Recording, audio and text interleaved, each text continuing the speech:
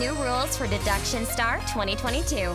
This year, the Deduction Star voting will be divided into 2 stages. The first stage is the same as in previous years. The 2 most popular survivors and 1 hunter selected by the voting will be awarded the title of Deduction Star and will receive the egg costumes of Deduction Star. Starting this year, the second stage of voting will be added. In the second stage, the characters who have been selected in previous years will compete for only 1 Best Performance title and will receive S costume. The rules as follows. The first stage of voting opens by logging in every day, finishing battle tasks, unlocking previous Deduction Star, etc. You can obtain plenty of newsletter voting coupons and event-exclusive rewards. The second stage of voting opens. Vouchers for second stage nymph card can be automatically obtained by converting the voting coupons obtained in the first stage.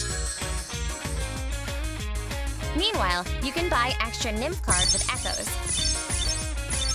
The character with the highest number of votes in the second stage will be the winner of the Nymph Award, and the dev team will customize a special Best Performance S costume for him or her.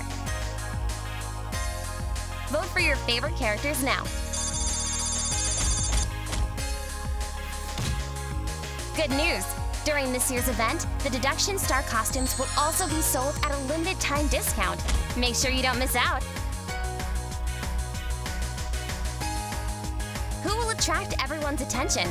Let's look forward to it.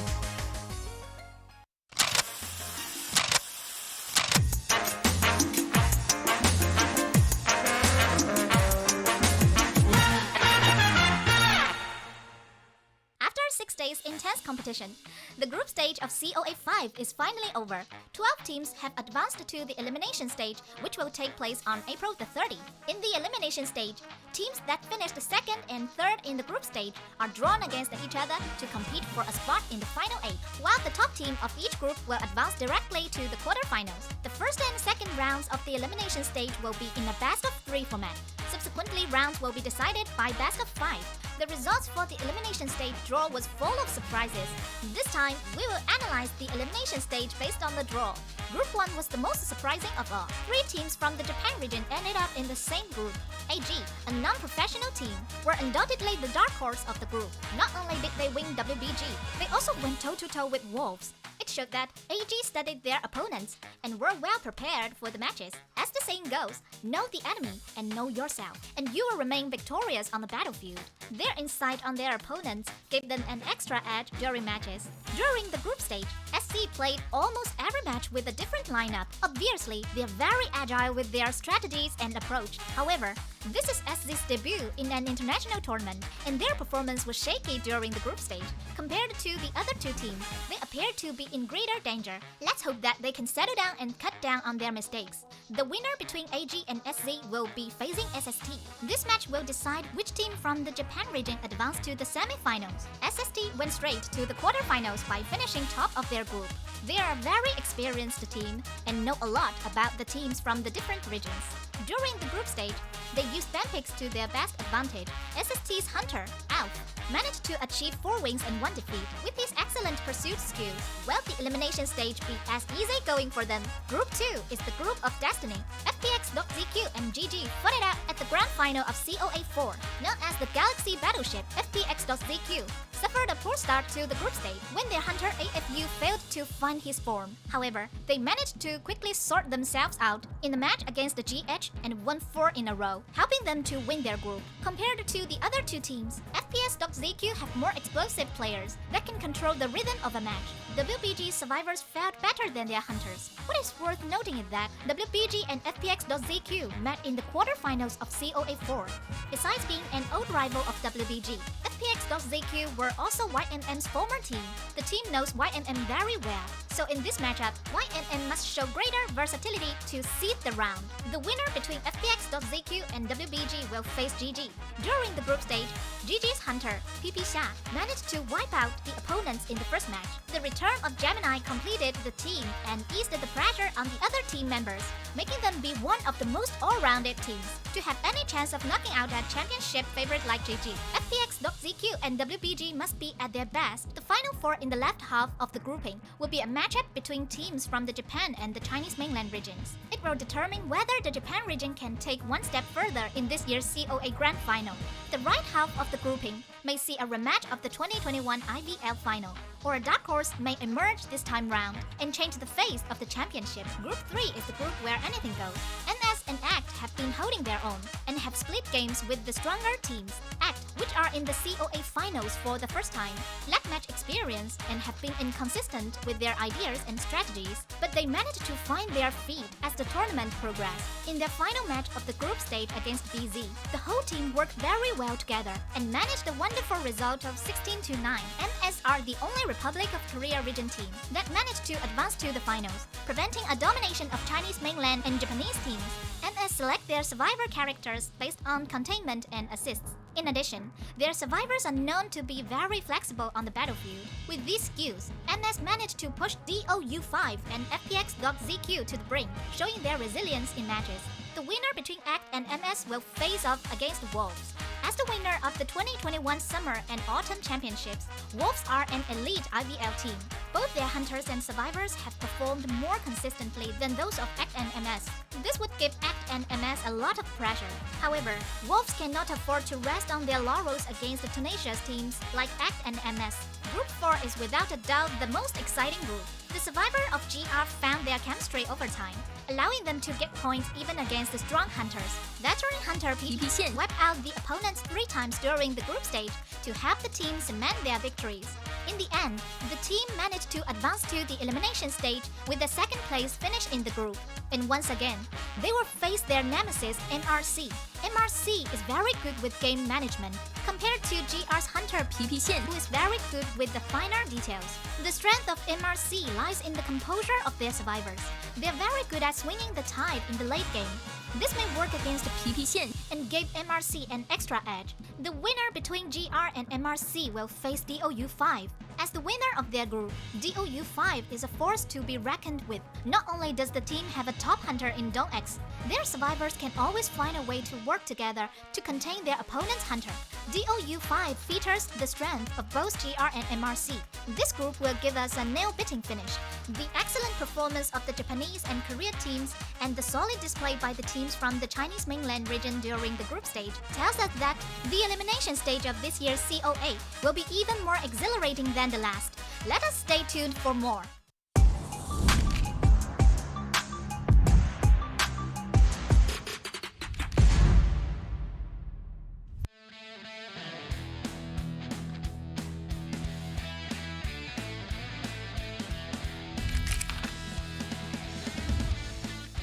Cyber Machine is not primed yet.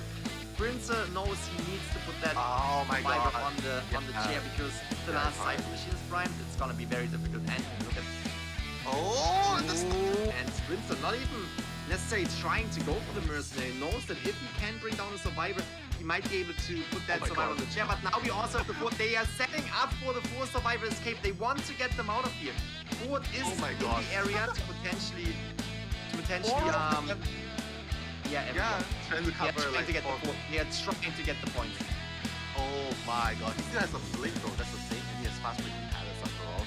But right now, he cannot afford to let all of them go down. Oh my god, it's like defending the queen, I don't know. 3 people covered with throw right here. They're forcing him to hit, and now he's gonna run out. Is he gonna run out? And he's gonna, oh my god, that's full health. He opened the gate, there is no god. And We're always constantly watching and studying other teams. Possible target, this is not good. Oh my god, he eats that hit and now has the transition here. Now playing the pallet stunning game. Yeah, buying enough time here. Has to be very careful. Oh my god, just follow past him. He's so close. Long now. I gave him the trick! That's so good, hiding the Love the tree, man. Still here. I mean, what's the saying? 3rd time's the charm with this abnormal, and it has been working out. And the only one in this area that is full of health, and I just spoke too soon because he hit him. The Cypher's not even that. Oh my god! Tried to go for it. He's gonna live up to his name. It's been a delayed gratification with how we've been building him up, and now goes for that blink hit, and now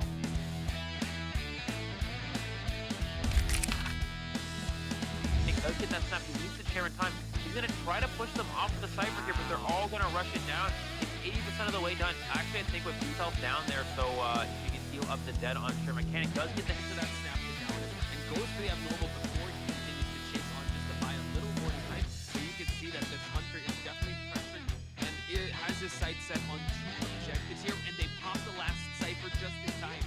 So the abnormal has no, but the other survivors should do the Juan can get out that back gate, and only one survivor from this group here has to make out as well. Wow, the crazy able of body blocking mechanic because this psychologist is opening up that back gate. There's going to be a 4-person escape. ウルブス戦隊のスーパー G 選手です。一番うまいサバイバーだと思うからです。那我只能用牵制你很久来回应你了。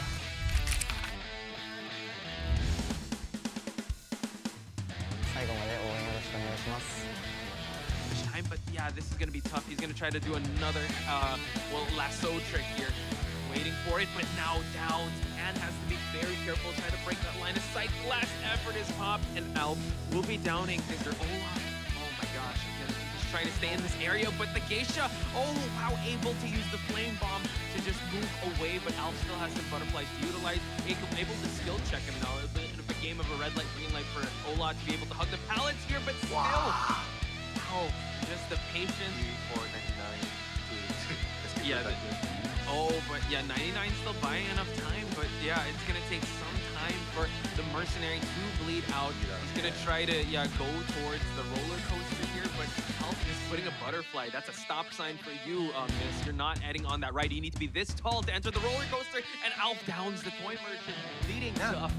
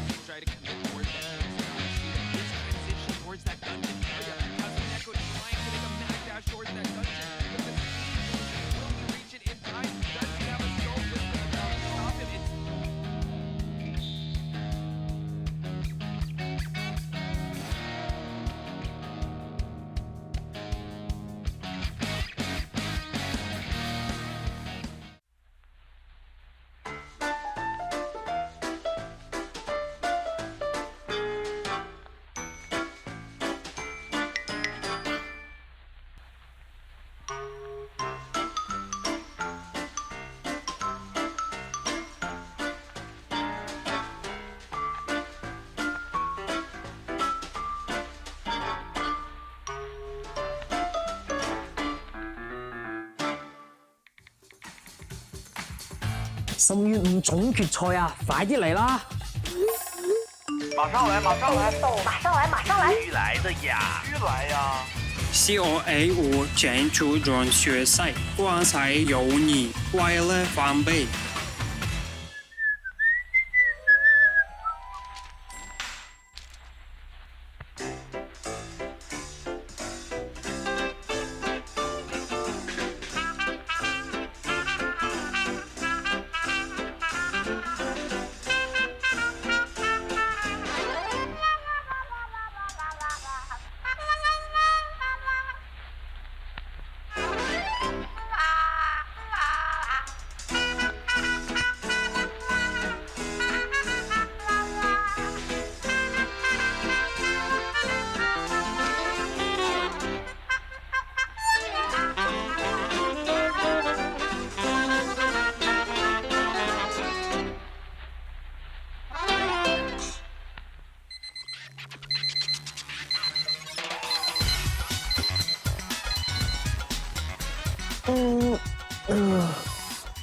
哦，今天是有比赛是吧？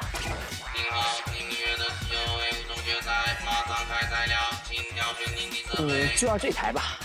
哇，你们上线了，这太强了吧！COA 5全球总决赛，春天开赛，部落竞赛。这首大的非常非常好，但是不要忘记防人间呢。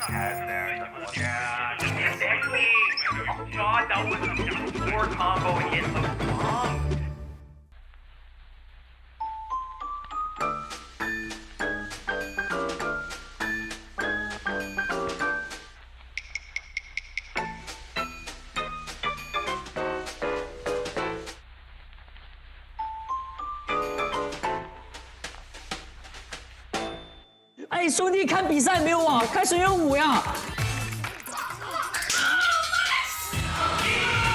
哎呀，真被你乌鸦嘴说中了。COA 5全球总决赛，畅快讨论，撞上激情。卖的太快了，你这乌鸦嘴真的是说没了就没了，蒸发掉就蒸发掉了。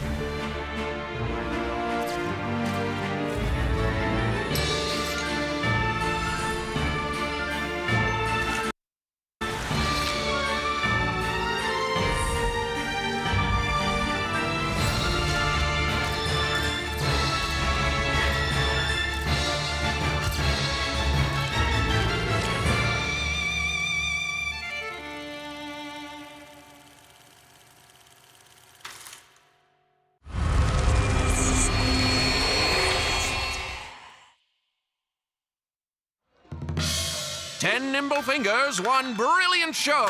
On a 3-foot stage, the goddess aglow. Our shadow play premieres at the Grand Theater tonight.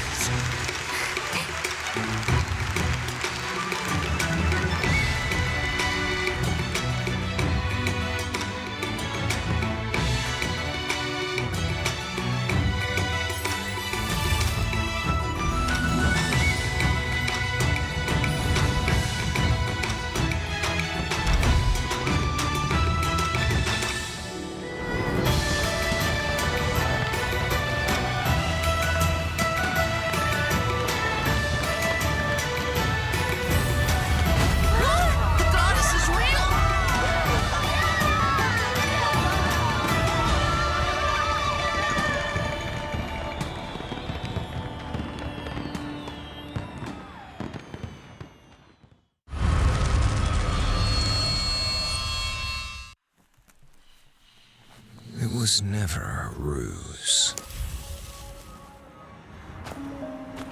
This is a requiem.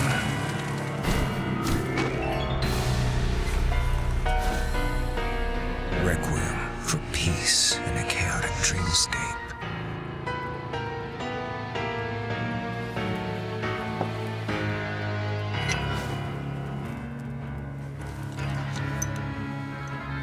Even if it amplifies their fear.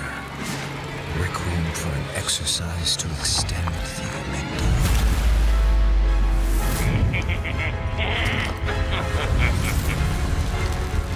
Extracting every last drop of that crystal dew.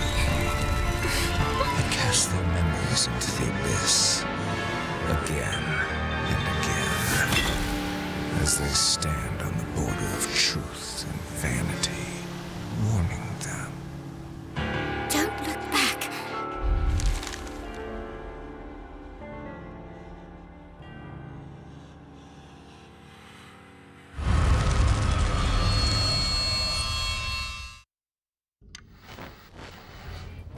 Metropolis's very own superstar, Eternal Aurora, has finally been released.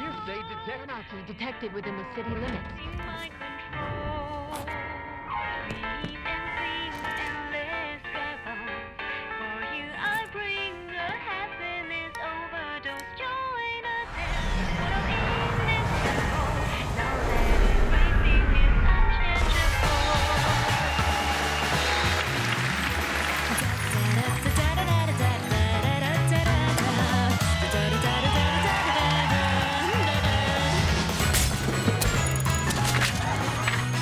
Good evening.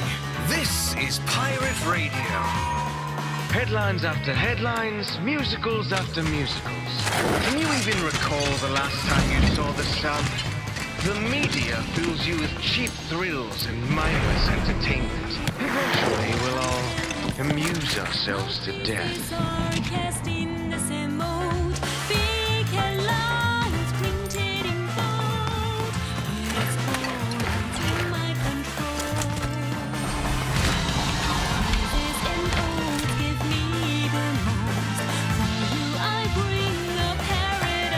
I was once like you, waking up on the red carpet of Metropolis, but now, look at what we've become. A cog in this entertainment machine. Wake up. The city is eating you alive. We're nothing but pets and livestock trapped in captivity in this city forever. Let's continue the carnival tonight. Maybe tomorrow, we'll see the sun again.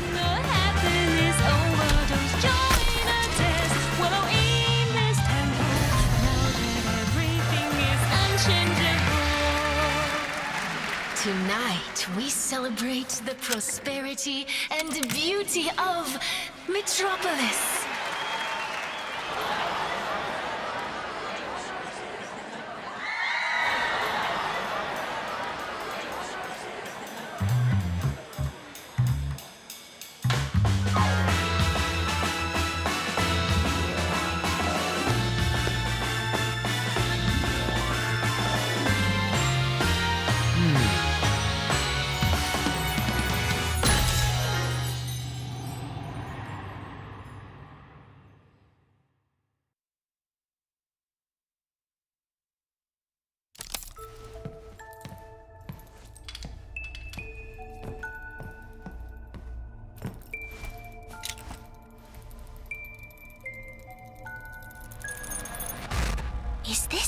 really haunted.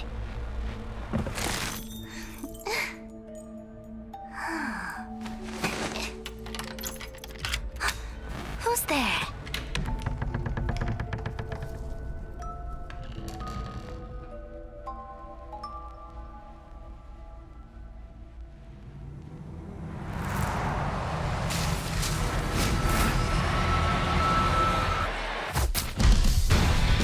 The Crystal Palace was once where art and science collided.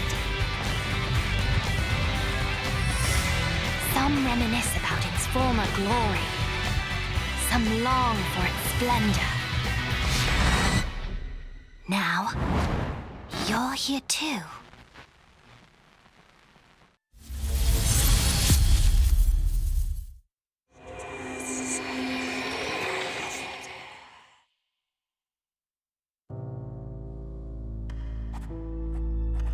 Miss Kyo, how was your childhood?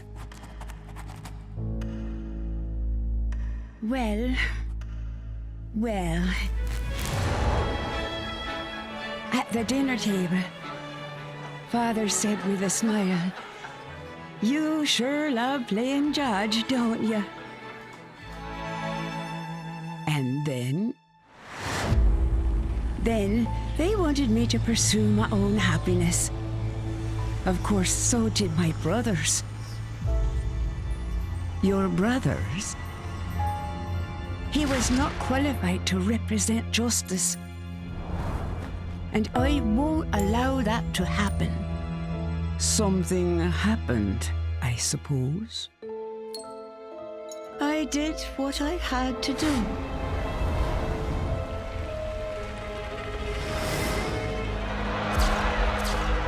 Justice needs obedience.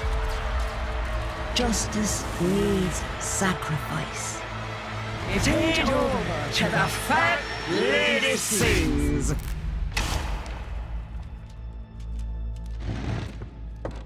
That's all.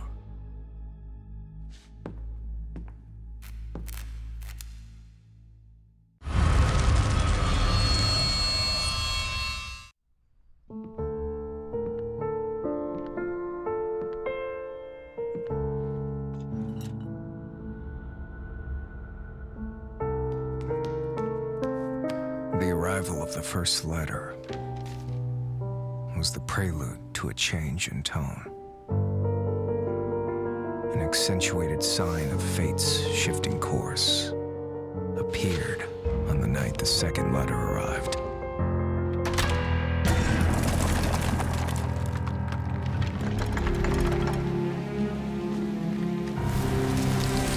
Those fragile wings flew in with the dying light, who forgot one simple truth.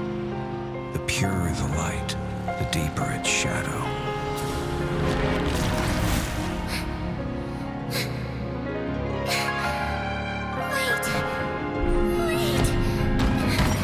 My nightingale, never chase after illusions of hope, looking back with longing eyes. This is just his unfailing bait.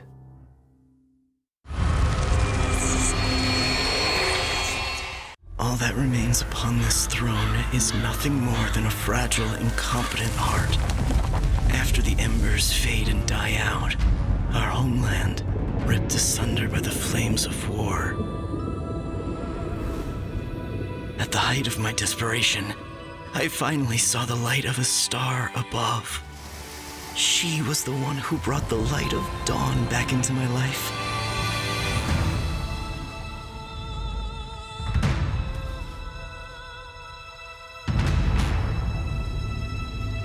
But when the sun sank below the horizon, I saw the flames of war burning without end. Flesh torn and blood spilled before me. The illusion of my utopia had lost the favor of the sun.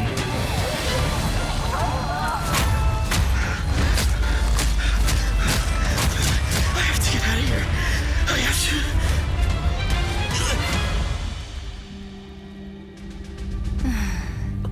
Why do you wish to escape, my dear king? In this everlasting Colosseum, you will forever be my gladiator.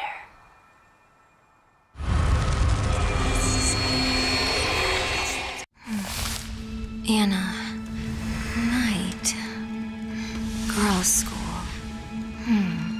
To discover the truth about what happened to Anna, I disguised myself as a maid at the school. After the incident, someone was still the center of attention. Someone was still beloved. Someone seemed to be hiding something. And the odd thing, someone was trying to look for answers in those ancient legends. The truth may not be what it seems. Everyone is under suspicion. Things were not as simple as I imagined.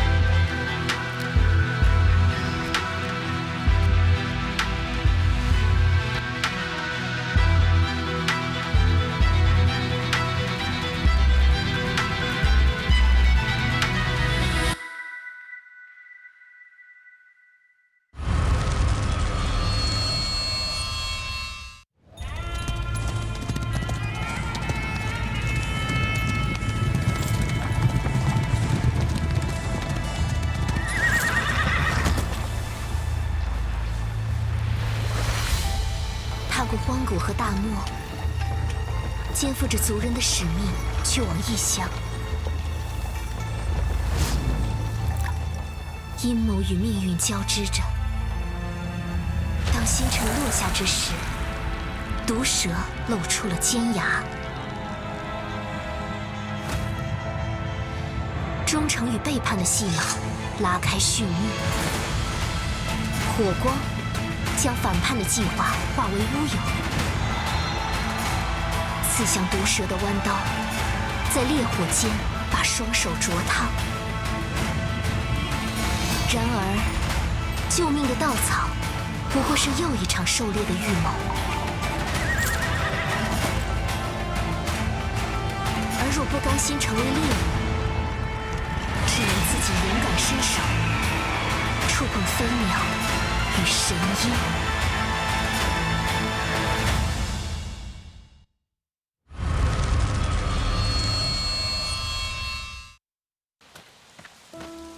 Last night, I dreamt of returning to that place once again, trapped in a trance, the scent of the soiling leaves, and the chimes of midnight were beckoning me. No matter how many times you found salvation within your own creation, you could not escape the nightmares of your memories.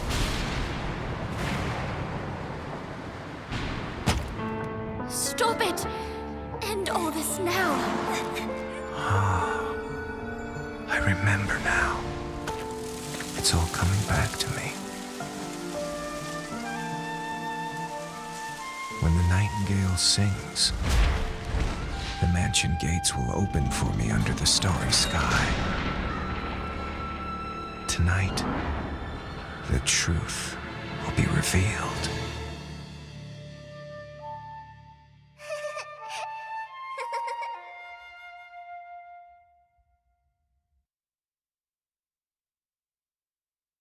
The islanders often say the wayward sons will eventually return home, just as migratory birds always come home to roost.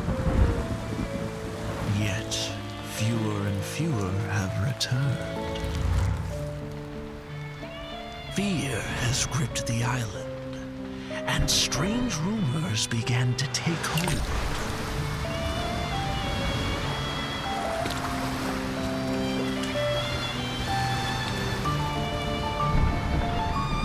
Rumor has it, a vast silhouette overshadows the shore. Some also say a resentful soul lies beneath the waves, luring voyagers to their doom. While many claim, even in a storm, the swallows will guide you in the right direction.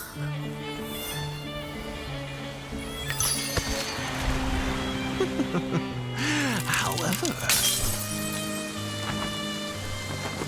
is this calamity wreaked by disgraced deities? Or perhaps it all stems from greedy hearts?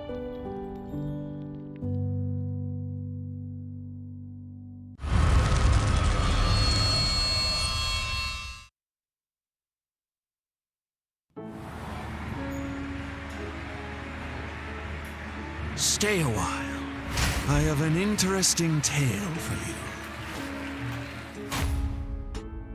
Sergei, once the backbone of this circus, he brought numerous joy and laughter on stage.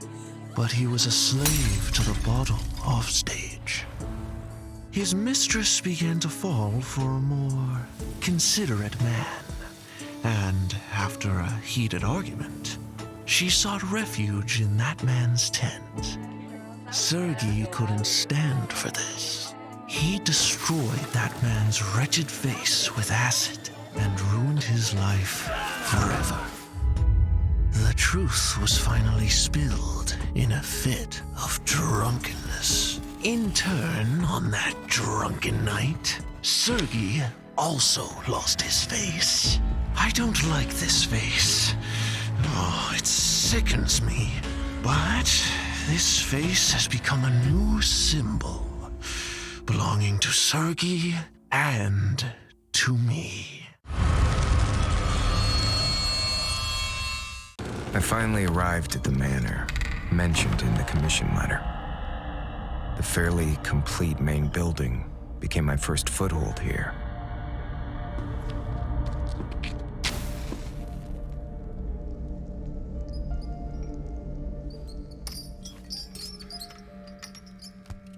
At first, everything seemed to be going better than I had expected. That incomplete diary mentioned a bizarre game. The barely noticeable ashes and marks along the edges of the diary once again led me to new clues. A strange fireplace, unused firewood, a rotatable candlestick. As the wall began to turn, I knew that I had found what I was looking for. An even greater collection of diaries. I continued my deductions using these diaries. Finding information on the hunters is the key.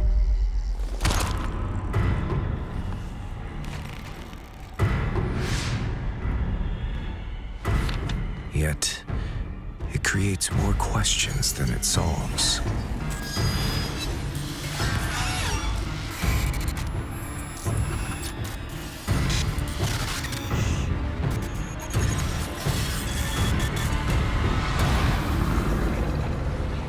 About the manor. About the game.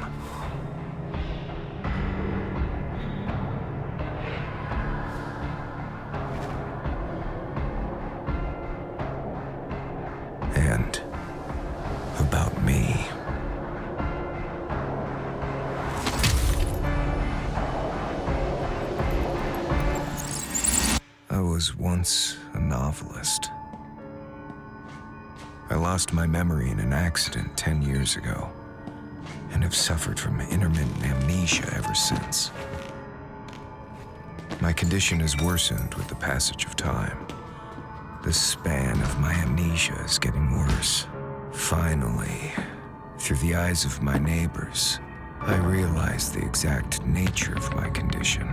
It's not about amnesia, but that person has awakened.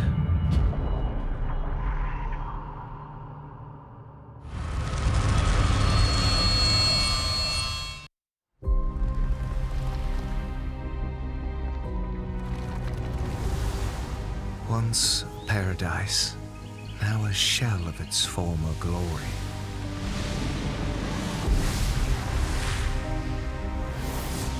No one minds the kindness of the weak. Only a sinful soul does as it pleases. Revenge! To hell with the gods! Behold! See how your desires fatten! Repent! Purge thy sins! A sacred feast will guide you.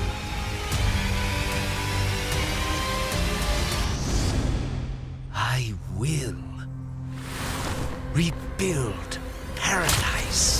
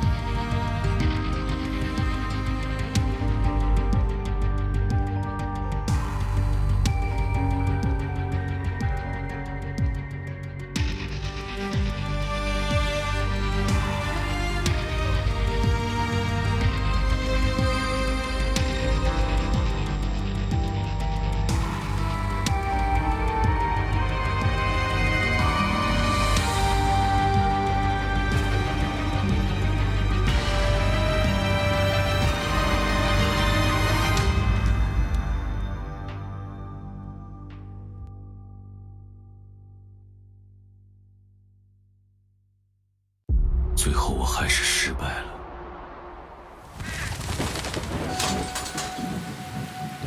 所以我才又回到了这里。这一切都是你的阴谋吗？再次面对过去的噩梦。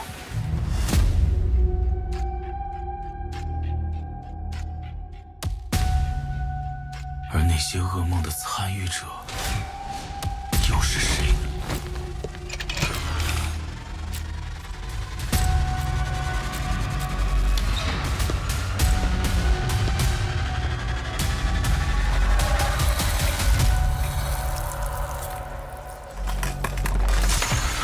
我所遗忘的究竟是什么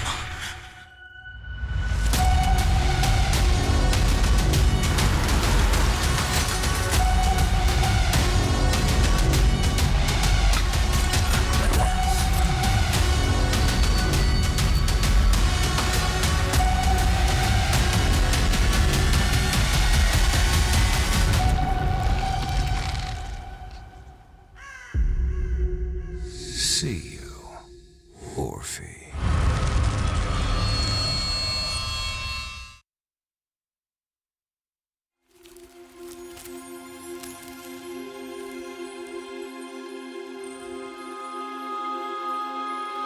Long, long ago, when demons and gods walked amongst humanity, two sisters lived a life of creating fragrances. All that you desire shall be granted if you bring me a fragrance that relieves one's sorrow. Finally, the younger sister completed the god's request.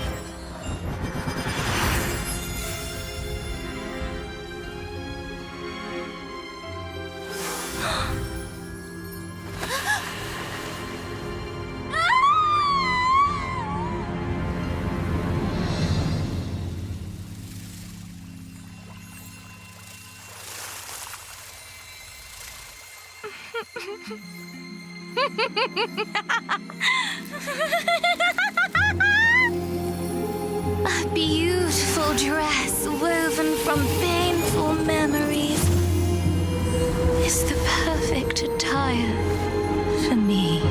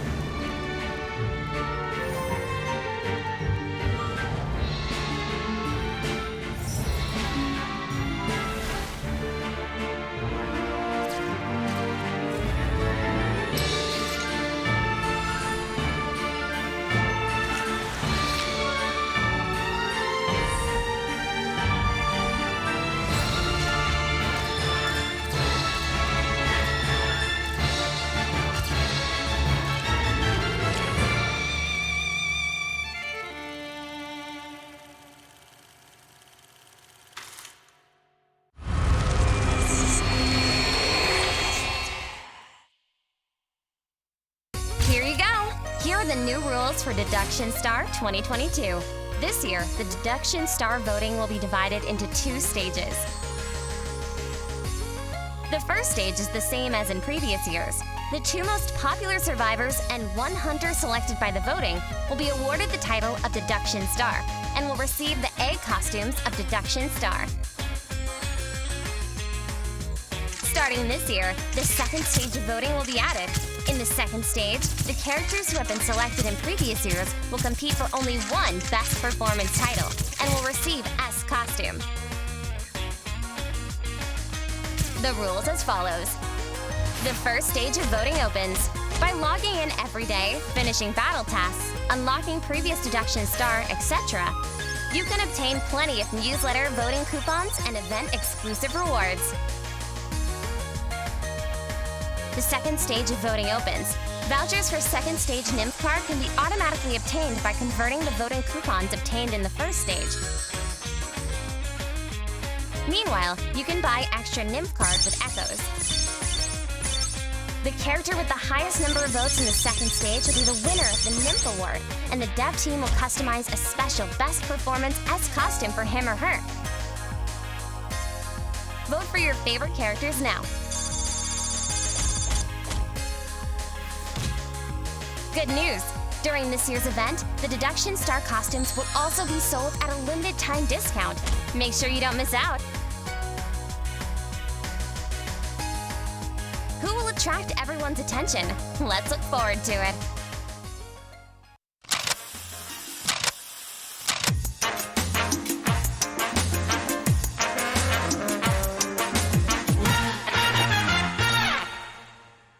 After 6 days intense competition, the group stage of COA 5 is finally over. 12 teams have advanced to the elimination stage, which will take place on April the 30th. In the elimination stage, teams that finished second and third in the group stage are drawn against each other to compete for a spot in the final 8, while the top team of each group will advance directly to the quarterfinals. The first and second rounds of the elimination stage will be in a best-of-3 format. Subsequently, rounds will be decided by best-of-5. The results for the elimination stage draw was full of surprises. This time, we will analyze the elimination stage based on the draw. Group 1 was the most surprising of all. 3 teams from the Japan region ended up in the same group. AG, a non-professional team, were undoubtedly the dark horse of the group. Not only did they win WBG, they also went toe-to-toe with Wolves. It showed that AG studied their opponents and were well prepared for the matches. As the saying goes, know the enemy and know yourself, and you will remain victorious on the battlefield. Their insight on their opponents gave them an extra edge during matches. During the group stage, SC played almost every match with a different lineup. Obviously, they are very agile with their strategies and approach. However, this is SC's debut in an international tournament, and their performance was shaky during the group stage. Compared to the other 2 teams, they appear to be in greater danger. Let's hope that they can settle down and cut down on their mistakes. The winner between AG and SC will be facing SST. This match will decide which team from the Japan region advanced to the semi-finals. SST went straight to the quarterfinals by finishing top of their group. They are a very experienced team and know a lot about the teams from the different regions. During the group stage, they used band picks to their best advantage. SST's Hunter, Alf, managed to achieve 4 wins and 1 defeat. With his excellent pursuit skills, will the elimination stage be as easy going for them? Group 2 is the group of destiny.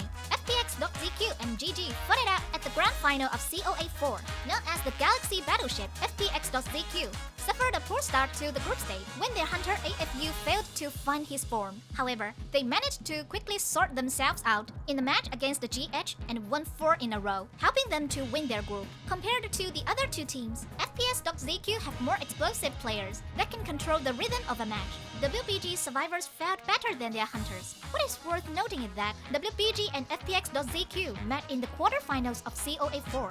Besides being an old rival of WBG, FPX.ZQ were also YMM's former team. The team knows YMM very well, so in this matchup, YMM must show greater versatility to seed the round. The winner between FPX.ZQ and WBG will face GG. During the group stage, GG's hunter, PP Sha, managed to wipe out the opponents in the first match. The return of Gemini completed the team and eased the pressure on the other team members, making them be one of the most all-rounded teams. To have any chance of knocking out a championship favorite like GG, FPX.ZQ and WBG must be at their best. The final 4 in the left half of the grouping will be a matchup between teams from the Japan and the Chinese mainland regions. It will determine whether the Japan region can take one step further in this year's COA Grand Final. The right half of the grouping may see a rematch of the 2021 IVL Final, or a dark horse may emerge this time round and change the face of the championship. Group 3 is the group where anything goes.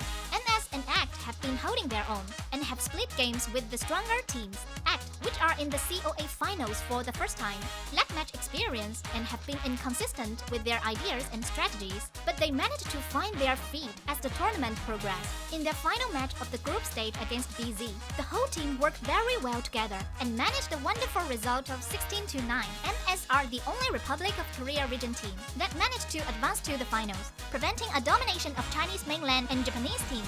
MS select their survivor characters based on containment and assists. In addition, their survivors are known to be very flexible on the battlefield. With these skills, MS managed to push DOU5 and FPX.ZQ to the brink, showing their resilience in matches.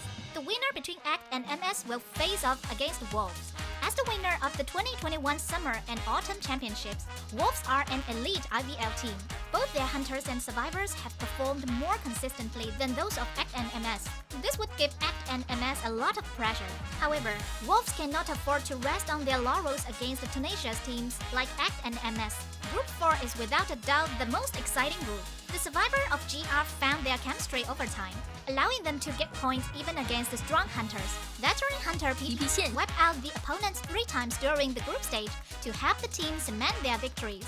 In the end, the team managed to advance to the elimination stage with the second place finish in the group. And once again, they will face their nemesis MRC. MRC is very good with game management, compared to GR's hunter PP Xian, who is very good with the finer details. The strength of MRC lies in the composure of their survivors. They're very good at swinging the tide in the late game. This may work against the PP Xian and gave MRC an extra edge. The winner between GR and MRC will face DOU5. As the winner of their group, DOU5 is a force to be reckoned with. Not only does the team have a top hunter in Dong X, their survivors can always find a way to work together to contain their opponent's hunter. DOU5 features the strength of both GR and MRC. This group will give us a nail-biting finish.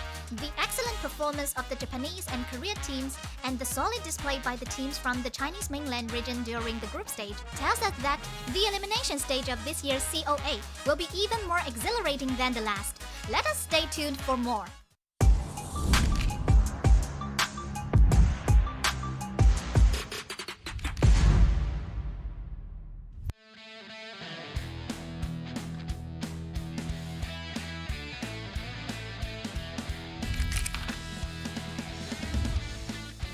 Cypher machine is not primed yet.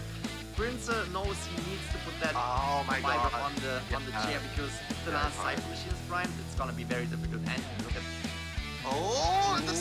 and Princer not even necessarily trying to go for the mercenary. Knows that if he can bring down a survivor, he might be able to put that survivor on the chair. But now we also have the fourth. They are setting up for the 4 survivor escape. They want to get them out of here. Fourth is in the area to potentially trying to cover trying to get to get the points. Oh my god, he still has a blink though, that's the thing, and he has fast breaking palace after all. But right now, he cannot afford to let all of them go down. Oh my god, it's like defending the queen, I don't know. 3 people covered with throw right here. They're forcing him to hit, and now he's gonna run out. Is he gonna run out? And he's gonna, oh my god, that's full health. He opened the gate, there's no god. And we're always constantly watching and studying other teams. Possible target, this is not good. Oh my god, he eats that hit, and now it has the transition here. Now playing the pallet stunning game, buying enough time here, has to be very careful. Oh my god, just past him. He's so close, long now. I gave him the trick! That's so good, hiding the love tree, man. Still here. What's the saying? 3rd time's the charm with this abnormal, and it has been working out. And the only one in this area that is full of health, and I just spoke too soon because he hit him. The Cypher's not even that. Oh my god! Tried to go for it. He's gonna live up to his name. It's been a delayed gratification with how we've been building him up, and now goes for that blink hit, and now.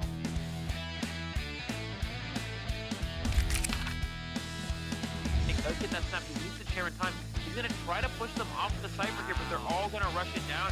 It's 80% of the way done. Actually, I think with himself down there, so he can heal up the dead on Sure Mechanic. Does get the hit to that snap down and goes for the abnormal before he continues to chase on just to buy a little more time. So you can see that this hunter is definitely pressured, and it has his sight set on 2 objectives here, and they pop the last Cypher just in time. So the abnormal has no, but the other survivors should do the want to get out that back gate, and only one survivor from this group here has to make out as well. Wow, the great able of body blocking mechanic because this psychologist is opening up that back gate. There's going to be a 4-person escape. ウルブス戦隊のスーパーキー選手です。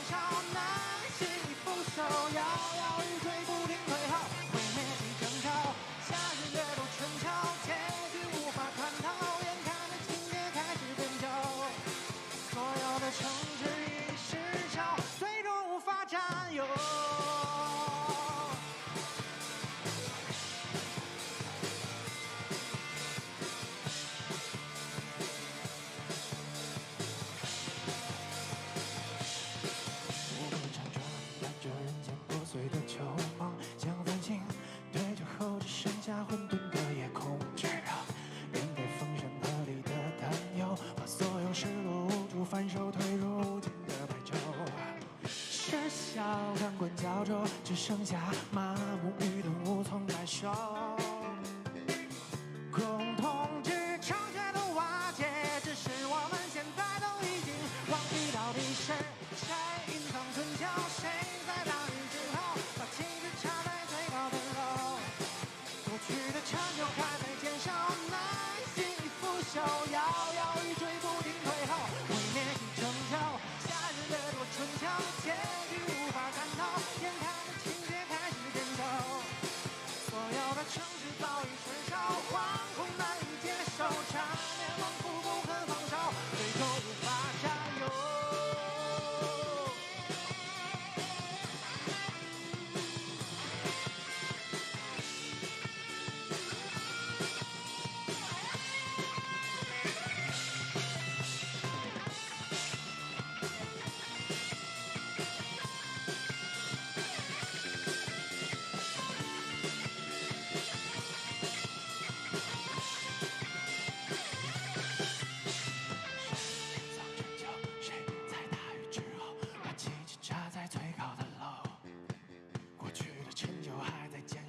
耐心已腐朽，摇摇欲坠不停退后，毁灭即拯救，谁隐藏春秋，谁在大雨之后把旗帜插在最高的楼，过去的成就还在减少，耐心已腐朽，摇摇欲坠不停退后，毁灭即拯救，夏日掠夺春秋，结局无法看透，明知城市已失守，缠绵往复不可放手。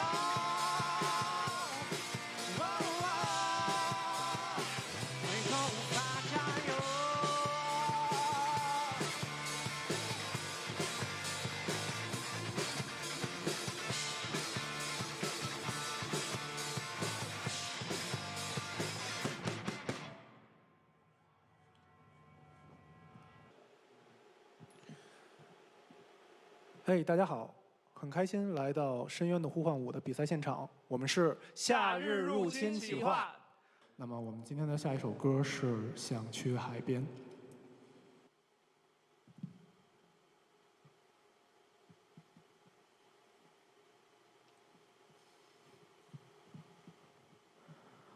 等一个自然而然的晴天，我想要带你去海边。只留住这个瞬间，在来不及挽回之前，其实不需要深刻的语言，趁现在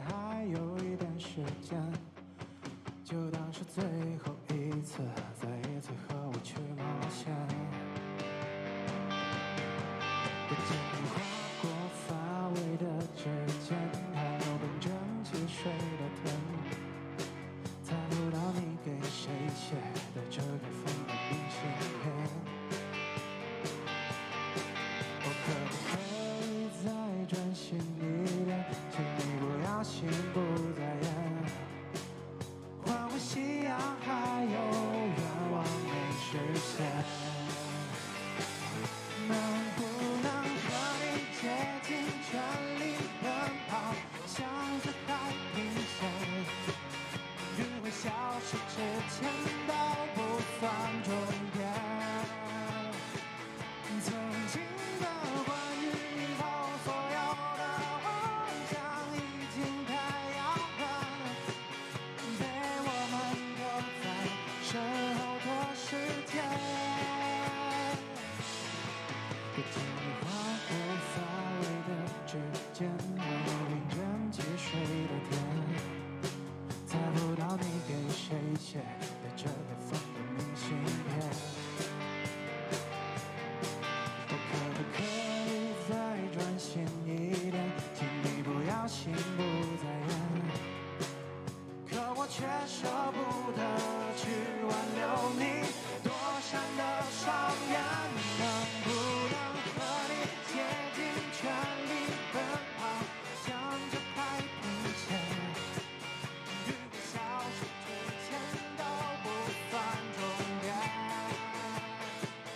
曾经的关于以后所有的幻想已经太遥远，被我们丢在身后的世界。怎么再见？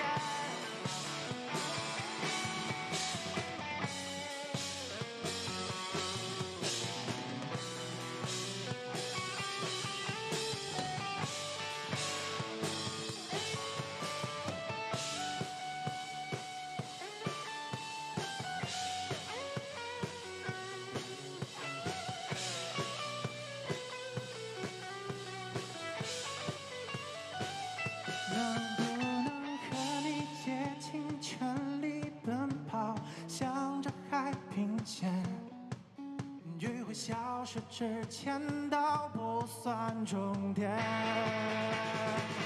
曾经的关于以后所有的幻想已经太遥远，可记忆中的你想要我怎么说再见？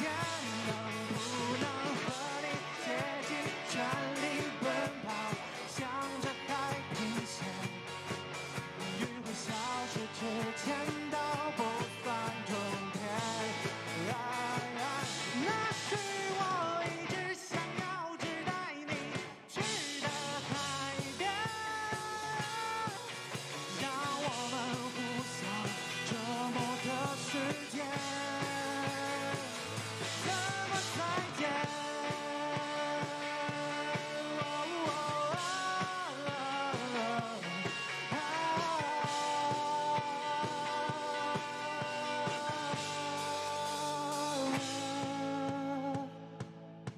当一个自然而然的晴天，我想要带你去海边。谢谢大家。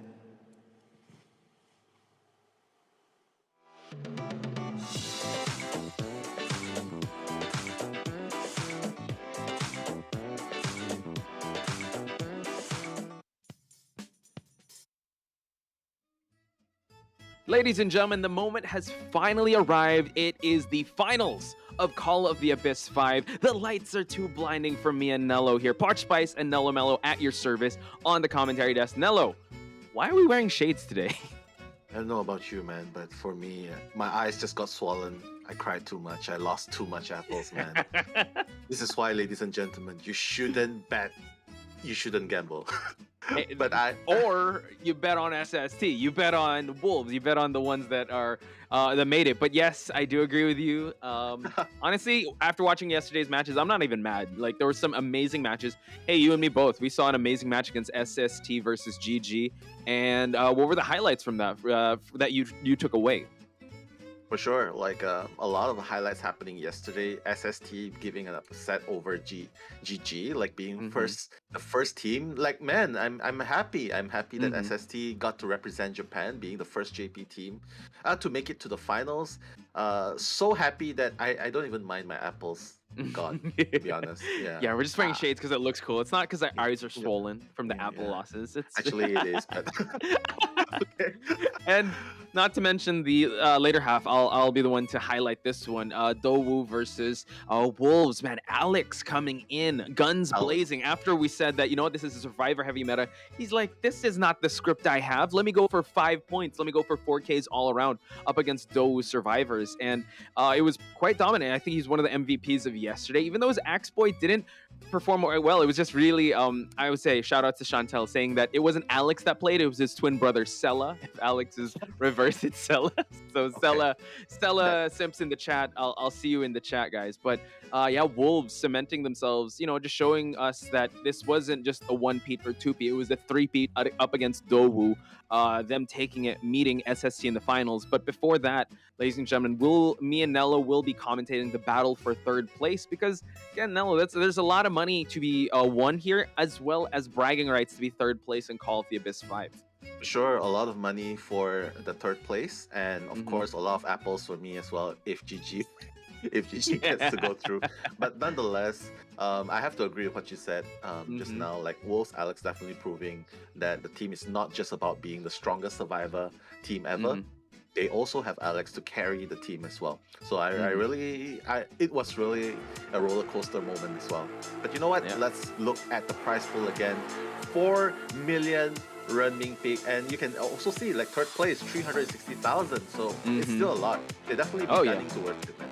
Yeah, and also, I mean, with a stacked bracket like this, again, this is the battle of the winners of the group stages, just the bragging rights. But yeah, 3rd place, you still get a very generous amount of this 40 million prize pool. So looking at the tournament brackets, again, it's going to be SST versus Wolves in the finals. But first, we got to settle the 3rd place spot.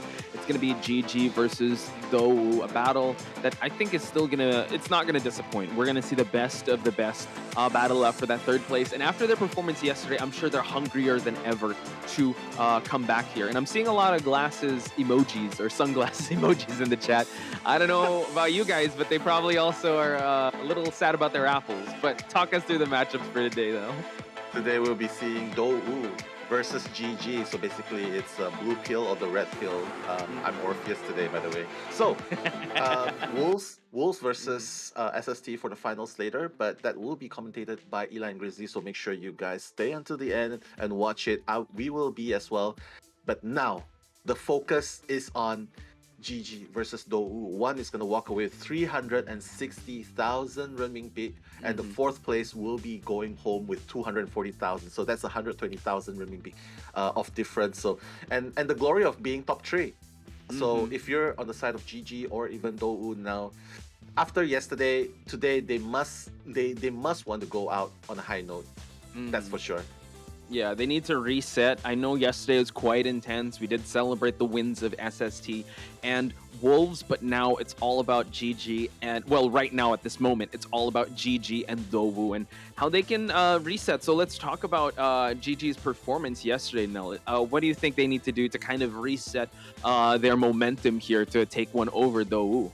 Yeah, I mean, one thing GG needs to do right now, and everyone in the chat needs to do right now, they need to say, happy birthday, Posh, because that's the first thing they need to do. Thank you so much. Thank you for celebrating it with us on the grand finals as well, Posh. Can I just say thank you to everyone greeting me in chat and messages. I mean, there's no other way I would love to celebrate my birthday with you, Nell, with Grizzly and Eli also listening, and also with everyone in the back and everyone watching in chat. So honestly, each and every year, Call of the Abyss, special place in my heart, because I could celebrate my birthday with each and every one of you guys. So thank you. Yeah. And second thing that GG needs to do, GG needs to do after saying happy birthday to Posh, they need to, I think they need to put Pipicia first. Like, Sham can probably take best of one, but Pipicia, he came in a little bit too late. You can see that he has a very strong yearning just to try and equalize, but at the end of the day, it is a game deciding match, and it just feels a little too late to put Pipicia in. So I think today Pipicia should be placed at least starting from best of 2, best of 3, depending on how Sean performs against Dowu Survivor. And, I 100% agree, because we need the King Pipicia did come out, but unfortunately it was a little too late because SST was already running with so much momentum. If he comes in at the start, at least you can kind of gauge himself and maybe make Sean be the specialty hunter, since his hunter pool it's geared towards like ANs and like BQs, like maybe late round hunters. So I agree with that game plan. Now let's switch the script here with Dou, because yesterday Wolves again being one of the strongest survivors and Dong Xuan kind of having his number. It was really tough. But first and foremost, let's meet the survivors first of GG before we look at the potential strategies of Dou. Yeah, like all of them, you can see here from the stats as well. Highest win rate map is going to be Chinatown, and of course the preferred map is the Red Church. Like on Chinatown, we've seen a few times as well where the Bloody Queen, the Breaking Will, and the Geisha have been brought out, and it actually gives them a lot of success there. And if GG wants to replicate this success against Dou, I think they might as well have to draft this kind of map for them as well, because yeah, statistics don't lie. Yeah, and something that doesn't lie here is Dou's stats, because they have been performing really well, run into some adversity with Wolves, and apparently it didn't really work out how their history between them and Wolves, it didn't really go in their favor, but now they can rewrite that and try to claim that third place spot. Again, you see that Arms Factory is the preferred map, 100% win rate on that Red Church. This is kind of gearing towards Dong Xuan being the point bringer, but again, the team data here, I don't think it's accounting for how well the survivors have been performing in the group stages as well as in the playoffs, because the survivors have been holding their own. Yeah, they've definitely been holding their own, but if both the survivors, I have to say the advantage, I would have to put slightly an advantage of GG. Like if Pipishia comes in earlier, it might be able to tie the situation like the Battle of the Hunters between Dong Xuan and Pipishia.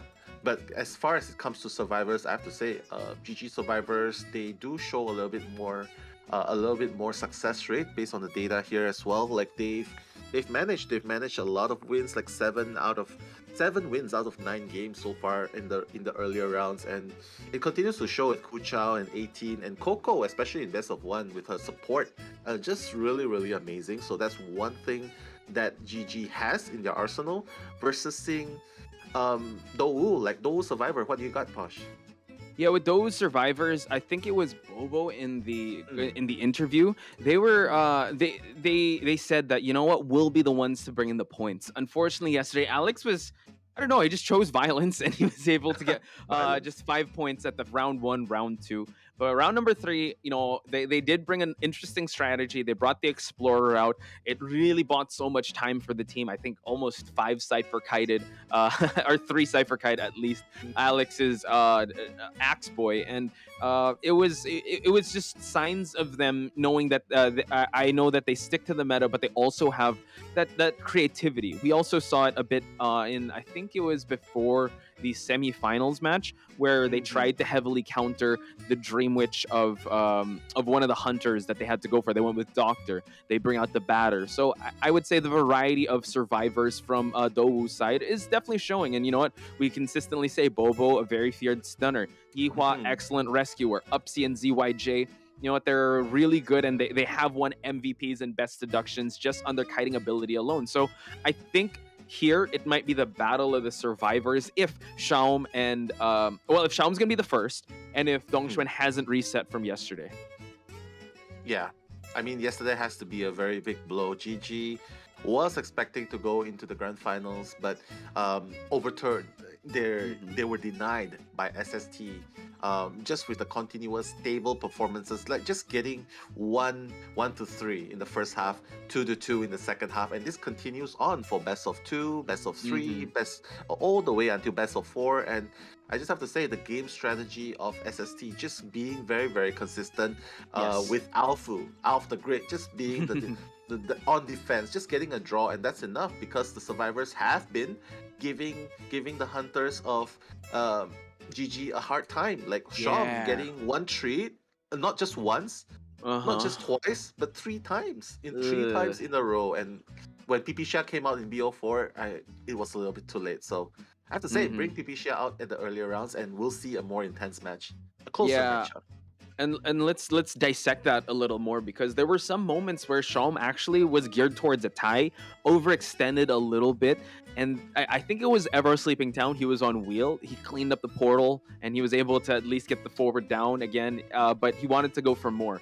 And I think that's what SST. It's one of their strengths is that they know their roles. They know when to pass the responsibility either to the survivor or to the hunter. And yesterday it was really the survivors that kind of carried the team. And Alf knew his role. He knew he had to play defense. While Shaum was still trying his best to get more survivors out of the gate. Ultimately, SST being the great counterpunching team that they are, saw the overextension from Shaum and able to counter it. So they cannot afford that, especially with a team like Dowu. I'm pretty sure they saw that and they're able to figure out that they need to be able to bring Shaum, if Shaum will be one of the first hunters coming out, they need to bring him to unfamiliar territory and also kind of overextend his reach in trying to get a tie. Yeah, definitely. Like all or nothing, third place, the title of being top 3 right there, versus the top 4 placing as well. They have to be up and about. They have to be at their best performances right here. We will be seeing a lot of cool animations here, and let's just take a second to admire how the animation is being put up for all these teams. Like, I just love the team intro, man. Yeah, man. And you know what's really cool about it? I'm wearing like some red filters. You're wearing some blue filters, so the colors are kind of popping right now. So wow, yeah. It feels like the red pill, blue pill situation. You watched the Yeah, I watched The Matrix. Was the red pill the good one? What did Neo take? I think the red pill was the bad one, going back to the Matrix and the blue one. I'm not really sure. Guys, if you remember this movie, let's go. Yeah. All right, so it's GG's survivors that will be taking the stage first. This is a good sign. Coco coming on stage was a good sign for GG, right? When I think Sen came in, that's when it started to go into the favor of SST, because I think him, Coco being the warm one coming in, and now Dong Xuan, all business coming into this match here. Yeah. I have a feeling we're going to see like either a really big map or the arms factor. Really depends on who got map selection. But Sen is actually surviving. So I wonder what the lineup's going to be, because Coco and Sen are the ones that usually kind of alternate. But Sen, being a very formidable acrobat, had an amazing kite yesterday, and also can use Mercenary. Yeah, I really love this. Like, just seeing Zen, he seems to be taking Coco's place in the first game, which is rather unusual. Like, Coco usually takes the first game, right? Correct me if I'm wrong. But nonetheless, it's really a pleasant to see Zen. He's done a lot of amazing work yesterday, and hope to see more of his actions today. And going to the next one. Okay, Gu Chao. Yeah, Gu Chao. I have to say, the playmaker of the team. Like, he plays everything, man. He plays the postman. He plays the he plays the forward. He even plays like the mercenary. He even plays the walling, the coordinator, the psychologist, everything you can think of, man. And not only that, he plays really good. Oh, the glasses gang. The glasses gang. I want everyone in chat to be wearing their glasses too. We gotta get some liquid eraser mark and put like those like GG or Dowu on our glasses. Blur signs. It's gonna be hard to see everyone though, but it's all right. And now moving on to 18, the designated rescuer of this team has chosen Mercenary 4 times in the group stages. Does have an acrobat as well. I think out of everyone, I think a lot of players on this team have mained that acrobat just in case. Also as a wildling, entomologist has also been another person that 18 uses, as well as thief. And also I'm seeing in the chat a quote that I think you and I, Nello, can get behind. It's like, don't run from your problems, hide from them. And it just shows that yesterday, I don't know, the explorer of Dowu survivors were able to hide from Alex. So hide from your problems, guys. Don't take that out of content. Hide from. But in life, face him. don't run from your bad things. Just place all your apples. That's all. Just hide your apples. Just buy the graffitis you want. Yeah, let's go. Oh wait, Coco is actually still in the game. So Zen is still in the game, which means that one of them, Zhuzi, isn't in. Okay, so this is a very pleasant surprise. Coco will be taking over Zhuzi's place. And we've seen time and time again the girl boss power going in there with the priestess support, with the seer support if it's not bad. I have to say, I'm loving this, man. Coco, priestess, I have to say, it's going to give a hard time to Dongshan right there. I'm really scared because when Dongshan closes his eyes, he gets in Super Saiyan mode, dude. He gets plus Ultra, Ultra Instinct, whatever you call it. Yeah, that's he's what. awake. Wake him up. Oh man. Oh, The no. sleeping giant is awake and he wants to wreak havoc with his geisha, with his dream witch. Round 1, it's still up in the air. He can go geisha right away, but I don't know. His dream witch has been kind of coin flippy here and there, but you still gotta respect how his first round hunter, because usually when it comes to Dongxuan, he gets his points early in the rounds. Yeah, I mean, he has to go aggressive now, though. Like, I don't think this is exactly a strategy that's going on here. Like, I think if they have any chance, if they have any choice at all, I'm pretty sure that they want to rush all in. Like, strategies are good and all, but if you can get that advantage in the early rounds, like what we've seen yesterday, like getting that advantage in BO1 is gonna bring you a long way. Like, you have far less pressure when you're playing in BO2, BO3, and even BO4. So all out, man. So just rush in. But Wise Man once said that fools don't rush in. Oh, only fools rush in. Only fools rush in. But you know what? Those people are probably the people who do not take risks. And for this game, you have to take risks, man. You rush in, you take that risk, you be hyper aggressive, and you have to hope for the best. Do your best and hope for the best. And I think that's the mindset that they have to do. Yeah. Arms Factory now, so the Dream Witch seems to be locked and loaded on Dongxuan's side. Then again, he has brought out abnormal geisha and smaller maps, so we'll just have to see. But I mean, if the Dream Witch is on the table and if it's online in round number 1, you might as well take it. Banning the Seer right off the bat, so I mean, it's always the Seer forward Priestess if it's a big map, but I think we're gonna see some standard picks on the side of GG. Yeah, standard picks is indeed like, but this time they're not gonna bring out the Priestess first. Small map. Yeah, because it's a small map, so obviously Priestess will not be the priority for GG against Dongxuan. Like, it is a Dream Witch. I mean, getting rid of the Seer and now getting rid of the Mercenary, it does open up the chance for them to pick up the Priestess if they really want to, but at this point I think they might as well go for something that can prolong the kite, like an Acrobat, and this is what they picked with Entomologist. So pretty good lineup though. Yeah, Entomologist has been one of the silent MVP survivors. We always claim oh yeah, Patient has excellent hooks, Acrobat amazing bombs, Forward always the highlight with the rescues, but the bees are so annoying, especially with either Dongxuan using the Geisha or the Dream Witch. I'm pretty sure I think this is 18. I'm not sure if they're going to switch things up, but the Entomologist on GG side, his presence will definitely be felt. But at least Dongxuan has his signature Dream Witch. He can try it out in round number 1, kind of set the tempo, set the pace of this match. And if it doesn't go this way, at least his Survivor team will try to lock in those points. And it is 18 on this Entomologist. Yeah, I mean, if they have Zhuzi right now on the team, they'd probably go for Patient instead of the Entomologist. Right. Yeah, either one can work though. Like, Patient can create distance. Entomologist has the bees to propel herself forward, like just blocking single damages. We've seen how the Entomologist has been played on Arms Factory by Unp yesterday, and now we're gonna see GG bringing it out as well. So Dongxuan, Dream Witch, it is his best choice. So we'll just have to see if he'll be able to bring the best out of Dream Witch in this map, drain their resources, and I have to say, potentially bring it to a win for Dou in the first half. So, yep, let's go. The battle lines have been drawn. Round number 1 is about to load up in the first half. GG versus Dou, Arms Factory, ladies and gentlemen. Nello Mello, the blue pill, and Pot Spice, the red pill. Giving you the commentary action. Let's head into Arms Factory. Let's go.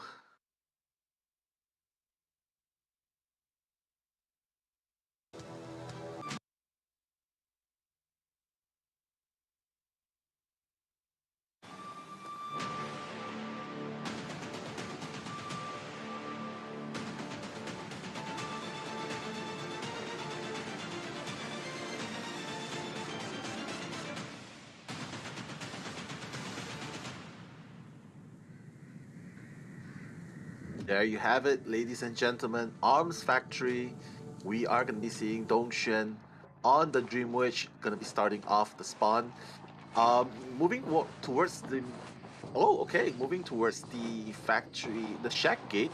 You can see that all the survivors are gonna be going on. Sorry, pardon me. The factory. Zen will be spotting the Dream Wish. Already places down the pallet. He knows that something's up. Dongshan is just gonna bring the leash a little bit further. He knows what's going on. Spawn follower is gonna be breaking that pallet very soon, and he's just gonna bring the leash away so that in case the acrobat gets away, he'll be able to catch up.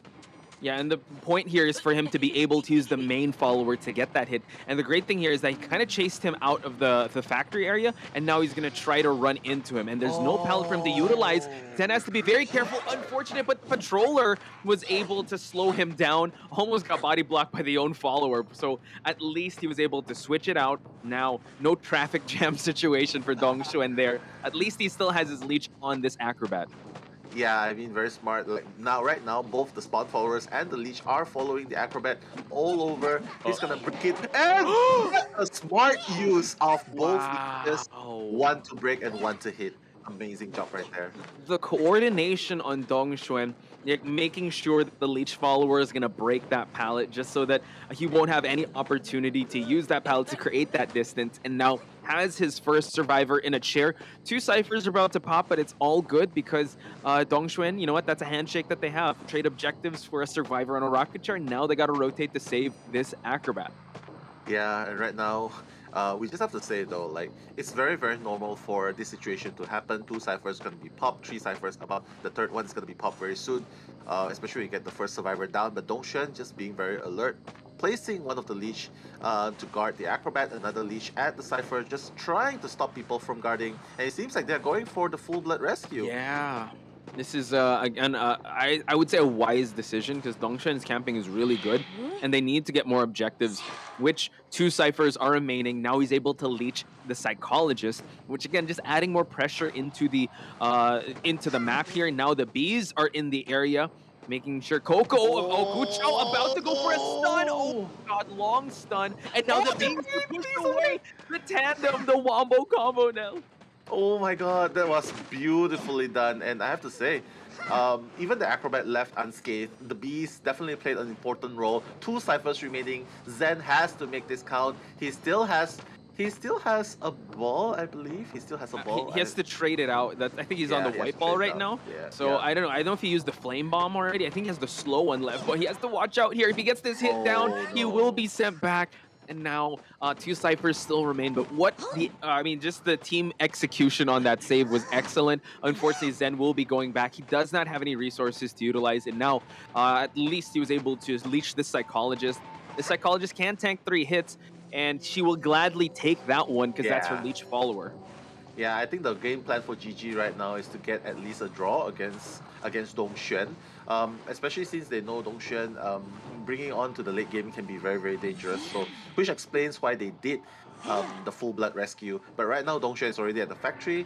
Just gonna be leeching Kuchao, and the patroller already ready. What's going on? He knows when the dog's about to bite him, but the second time is not gonna be so lucky for him. He is gonna be bitten, and the leech is following. Yeah, he's going to have to be very careful. He already threw down that pallet, so he can't cancel out the bite animation. And Dongshuan just has to wait. Hits him with a main follower. Patroller has done his job. Kuchao now is in a tough situation because he does have some football to spend, but he wants to save that for endgame if ever he can. I don't know if he'll be actually granted that opportunity. 1 cipher remains, and it's almost at 50%. Yeah, they're starting a 6 cipher simply because they know that the factory's cipher is being disrupted right now. Kuchao has to make it count. Oh, he hasn't used the blink yet. Kuchao, he has to be really ready. My god, he actually pushed, but he did. He's unscathed. He switched bodies. He's gonna add more pressure on the cipher, and now an amazing kite on Kuchao's side. He also has an anti-curse, so I guess he's trying to unleash himself. And now Dongshuan has his sights set on both these ciphers again. It's a small map, but they're still able to divide the attention. Yeah. The thing is, he didn't switch on purpose. It's just because that the body was just so far away from the host, and that's why he lost control of the followers for a second there. And right now, Kuchao, the psychologist right there. He needs to be careful. Dongshan does not have abnormal to work with anymore. He knows that the cipher is prime.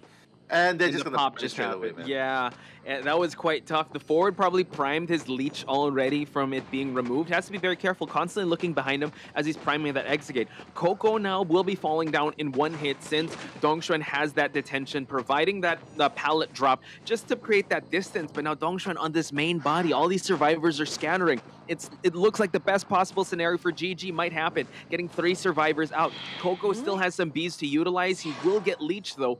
Forward, probably open up the exit gate already, and Coco has to be very, very careful. Dongxuan knows that the dungeon is behind the shack, and Coco just gonna try, but I don't know. He's gonna get that hit. Yeah, they don't have machinery to tank, and that's the upside of having the machinery ban. Otherwise, the machinery would have easily been able to body block right there. But true. You know what? GG well played. A draw in the very first round against Dongxuan's Dream Wish, despite the very early down and just one rescue on the Acrobat. I have to say, it's still 0-0, 2-2. Yeah, and for you to be able to face Dongxuan's Dream Witch like that, even though Zen didn't really have the best rebound kite once he was saved, and even got, I would say, a relatively early down. I mean, 2 ciphers did pop when he was on the rocket chair, but I think he could have bought a little more time. Dongxuan is just really on point with how he was switching the leeches. Yeah, I think a tie is definitely warranted for both teams. It was it was back and forth. The volatility of this match was swinging left and right when it came to if the survivor was in the advantage or the hunter was in the advantage. But give us your thoughts, Nell, on how you like the match. Yeah, I really like the match. Like, they know that I mean, they could have rescued the Acrobat before half, but then they won't have enough ciphers. They wouldn't be able to prime the ciphers fast enough. So, and they also know that the Acrobat has only one bomb available, which is the fire bomb, and which he used to just escape at that very moment. Once he got down, so I believe that's why they decided to go for the full blood rescue. He used up all of his 3 bombs. But at the end of the day, I think that was what GG was really trying to do.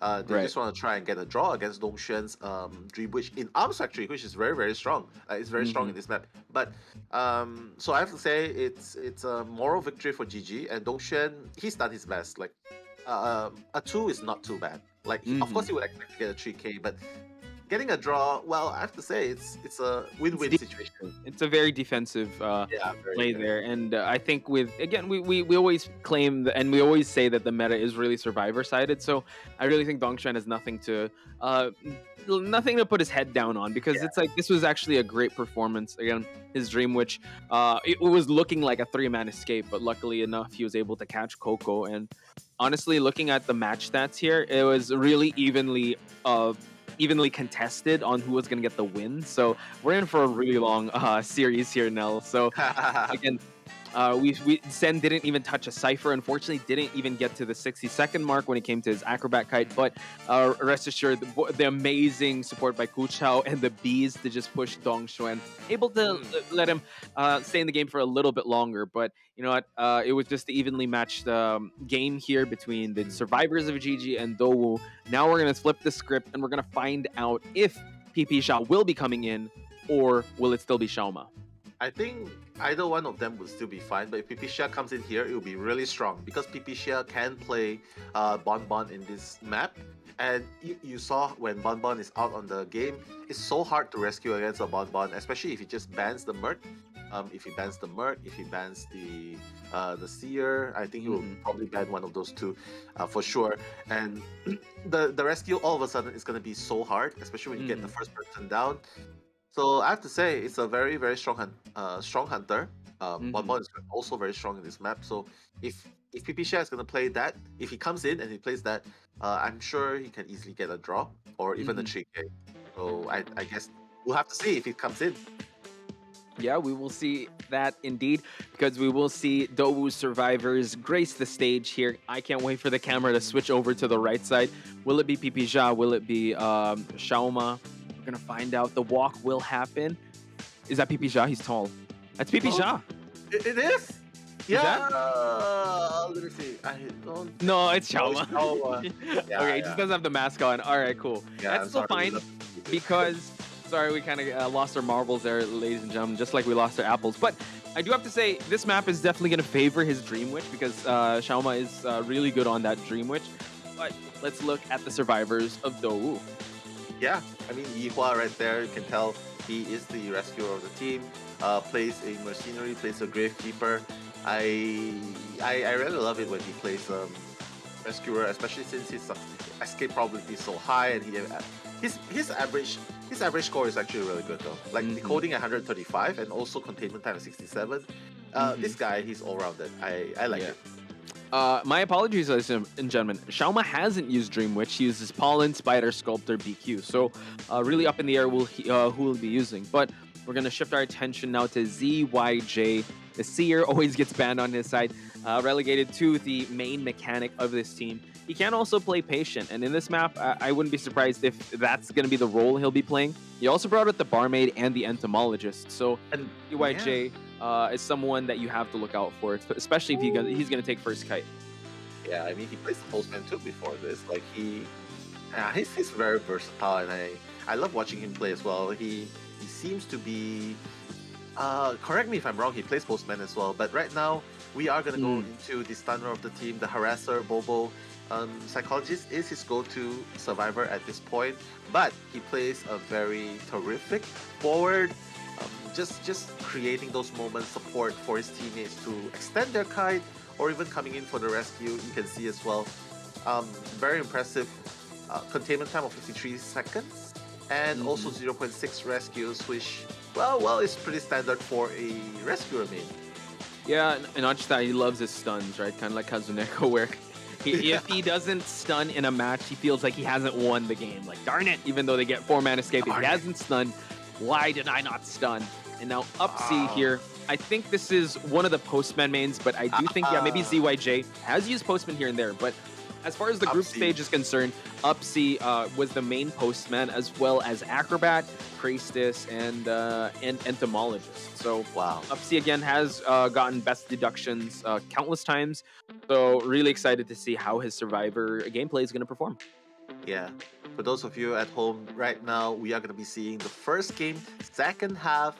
Right now, it is Sham that is going to be huntering for GG, and he does play the Breaking Will, he does play the Sculptor, he does play the Bloody Queen as well. And yesterday, we've seen a little bit of downside to Sham yesterday, like getting only 1-3-1K against SST in all 3 games. But today, we definitely have to expect that he would have resetted his mindset, would have resetted his emotions, and just ready to give his best in this finals best of 5 just to claim the 3rd spot. Yep. And now we see the JP audience here so supportive even to the China teams, but I'm pretty sure the crowd is going to go nuts for them when SST graces the stage. But yeah, I have a feeling, so Xiaoma looks like he's kind of reset himself. He's back in his groove. He seems like he's taking things lightly now, and this is the first round, so it's very important for him to set the pace and tempo of this match. Yeah, I mean, I don't think he will be bringing in Breaking Wills. Like, yeah, it's too hard. This map is so hard. It's so hard. Like, I think he would definitely prefer to go for a BQ in this map, or even a Sculptor. Like, there would be more success right here using those hunters in Arms Factory. And I can see Sculptor happening simply because it is a 4K hunter. And as long as he doesn't bring teleport, as long as he doesn't bring excitement and tries to chase a survivor in the factory. Yeah, that's gonna be tough.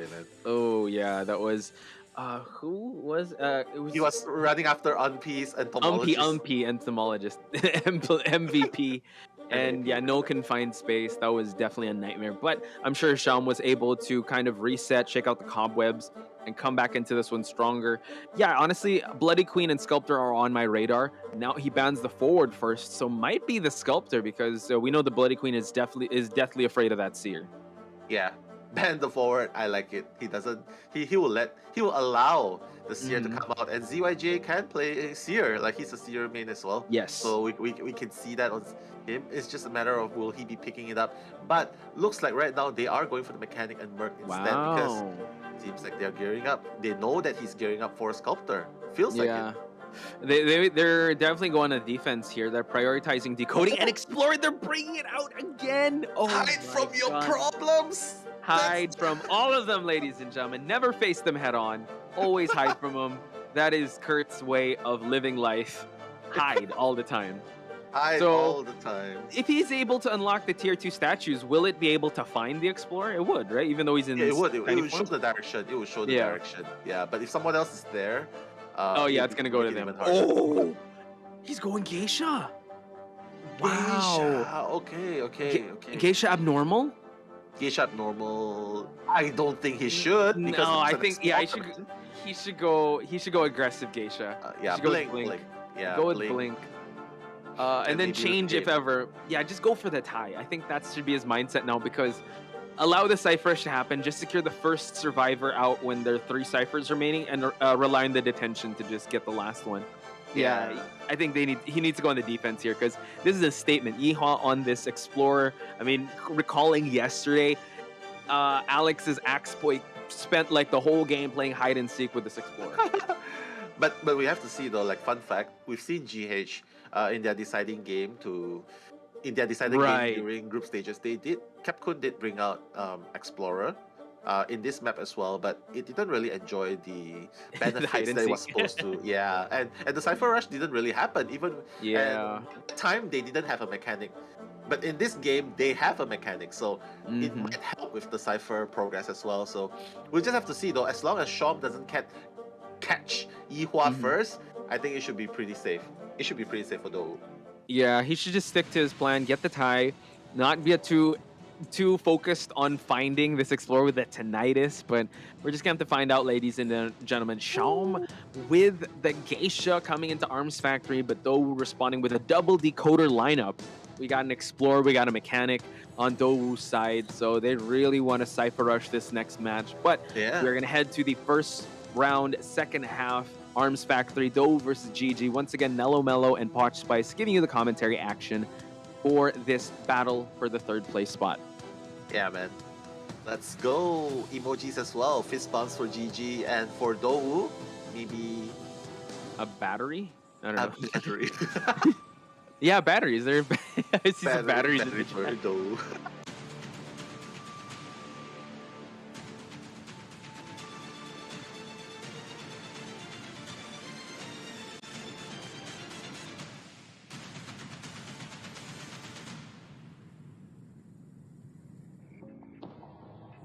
Alright, the Manchurian crane right here is going to be spawning at the shack. You can see that all of the survivors are running away from it. Even ZYJ on the mechanic has already left his bot. And all he has to do now is hide his bot because Geisha is in the vicinity. Sham is going to spawn the mechanic. And once he hits the bot, he's going to know where the mechanic is. And ZYJ at a very dangerous position. He's very close by. So this is actually a great start for Sham. At least he's able to get one of the decoders. Does see the other bot. Oh, chooses not to clean it. Is he going to clean it up first? Wanting ZYJ to actually use the bot just to slow down his movement. And now he's going to try to hide behind this pallet. Able to get a pallet drop on Sham. Yeah, welcome to Arms Factory. ZYJ on the mechanic right there saying, Geisha, I'm here to bring you on a mukbang of pallets. Is he gonna make it for the second one though? Is he gonna make it for the second one? Oh, but no, he's not gonna. But at least he dodged. He dodged the attack right there.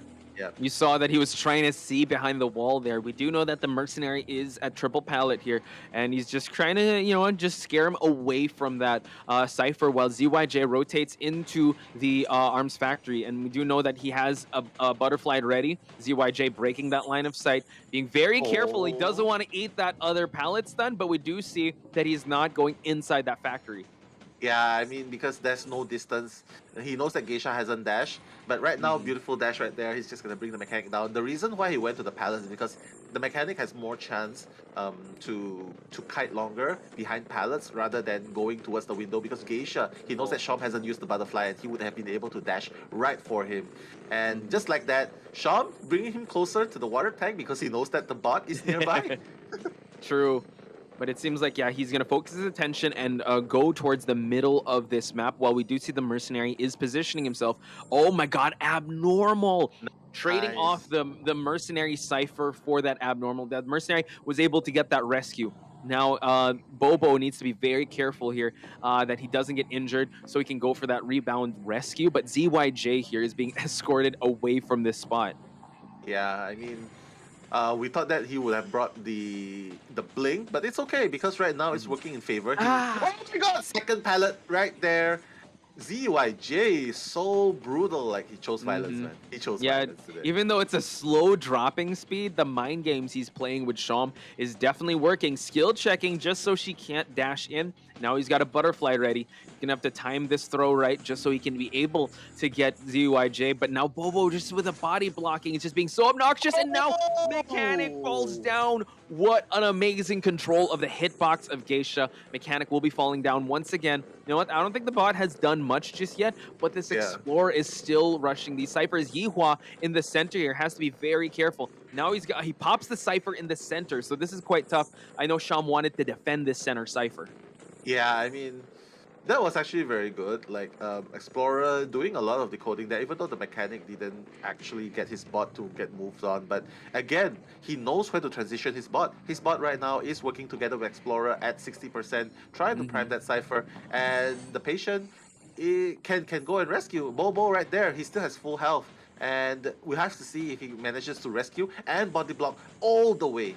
Just to save. Oh, double rescue. We do see that the patient is here trying to open up a chest, trying to go for a hit here, able to rescue, but Mechanic was able to get the body block. But now Cypher is primed. He's going to have to go for these hits. Oh, no. Oh, dropping the patroller, but they popped the Cypher.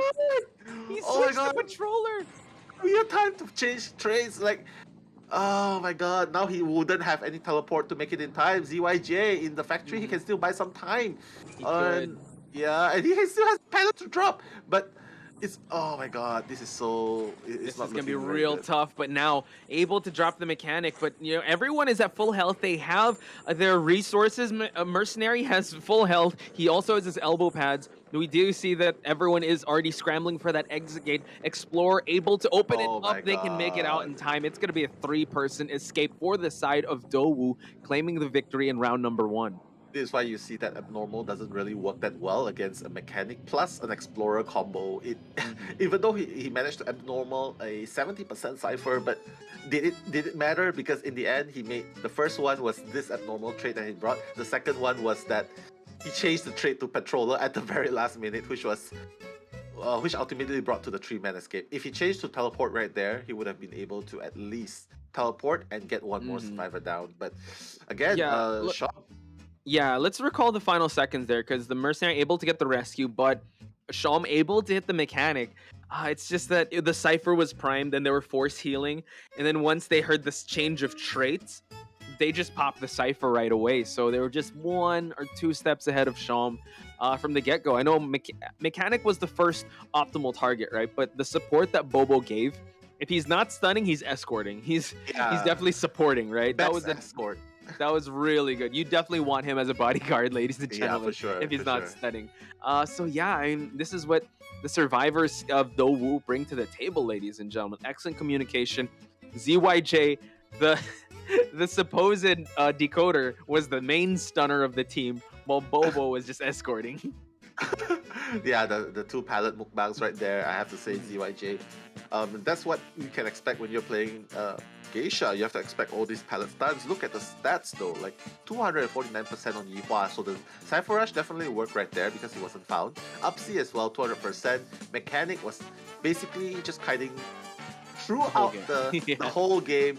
Bobo could afford to escort him. Like, look at the ciphers decoded, 75 and 58.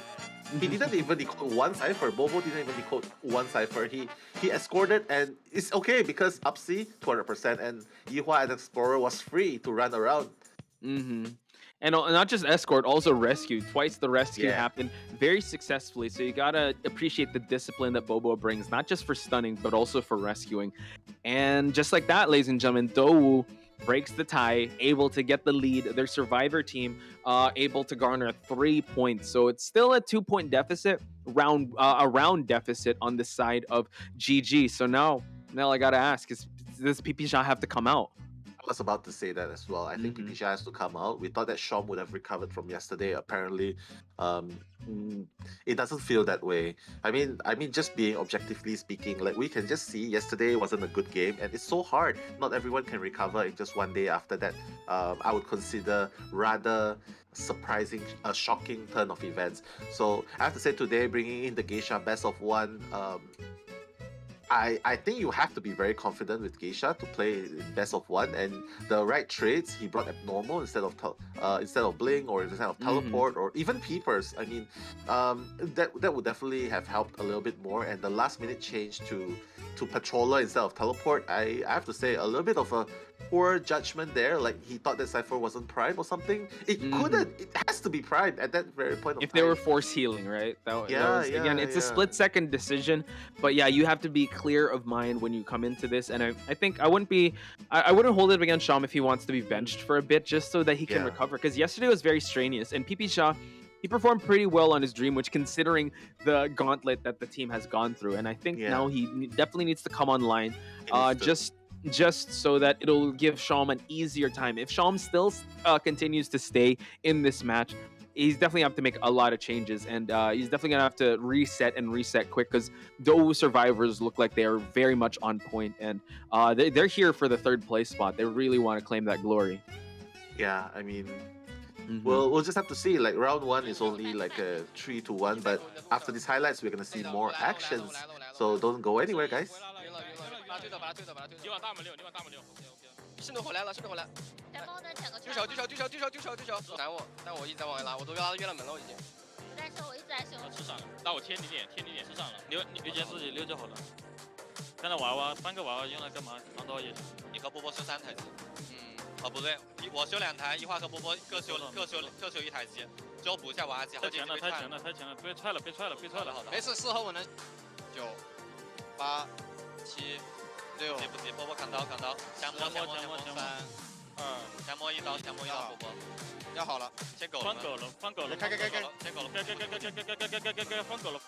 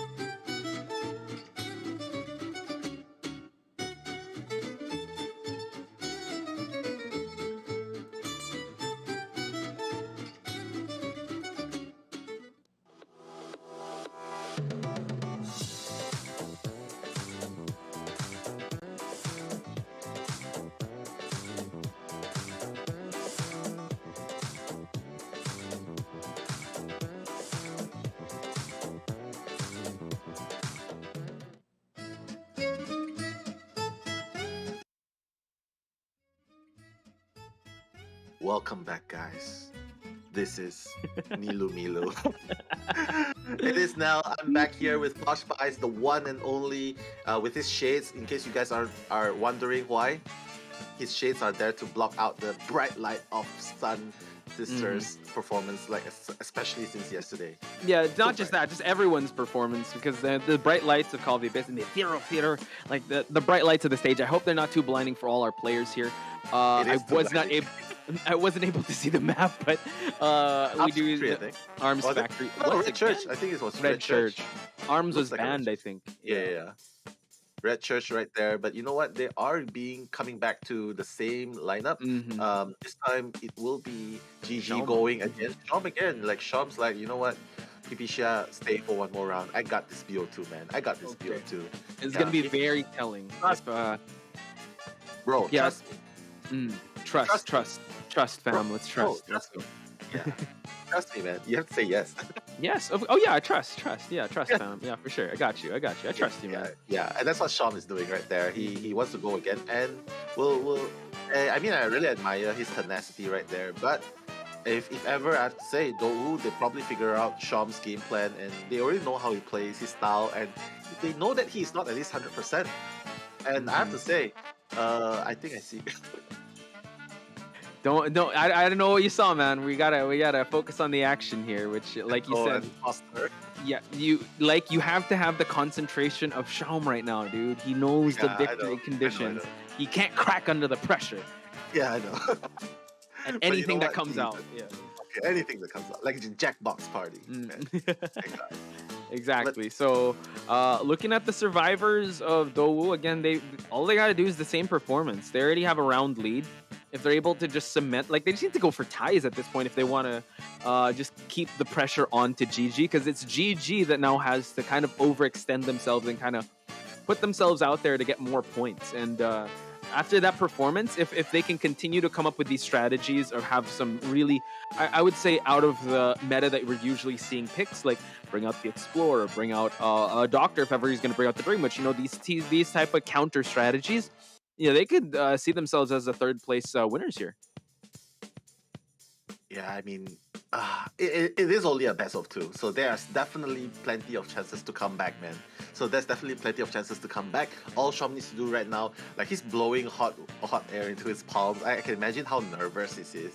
But again, being a hunter main, you have to be calm, you have to be collected, you have to make the right judgments. You cannot let your previous games affect you at this point of time. And I have to say, Dou, because right now Dou Survivor, they are comfortable. They are ready to bring the fight to you, Shaum. So Shaum, if you're gonna be in here for BO2, be calm, be collected, leave the jitters behind, man. Yeah, easier said than done, right? You know what? Yeah, you know what you have to do. Hide from your problems. Yeah, hide from them. Hide your feelings. Conceal. Don't feel. Don't let it show. Yeah, you gotta let it go. Okay, yeah, I know. So we do see a Seer and Ford who really doesn't like those stunners. Seeing that the Seer coming into this mix, could he bring out Geisha again? Wow, they're banning the Breaking Wheel in the map like this. That's weird. But I guess it's the respect out of Shaum's Breaking Wheel, making sure that maybe they can face the Geisha once again, and now the Priestess is available for Dou to pick. Maybe, but right now they have the Priestess out, and that's gonna be a big problem for Shaum as well, because the middle church is so good for these portal plays, and if Shaum is taking out the Patient as well as the third one, I don't know, man. Is he trying to go for something else like a Bonbon or a Sculptor? I mean, Sculptor is pretty good. Sculptor is pretty good in this game. Let's see how they're gonna try to prepare for it, because yeah, Shaum known for that Sculptor. He can bring it out, and Sculptor, weirdly enough, like I kind of miss seeing Sculptor plays. We haven't seen that much come to group stages, but they still want to bring that Cypher Rush coming in with that mechanic and bring that other support or the rescue in that Psychologist. So it's really going to be tough. Again, you really want to find that mechanic first and foremost, but there are so much people that can just support that mechanic as well as help with the rescue. And now Shaum going with a BQ. I think it's okay. BQ is definitely very strong here as well. It goes over the windows, especially the mirror hit. So, but it is a hunter that requires precision with the mirrors. So yeah, you have to be really calm with that, and you have to be really collected. Yes, especially since you have a Priestess there, they can easily dodge your mirrors and all. So, good choice though. It can definitely bring a tie to the team at least. Oh yeah, I would have to say I agree 100% that he cannot waste a single mirror skill. He can't use it defensively. He has to go kind of aggressive, especially if he doesn't find the mechanic spot. Obviously, he wants to find the mechanic first and foremost, but chasing anyone else might be a little hard. Priestess can get kind of countered with the mirrors, but then again, once it's on cooldown, you're gonna have to go through those mirrors or chase these survivors on foot. So, like you said, the scarcity of the mirrors are gonna have to be utilized effectively and economically. Economically, I like that word. Thank you. Yeah, the economy of movement. Economy of movement. sharp and precise. But right now we're gonna see that all the characters are locked in. I like it. I like it. It's essentially 5 versus 1, especially if the bot isn't found yet, isn't found first. So I like this kind of lineup, especially with the psychologist as well, being able to tank 3 hits. So let's see what Dou is going to be doing in this map. Will they be able to do it again in this game number 2, first half, versus seeing Shom for the second time? We're gonna find out, ladies and gentlemen. Once again, Pot Spice and Mellow on the mic, in your ear. We're giving you the commentary action, and let's see if GG can kind of break the tides here and try to claim this lead in round number 1. Let's head into Red Church. Let's go.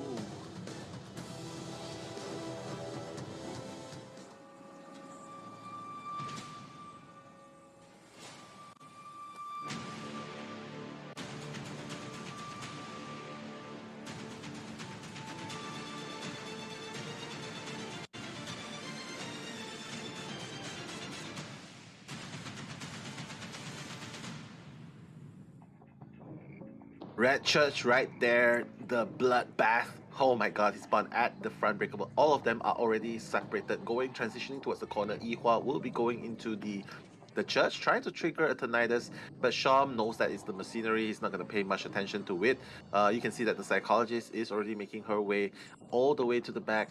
Bobo right here. That's actually a really good place to hide, but Shom somehow knows. Oh my god. Yeah, beautiful. And now, going to commit to the psychologist. You can't tank those 3 hits. You can farm here some presence, but yeah, Shom is going to fully commit. And Bobo known to take the first round kite. Again, he's not looking directly at line of sight, just so that he'll be able to trigger the chase. Trigger the chase. So shout outs to Joggy for giving it, DMing me for that. So thank you. Thank you, man. Now, right now they're taking the kite, the chase towards the graveyard. Shom is just like trying to look around. Oh my god, that spot. Well, that was so scary. Yeah, I mean, he's just trying to wait his time. He has a blink ready already, and he's going to use it straight away, and the mirror is available again. Bobo has to dodge this mirror, otherwise he's going to go down really, really fast right there. Like he said, yeah, he needed to dodge that mirror because that was quite the important mirror dodge, but now at least he has the psychologist. The psychologist, not really the best rebound kiter when it comes to being rescued from that chair, especially when she has no more resources to utilize. So that's just the trade-off. We do see that there is a portal over there at the side of the church, leading Yihua, the mercenary, already in play. We'll just clean up a little bit here. Yihua already making his position felt, waiting for him to pop up that mirror, and now he's positioning himself for that rescue at the red carpet. Yeah, I like how Shom is very collected. He just clears the portal first because he knows that it's gonna provide a rebound kite for Bobo or even other survivors. Bobo will be rescued right here, but Bobo, pallet slam right there. But again, there's no portal there to provide the support. And that's why, like, Bobo was supposed to take that. There's one over there, though. Yeah, the one that, and it disappeared. Oh my god, he couldn't even take that. Waiting for the best line of sight for him to pop that mirror, able to try and swipe for a hit. Psychologist doing all of the dodges, but no, third time is the charm. Able to get that rescue. Now we see that the long portal was picked up. I think by, I forgot who got that one, but look at that. The ciphers are moving. Mechanic stall is uninterrupted, and now Shom going for a basement play here just to solidify like a stuffed rescue. Yeah, like a second chair already on Bobo. Machinery is at half health and used up the Tide Turner, and 3 ciphers remaining, so this is looking very good for Shom. So Shom really showing to us right now that his Bloody Queen is really asserting pressure, but oh my god, dodging right there. Okay, able to get a hit here. Psychologist has to be very careful, not going for a drop-down scenario here. We do know the Tide Turner was brought by the mechanic. Drop-down strategy has to be very careful. They are looking above and beyond. Death from above, not able to get that hit. Bobo will have to eat that hit. Last effort will be pop, and ZYJ is just going to be trailing right behind. 3 ciphers still remain, but all these 3 ciphers are almost done. Yeah, I can see that as well. But right now, Bobo will be the first person to be sent back to the manor. 2 ciphers remaining. Actually, 1 cipher remaining. Wow, it's really, really fast. Like the power of the Cypher Rush is really, really good. Like right now, he's trying to find someone, but I don't think Shom will be able to find, especially using the second skill just to rotate the mirror. You can see that Yihua is already running away from the middle Cypher. He's just trying to take away, like just swapping positions, taking out the global portal. Yihua is at this vicinity. Oh my god! Whoa! And the The blink! blink! Excellent usage of that blink. Shom not gonna fall for it again. He knew that someone is ready to drop that pallet, and now he's just still looking around. He can try to chair this mercenary to just add more pressure for them to stop focusing on ciphers and trying to go for that rescue. Even though mercenary does stay in the chair a little longer, it's totally fine. At least it stops a little bit, like to wait for that end game scenario. Yeah. Right now they have to wait until the Cypher is primed before the mechanic goes and rescue, because right now mechanic is healing herself up. He knows that he can heal himself up in time before the machinery expires. But Shom, like his instincts, is bringing him to the correct place. Right. The Nidus has been triggered and Ooh, my this God, is a he's gonna- great find. Yeah, and now still holding on to his mirror, but waiting for ZYJ to make a move. If he's able to hit here and save his mirror for him for that rescue, he can potentially stuff that rescue. yeah, I mean he can. There we go. There we go. First one, and he has to dodge that mirror, man. The Yeah, he mirror does. is ready. Oh my No! god! And he switches in time. Can he go? He's still his trait is still on cooldown. ZYJ trying to make it the best out of this scenario. They can't open the exit gates, and now Mercenary still has some elbow pads to utilize. So who is shot? Oh my god. Oh, he's gonna use his second one though. Like so good, I have to say. Like now he's probably gonna use his third and final one just to bring Shom far, far away. And that's exactly what he's trying to do. He's trying to get a draw right there after the mirror. Wow, he's just gonna use everything there. Teleport is ready, so Yihua wants to be able to buy as much time as possible, but he will be falling down. Mechanic has already opened up that exit gate. So did the Priestess, but now, yeah, he's gonna try to get as much survivors out as possible, but it's already a draw scenario. Yihua still at the graveyard again. Mercenary takes so long to heal. Shom can just walk on over back and chair this Mercenary because he will be going down. But I still think Shom getting a tie is definitely breaking that streak of 3-1. So this is definitely a win in his book. For sure. To be honest though, I'm just thinking like, would it have been better if he went for like the mechanic first? Yeah. And at least teleport, because mechanic would have been such an easy down. Mercenary still has 3 pads. He must have realized that mechanics mercenary still has 3 pads. So my question is, would it have been better if he went for mechanic and teleport after that? If we go down that path, if we talk about it, I think it kind of could have, because at least one of the exit gates is going to be opening, which is the Priestess. But if you're downing the mechanic early on, leave her, or like you make her go, since the doll was on the other side, you either chair her or teleport right away to go a little more aggressive.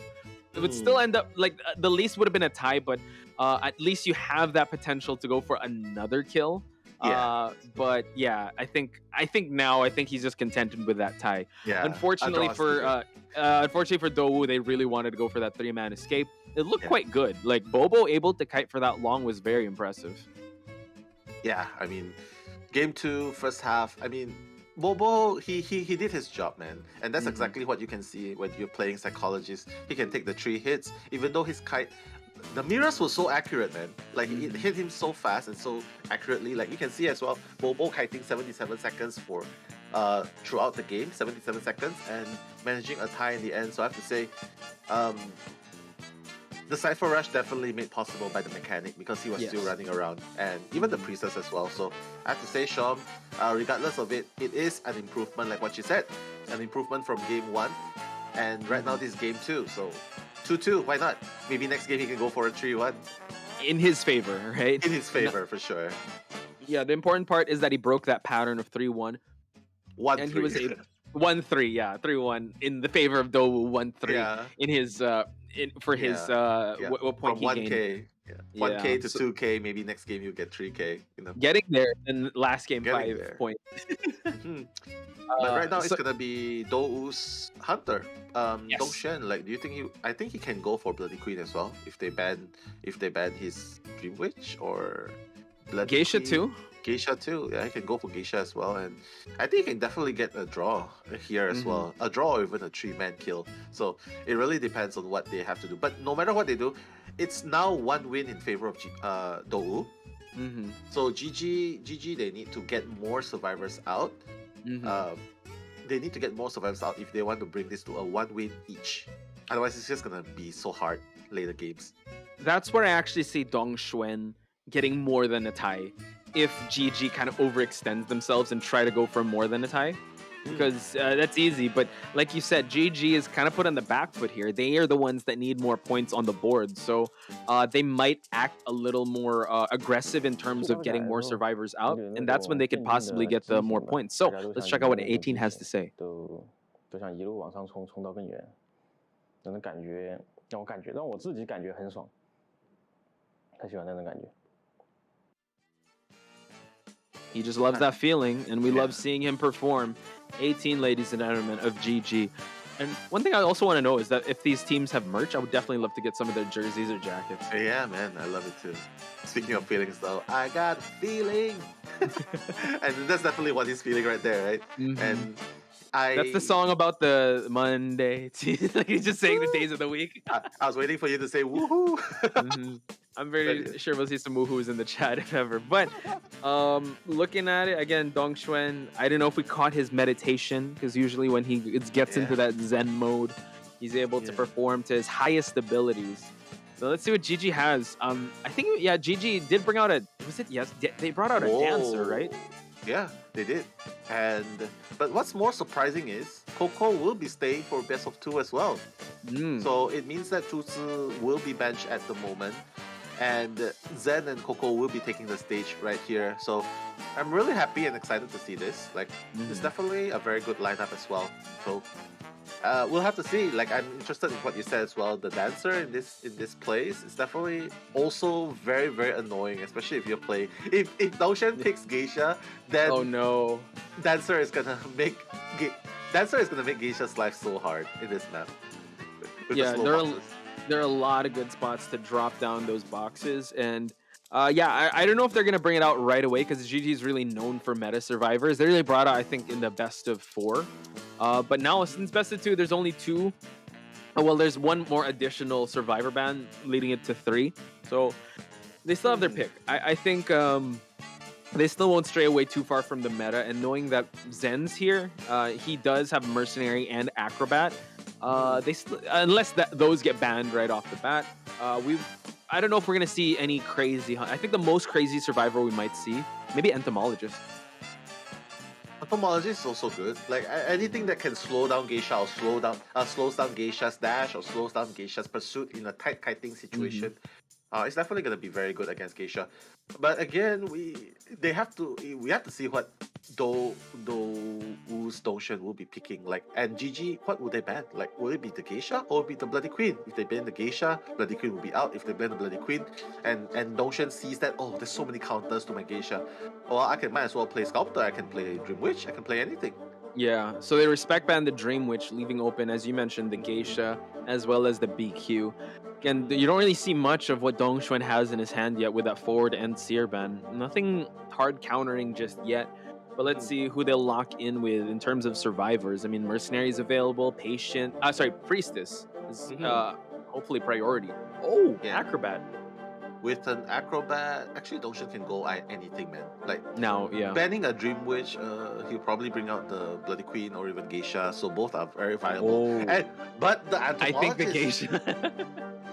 Entomologist gets banned. Yeah, the bees could be a nuance there. Yeah. So, I mean, I think I would say he might bring out the Geisha because of how the bees can slow. BQ could just mirror away from the bees, but again, it's still up in the air with what he decides. But this does leave a Priestess to come in, and we saw how amazing Priestess can perform in the Red Church. Even in the previous match, you saw how the escape strategies were being set at the center of the map in the church part. So, yeah, they still have their picks there. Coco can go for his signature Priestess. She can for sure. And even add in, like, I don't know, just a dancer, like what you said, female dancer. It's still good against a geisha pick right here, but they're gonna go with the more versatile patient. It's more reliable, to be honest, and it forces the mirror. It forces the mirror if he's playing BQ. It forces the dash if he's using geisha. Well, it's the second best character next to Entomologist against geisha. So now we see, the Geisha does come out, and we saw that he was able to get a 4K up against FPXEQ, one of the best survivors out there, with this Geisha in this map. So really wondering what trait he'll be bringing out, if he's going to go aggressive or more of a tie, or he's going to go with a 4K, because you can bring that abnormal, but we've seen how they're able to counter it with just not falling down where a Cypher is being primed. And right here, a special treat for you guys: 3 picks and 100% win rate with the patient, and also 50% win rate with the acrobat. So I think it's Mercenary and the Priestess. Mercenary? Yeah, because they're the ones being covered now, I think. I see. Okay, all right. Okay, makes sense. Yeah. But for Geisha as well, yeah, 57% win rate. Yeah, that's pretty good. That's all the numbers that he needs. But going into this game, I have to say, one thing is for sure. We will be counting how many pallets that Dongshan eats or dodge. Do you think he will eat? Do you think he will eat any pallets though this game? Knowing GG survivors, maybe let's take a guess. Let's take a guess. 1 from Kucha. 1. Okay, I'll say 1 as well. What about you guys at home, guys? How many pallets do you think Dongshan will be taking? Or if you think that's 0, then just go 0 or 1 or 2. No apples on the line, just for interactivity with the chat. So if it was Dowu, if it was Bobo, ZYJ, that's gonna be a lot of stuns. But now I think that they just want to go for containment. I don't think they're gonna risk it. So here we have it, ladies and gentlemen. 1, same with 1. All right, so GG versus Dowu. GG still needs to get at least 1. Well, they need to gain some points here because it is Dowu leading in terms of rounds. So let's head into the red church. There's only I really like this traits here. They're showing at least you can see. Yeah, only 1 tie. 1. Everyone else contained. Yeah, Geisha will be bringing 3-6. So detention trump card. So the pallet breaking will be very slow.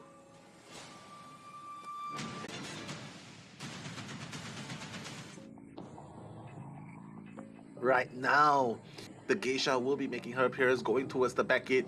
The Cypher is going to be started by Ku Chao. Ku Chao is on the Acrobat right there, and I think this is the perfect target to chase. Like, I think for GG and for Dongshan as well, like if Dongshan can foil the Acrobat's kite, it will definitely... Oh my god! Wow, that was so close. I was so scared we were going to see a Terror Shock there, but Ku Chao, at least, he'd take that hit over any Terror Shock any day. Yeah. Oh my god, that was so high risk. Fortunately, being able to dodge that, in Chinese they will say 太可惜了. But now he has to use his first bomb.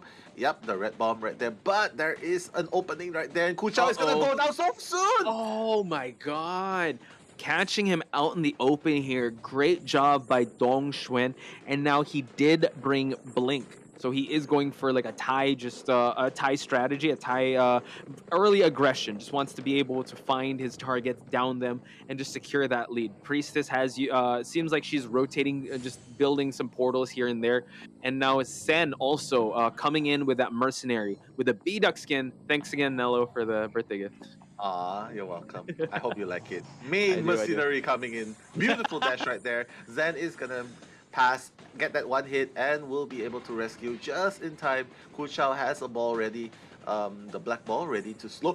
Oh, the baiting the red light again. Oh my god, and okay, able to hit that slow, and now the Priestess able to kind of escort him out. Nice usage of the portals and the holy keys here just to establish more distance. They're building a whole tram system. It's like an MRT system, just going stop after stop. And now into the inside of the church. Oh, he tried to double back. Ku Chao has to be very careful. Oh my god, he tried to go in. He is inside, but Dong Xuan able to snipe him out of the air. Doesn't even want to vault. He goes straight, throws a butterfly to get inside this church, and now we'll be cheering him again. If that double back worked, that would be so pog, man. Like highlights play of the game. And yeah, but unfortunately he didn't manage to go out, and that's why he was like, oh my god, where's the window? Where's the window? Where's the window? Because we all look for windows. Exactly, but Dongxuan was a step ahead, just trailing right behind him. And now it seems like the Priestess might be the ones to go for the rescue, but I mean, it's already full blood, so I don't think he's going to make it in time. Still rotating inside. Coco, oh my god, she's going to try to go for it. She's able to get the rescue! Wow! But he has to Escorting- dodge. I'm telling you, man.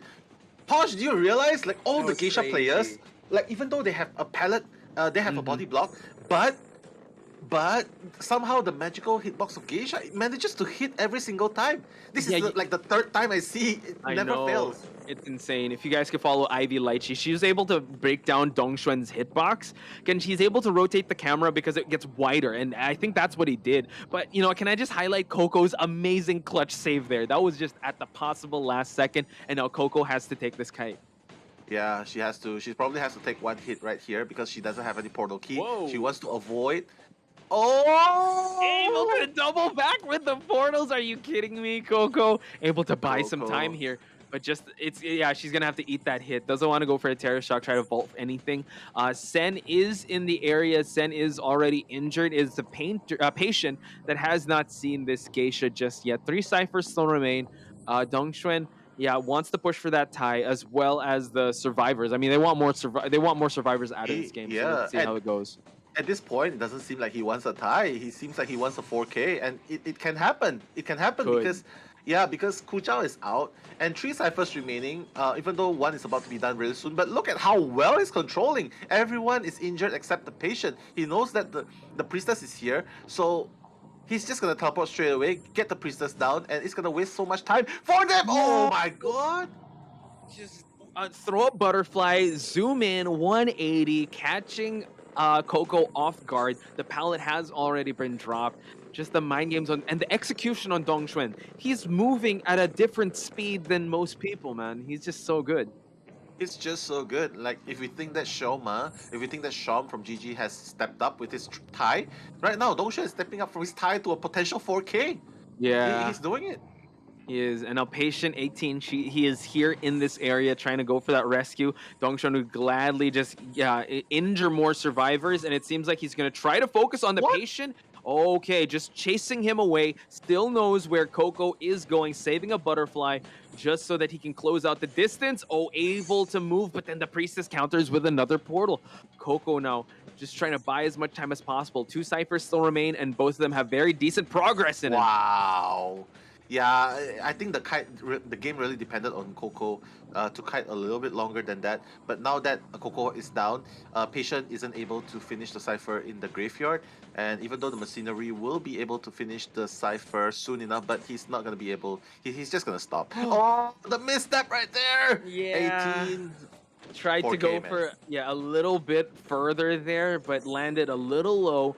Now it's the Patient's turn to sit on that rocket chair. Priestess already exhausted the self-heal, and now excellent chair placement here so he can guard the cipher and also try to swat these survivors, or as you would say, just bonk these survivors to try and go for the rescue. Bonk the survivors. But it looks like Machinery is going to be taking one hit. Priestess is going to be rescuing. Yeah, they're trying to gangbang. They're trying to gangbang the cipher. Oh my god! Oh my god! Now look at them. They're trying to just push this cipher. Dongxuan being very careful. Yeah, he's waiting. He's waiting for He's it. waiting for the Machinery to go down. But the Machinery is not going to go down. That's the thing. Oh my god. Just going for a quick pause there. Quite the intense scenario. And what do we talk about now? We're going to use a different term there. They're rushing the cipher. They're rushing the cipher all on there. No, it's all good. Again, we got caught in the heated moment. Again, it's a community term, but yeah, they just were so. They were so. I mean, oh gosh, they were rushing the cipher. Yeah, yeah, they were. I'll do that term. All good, and it was just quite the intense, quite intense because it was Dongxuan that was trying to really go for more, but now it just seems like he's gonna have to focus. And also, yes, they can pop the cipher. You saw that the Mercenary was going to the ice gate, so they are splitting up. It's still up in the air because you're gonna have to deal with the detention geisha, and only Mercenary could really deal with that. Yeah. And I just like how they swarm towards the cipher, like they just rush the cipher. You saw how they just touch. Okay, I touch a bit, you touch a little bit, he's touching a little bit. It's just going on, and the cipher actually moved. The cipher actually moved. And you saw how all the Dongxuan, the camera was changing. Like, who do I hit first? Who do I hit first? I need to defend this cipher. He did And hit the it was. mercenary first though, but He did. if he hit someone else, that would have been better, like a priestess or a priest, because that way he can pick up and start whacking everyone. Pep, pep, pep, pep, pep, pep. Exactly. Whacking, that's the term. Yeah, just not bonking. Whacking. Yeah. Yeah. Excellent Whacking usage. Yeah, and just like no recoveries. Just get away from my cipher. Stay back. Slashing all the way through. Pop, pop, pop. But I have to say though, it looks like a 4K, but because of the excellent coordination, like the last ciphers there, and Dongxuan doesn't have a trait change. Yeah, it doesn't have a trait change, so he's already changed to teleport. So I have to say it comes back to being a draw or even a 3K at the very least. Yeah. With that being said, Nell, you know what time it is? It's time to play Will They Escape? How many they escape? Of GG's survivors do you think will escape? Again, if you think actually if none of them are going to escape, just give us a battery emoji in the chat. But if you think one was going to escape, we want one fist bump emoji, two fist bump emojis, and so on. So, Nell, what do you think? Okay, I'm going to say there's no more pads. The patient has exhausted the hooks, but the priestess still has portal. It really depends on who you chase. Priestess still has regenerable portal, but no more self heal. If Dongxuan hits priestess first, priestess goes down. I would say it's gonna be one person escape. One person. One fist bump. One fist bump. One escape. Okay. One escape. Yeah, but what about you though? What do you think? I hate to be the negative person here, but I'm gonna say a battery. I don't know. It's no one escapes. I think no one's gonna escape here. Detention Geisha is gonna be really tough. They still gotta open up the exit gate, and the way Dongxuan's been playing so far, with how well his butterflies have been going, I think even best case for me would be one person escaping, but I think he's gonna whack them all. I think so. He's gonna whack them all. Yeah, and he still has a teleport. He has a teleport. Right. Oh my God, that's. So I think again, it might be a battery, but then best case for me is at least get one survivor out. Because if Dongxuan gets 4K, that's gonna be so hard to come back from. It is, especially since Sham has made such good progress. This is just gonna undermine what he did in the first half, and it's just gonna go back to square one. It's still gonna be 2 games up, Dou. And just by judging by the situation, I have to say Dou is in the better state today. Yes, because their hunter is performing much better. I have to say. Honestly, it's really scary to be in GG's shoes now, because Dou, we haven't seen them this is the most on point we've seen them, right? I thought we saw them in the height of their power coming into this match with Wolves. They didn't perform to their best abilities. It was a little bit delayed, but now it just seems like, okay, the survivors got a tie. Dongxuan comes in. All right, now it's my turn to gain some points. So it seems like the least he could get now, it's not even a tie. I think the least he could get is like 3 survivors. So it's quite the deadly scenario, but I want to be able to ask the chat. I do see some batteries come out. I see Sky, showing us 2 fist bumps. Nice. 2 EJS bumps. with 5 batteries. So I mean that's 5 points, I guess. A lot of people are putting 1 bumps though. 1 and 2. 1 bump, yeah. G, Ellie, Sakuma, Sakura with 2 bumps. I think there's still belief, and I think GG needs that, especially that this. Once the pause is done, it's gonna be like split-second decision making before anything can happen. Yeah, Kayla with 1 bump as well. Ishii with the 10 bumps. 10 bump. What's up, Ishii? Ishii's trying to bump them all away to the other world. Get out of here, Geisha. Don't. I'm gonna bump you all the way, man. Oh my God, imagine that happening. But guys, thank you so much for being very supportive in the chat. Yeah, some of the terms I use are really community-wise, community terms. But so we're all human. So again, we'll be better again. And thank you also, chat, for also being very supportive. Again, it's just so intense. This game is super intense. It is. Yeah. I'm a good boy. Thank you. It's the shades. It's you know how there's the multiverse of wolves where it's Sella instead of Alex. This is the multiverse Nello. Doesn't work. This is no Apple Nello. No apple Nello. Yeah, no apples. All gone, Nello. I think Nellos. Weeping Nello. Yeah, weeping Nello. I think I was able to talk to Chantel. Like, if we're gonna have a multiverse of wolves, it's instead of wolves, it's gonna be like puppies, and instead of jelly, it's like custard, and instead of 487, it's 596. 596. Instead Lion. of posh spice, it's gonna be salty posh. Salty spice.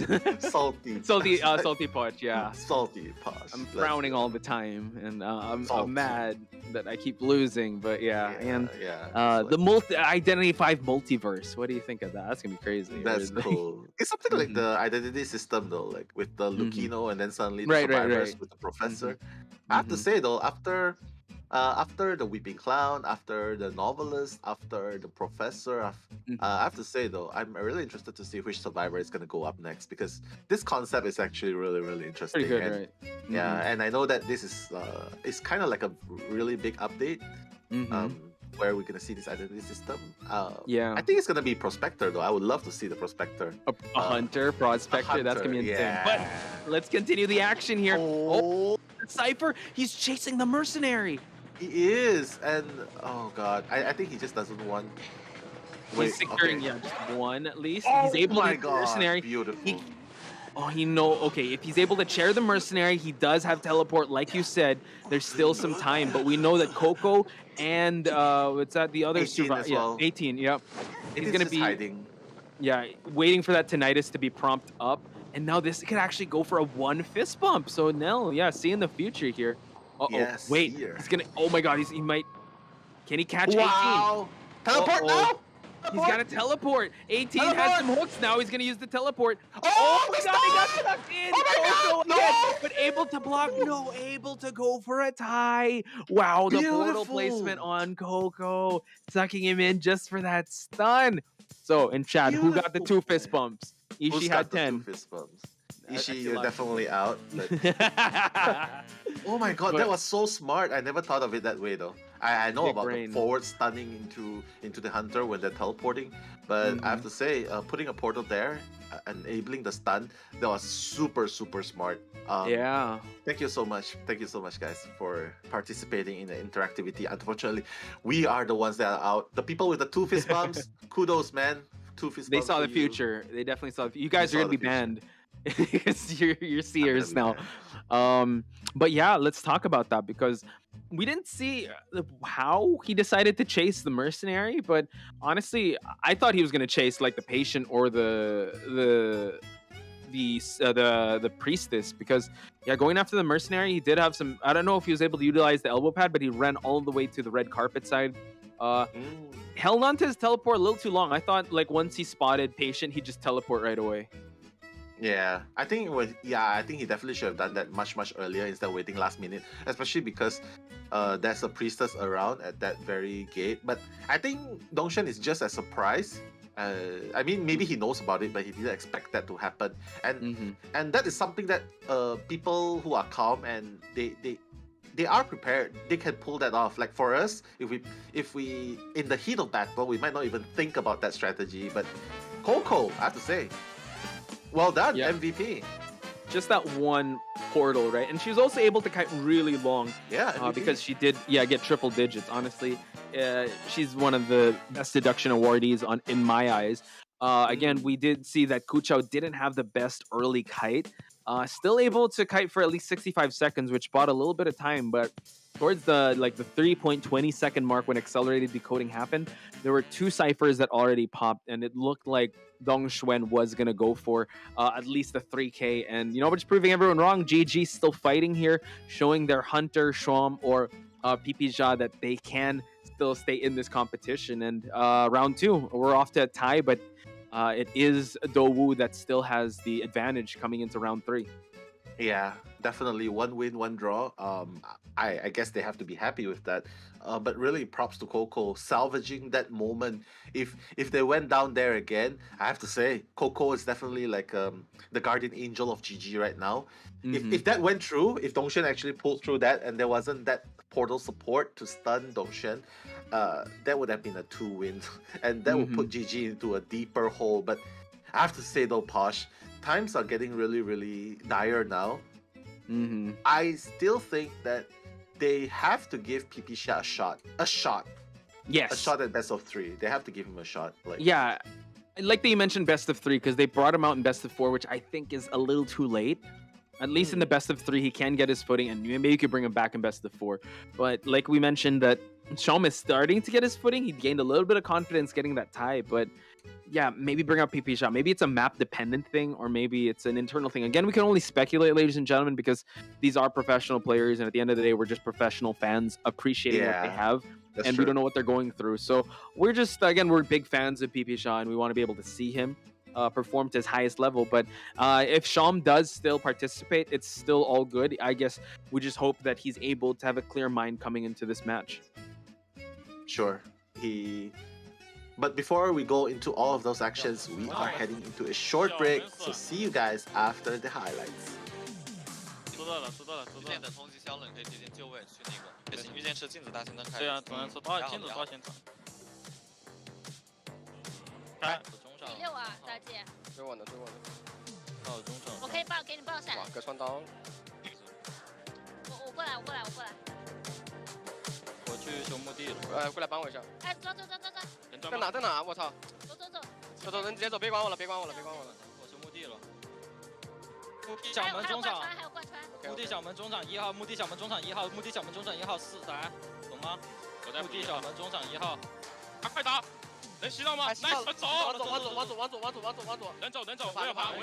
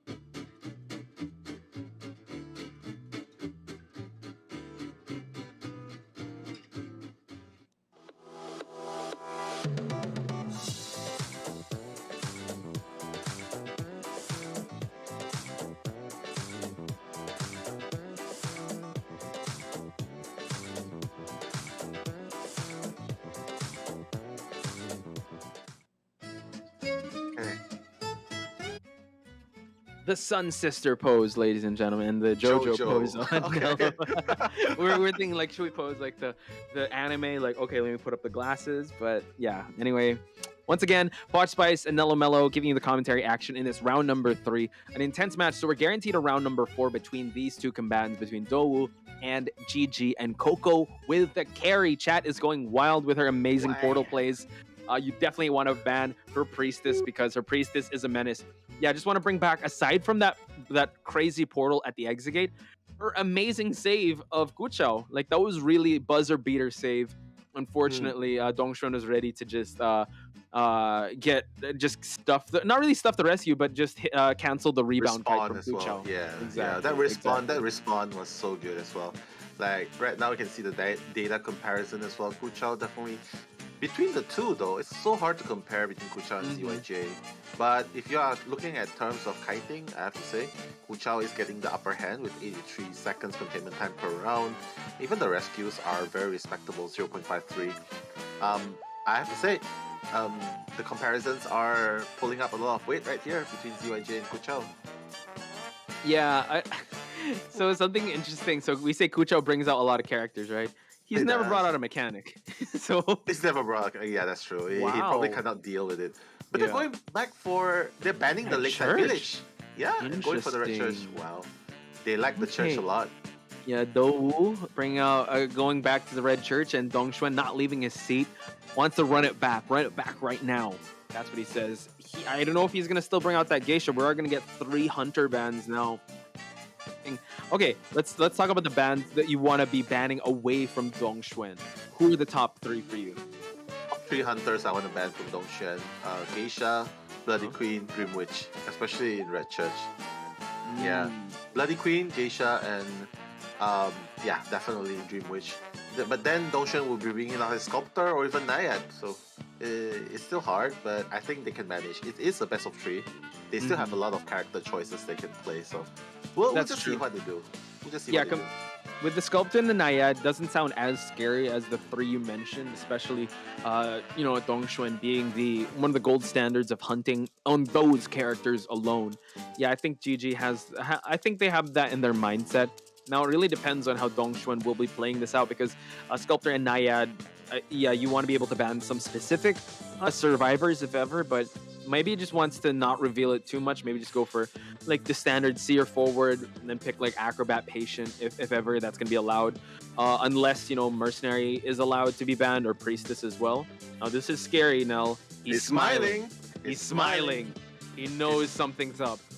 He knows something's up. He's like, yeah, I had my Red Bull already. You're dead. You're all mince.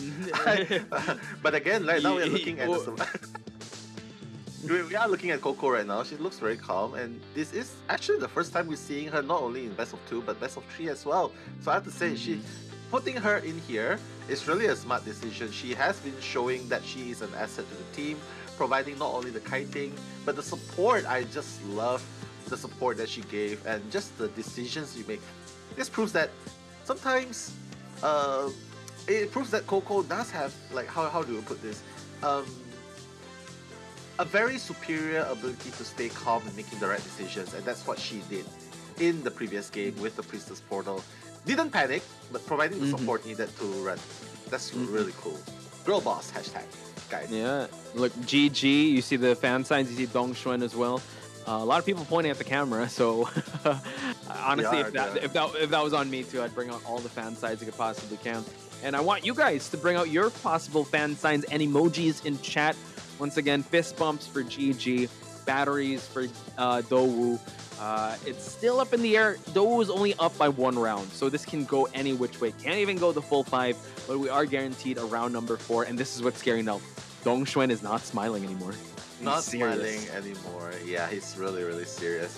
But for those of you who are enjoying it casually at home, especially you, Cheese Sauce, you're so cute. Pipicha is actually from AG. They are actually different people. Pipicha from AG, Pipicha from GG, and PPX from GR. So just a heads up for you, dude. Double P's. Double P powers. Yeah, just for you guys to know. All right. So right now we're going into the picks and bans. What's being banned right now, then? We are seeing forward entomologist in Seer. Yeah. Okay, Geisha again. Probably Geisha again, but they are getting 2 hunter bans. So Dream Witch, Geisha. No, we're not getting 3 bans just yet. So Bloody Queen might come out of Dongxuan if they ban the Geisha and the Dream Witch. I mean, but for me, I think they really should ban his Geisha. Oh my god! They're not even banning Geisha. They're gonna ban the Dream Witch, like what they did in the first round and BQ. I think they have an idea how to handle his Geisha at this point. But still, releasing the Geisha, which almost gave them a 3k, that's pulling it, man. That's pulling it by a long stretch, man. Yeah, 100%. I'm so excited to see how they might have the same lineups actually when it comes to the survivors. You know what? Bring out the Acrobat, bring out the Mercenary, Coco on that Priestess, but now you're allowing Dongxuan to actually ban this Priestess. So that's actually a little scary on the side of. Batter, though. That's a funny ban, but the battery, he doesn't like. He definitely doesn't like stun. So, he wants to deal with Coco's Priestess, I guess. Oh, say hi to your brother for me, by the way. And anyway, Cowboy! Here we go. Howdies in the chat for Cowboy Kevin. Oh my God, is Coco playing Cowboy? I just know her as Priestess. No probably way. Because Zen is Acrobat. Zen is definitely going to be the Acrobat. If Coco who's going to play the Cowboy? Maybe Mechanic Coco? Maybe, I don't know. Yeah, Mechanic Coco probably. Like I don't know. What? Cowboy. If Coco plays Cowboy, I'm gonna lose my mind, man. What is going on here? Coco? Howdy to the Cowboy Coco. There we go. Coco Mechanic, 18 on the Cowboy. There we go. 18, yeah. Nonetheless, I want to see some howdies in the chat, ladies. And howdies and fist bumps for GG. Bring out the Cowboy early on. This is only round number 3. We're not at championship rounds just yet. Yeah, so, howdy or even yeehaw. You know? Yeehaw. Let's get some yeehaws in the chat. Yeah, if he gets the lasso, let's go yeehaw, man. If he gets the lasso up there. I definitely love seeing Cowboy plays, and Cowboy again. Okay, let's talk about how Cowboy could contribute in this lineup against Dongxuan. Cowboy, he has a lasso up, and when he has a lasso up, he cannot do the one tap. It's actually not possible to do the one tap. But if he keeps it up long enough, there is gonna be a highlight outline where it means that it's okay to hook. And when he hooks, it's gonna buy time because the hunter will be constantly looking. It's like, okay, 2 seconds, 3 seconds. He's gonna put him down, and that's where the struggling trade will be very beneficial for the survivors who are being ballooned. True. I mean, I think there's a recollection of the grand finals. I don't know if it was 18. There was one person from GG that did bring out a Cowboy in round number 4 up against FPXEQ back in Call of the Abyss 4. So, yep. Cowboy Kevin, ladies and gentlemen, needs your power now, as well as Dowoo's Dongxuan. We are going to head to round number 3, first half, back at the Red Church, just changing up the variables just a little bit. But GG and Dowoo, who will come out on top? Once again, Nello Mello and Poch Spice are your commentators for this intense series. Howdy.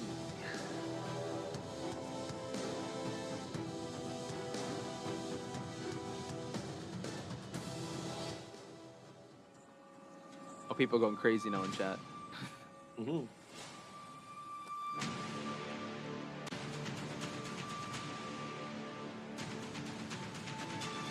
No Fiona ban, but yeah, it's a surprise they're not using pieces as well. But right here, Dongxuan is going to be spawning exactly at the spot where he will be finding Coco. Coco has left the bot at the back gate, but Coco is going to be okay. Coco is going to try and bring the robot far away. Coco is going to be spotted right first. Okay, so this is where Coco will be showing us another side. But Dongxuan making that dash, but Coco knows, he just backs away and just going to be safe behind the pallet. Okay, we didn't see any pallet dropped by Dongxuan. He didn't eat any pallets, but now, oh my gosh, moving away. Doesn't have the speed boost from the windows, and now we see that Coco will have to eat that hit. At least the doll is safe, and now Dongxuan unable to find that doll. But Coco is rotating actually towards the doll, so let's hope that Dongxuan takes a right and not spot the doll at all. We'll try to hug this pallet. Trying to play the mind games here, Coco. Oh my gosh, again, able to drop the pallet safely. He drops a butterfly.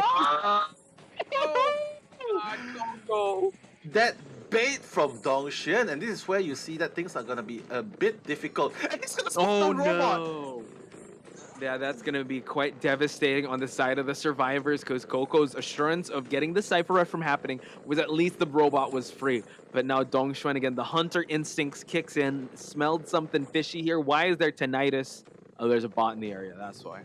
I don't understand though. Like, Priestess is not being banned. Coco has definitely shown us what she can do with the Priestess, and right now, like, without the support of the Priestess, you can see that it's so much harder. It's so much harder, right? It's so much harder to support a teammate, especially a mechanic who has a debuff in vaulting and palleting. And right now, Coco is gonna drop that robot. She's gonna drop the robot in the chair. Yeah, right in the chair. And Dongxuan, he's gonna clean up. Yeah. He is. But we are seeing the robot try and kite here, but it's gonna be really tough because Coco will effort. She is trying to move on away just to break that line of sight, but I mean, she hit the bot, so he'll try and go towards Coco. 18 is actually in the area too. Yeah, Cowboy getting ready with that lasso. Kevin Alonso, let's go. GG18 is already waiting outside there. He knows that that's the only place where there is a chair. And I have to say, Dongxuan. Here we go. Cowboy. Let's go, Cowboy. Waiting for the right opportune moment. Oh, he dropped Yeah, it. that's exactly what I'm talking about. If he doesn't put down the survivors, it's gonna be hooked. There we go! Yeehaw! Howdy, My God! Sheesh! Oh my Let's God. go! Oh, but But the blink able to block, and now 18 can still support. 2 ciphers still remaining. We do see Coco again being in this area is so hard for Dongxuan to try and go out, because we do see Cowboy Kevin on that lasso trick once again. Dongxuan about to pick up once we see. Can the Cowboy go for the rescue? He's going the other side though. Oh, Acrobat bomb. Acrobat slow as well. Oh my God, he's gonna put him down. Oh my God, the Cowboy is gonna make a second attempt right there. But the chair, is he gonna make? Oh my God, Get it! Here we go. 18 with another Cowboy save, and Coco just staying in this area once again. She can tank all these hits. Cowboy still has a bit of a lasso to utilize, so it's totally fine. Dongxuan had enough. He's gonna try and just scare away. How dare you? I'm gonna kill you now. It's like, oh my god. But that's the thing though, he's chasing Kuchao now because he knows that Cowboy is already at half health. Kuchao is the only one with full health. If he can get Kuchao to half health, at least he'll be able to he knows that no one will be able to rescue without getting doubled down. So that's exactly what they're doing now. But look at the Cowboy. The Cowboy is already healing at 71%, but he's gonna leave soon. And the Cowboy still has one more lasso to make it happen. He still has one more lasso, but Dongshan, he's gonna run around. He doesn't. How dare you? He's like, okay, butterfly's there. You think you can do it? Here we go. 18 Cowboy, a hat trick. Are we gonna see a third one? We are. My God, Kevin able to vault, but no. At least the Cowboy did gain that hit. That's totally fine. Mechanic able to move on away. Oh my God! And Cowboy, ladies and gentlemen, gun slinging. Okay, now we see two. Dongshan's had enough. He's like, no more Cowboy party. But that's no the thing. Oh my God! But that's the thing. Coco still has one more chair because of all of that happening. You're right. And now it's the mercenary that will go for this rescue. We do know he is trying to heal. There is another chair. Actually, yeah, Cowboy healed up, so he didn't expend his self-heal. They are rotating towards that exit gate because the mercenary can go for... Oh, yeah, wow. Yeah, he can go. Oh my God. Dash in! Oh my God, beautiful! Wow! How did he go down? Nice. I think he was able to go to the butterfly, but now he has to be very careful. Mercenary is out of here. Mechanic has to worry about this drop-down hit. Coco, okay, eats that hit, pop the Cypher, and now the Mechanic will have to kite for so long. Bolts out of the window. Butterfly's already there. Look at the speed, but no Dongshan right behind him. He is speed, ladies and gentlemen. Coco trying to make it out of here, but the Acrobat is in the area to try and support. I don't know. It's a little scary. He doesn't have any bombs to... Oh, he has one to utilize, a flame bomb, but this is going to be the last chair. So Cowboy Kevin has to open up that gate in the red carpet area. We do see a dungeon is ready. The slow as well. And is here. Very careful on this next move. It seems like he's going to go for a dungeon escape.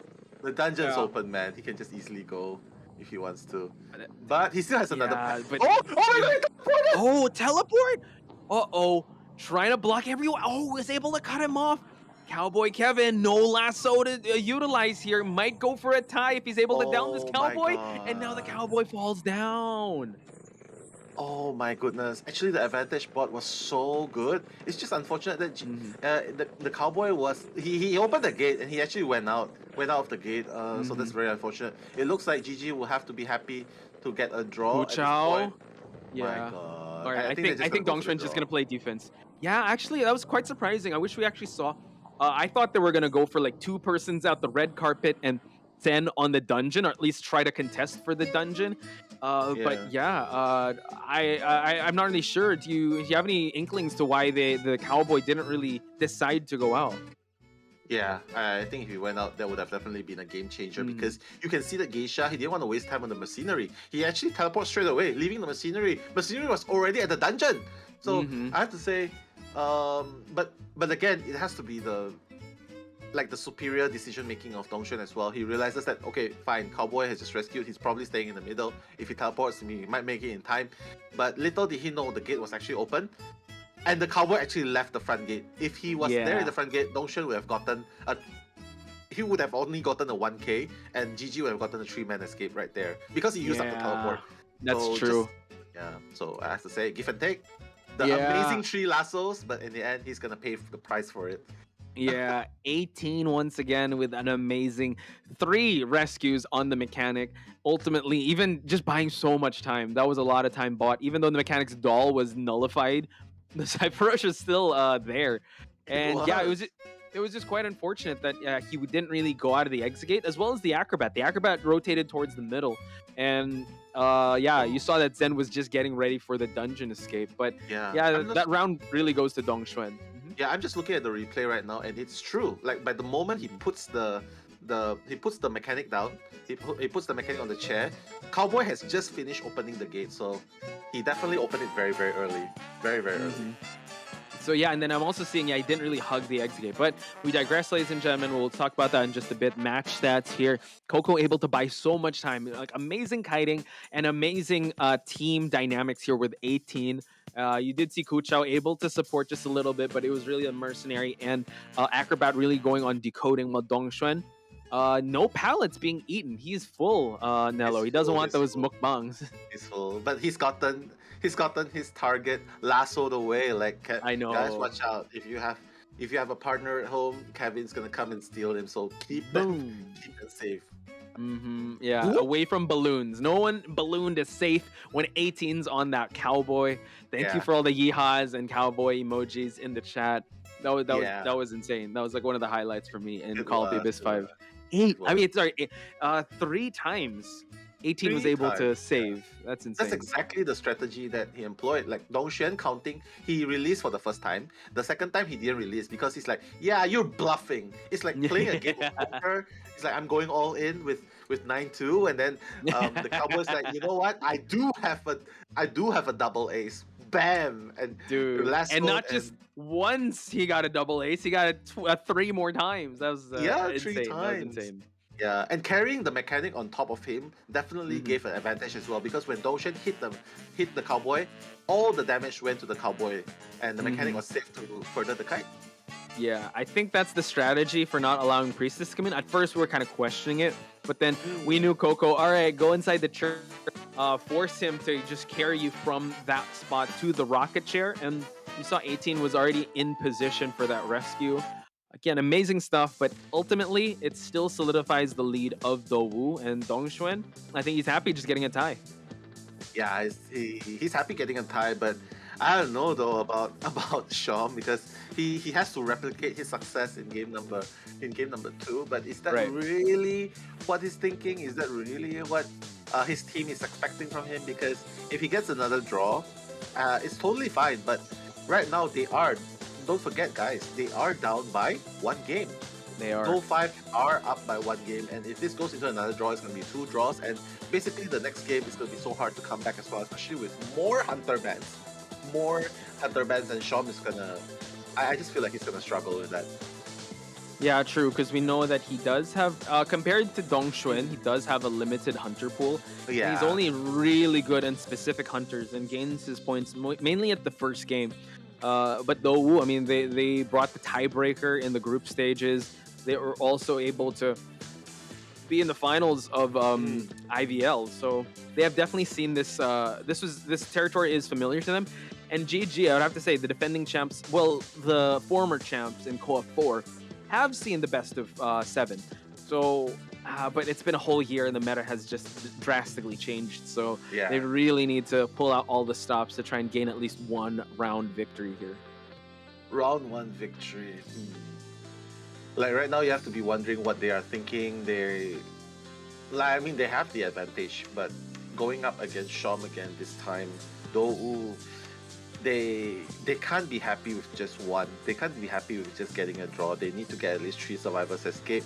Like if it's a 2-win in a best of, and it's already a best of 4. If it goes to best of 4, then they're definitely gonna be up 2 games, and it's gonna drown GG right there. Those gonna be up 2 games if they can make the 3 escape here.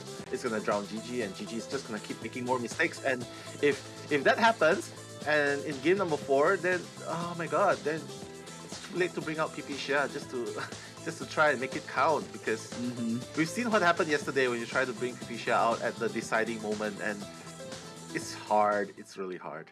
Yeah, and it's like you have so much to catch up on. Like I like your analogy, bring a general in the middle of a war. Yes, the general is good. He has been proven. He has been tested, but he hasn't been in the battlefield long enough to get a taste of what's going on. So it's going to be quite tough. I do have to apologize to Grizzly. The grand finals will be a best of 5. Yeah, actually, we're just making him watch the rule videos again. But oh my bad. Yeah. I apologize, Grizzly. But yes, it is going to be a best of 5 between Wolves and SST. But for now, we will be looking at the picks and bans from Dowu and GG. Schwam has a lot on his plate, because Dowu they do have a template to try and gain more survivors out of the gate. It's and honestly, their hunter pool is quite deep, so they can really adjust accordingly. So ban the Bloody Queen, man. Ban the Bloody Queen and ban the Breaking Wheel again. I mean, since they banned Breaking Wheel the first time, right? Might as well. Yeah, they should, and that's what they're doing. Summoning the Geisha to come out of Shom, and it looks like he got to ban an entomologist if he's gonna bring out that Geisha once again, or that priestess. Oh, wait, Yeah, but I think they locked it in. I'm not sure because Mercenary was locked in. No, Mechanic. Oh, are we gonna see a mirror image as well? Cowboy, let's go. Let's go. Bobo can play cowboy. I mean, he. Yeah. I mean, why not? Like. Entomologist band, dude. This is gonna be a definite mirror match if ever we see a cowboy match, and acrobats band though. Oh, acrobats band, but patient is available. Patient cowboy, priestess cowboy. Priestess would really we really want to see cowboy. Cowboy. Priestess. Cowboy. Oh. Well, she could be a cowboy. She's got that gun. Okay, me and Grizzly. The pew pew pew pew. Grizzly and I are always scared of her animation here. Because if you guys are watching, Martha in the lineup here always drops her flare gun. I'm like, Martha, girl, you gotta not drop your flare gun in this animation. It's so scary. Bon. Okay, that's good. I think if that's the case, Sean might bring a excitement if he's very confident, but having a priestess as well, I think he definitely needs to bring a blink. But I don't know. Sean has brought excitement in the Arms Factory, and this is also another small map. So if he goes abnormal round, or excitement? I mean excitement. Okay. For the gun especially, like. Yeah, we've talked about this before, right? Just take the gun. Like it's just once. Yeah, it's a one and done. Because there's not much unless there's a forward there. But yeah, let's see. He has brought out excitement before, but I think he just wants to secure that Kai. Just go for blink early down camp. I know that they might sell out the other survivor, but just maybe rely on if you bring detention. But yeah, it's he's got to go on defense right now. If he overextends, those really known for capitalizing on that. Going for the defense. Is it his style though? But in this case, maybe he should make that his priority. Like he almost got three escape, so I think going with this mindset should be better. And with the Bon, I think he definitely has a higher chance of doing it.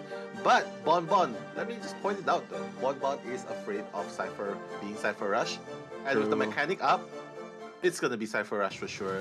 And in that sense, I'm worried for Sean. Yeah, you're right. With the mechanic being loose, it's going to be a little tough for Shalom to come online. He's going to have to act a little more. I would say he has to make haste when it comes to the chase, and it has to be very fast at getting those early kills.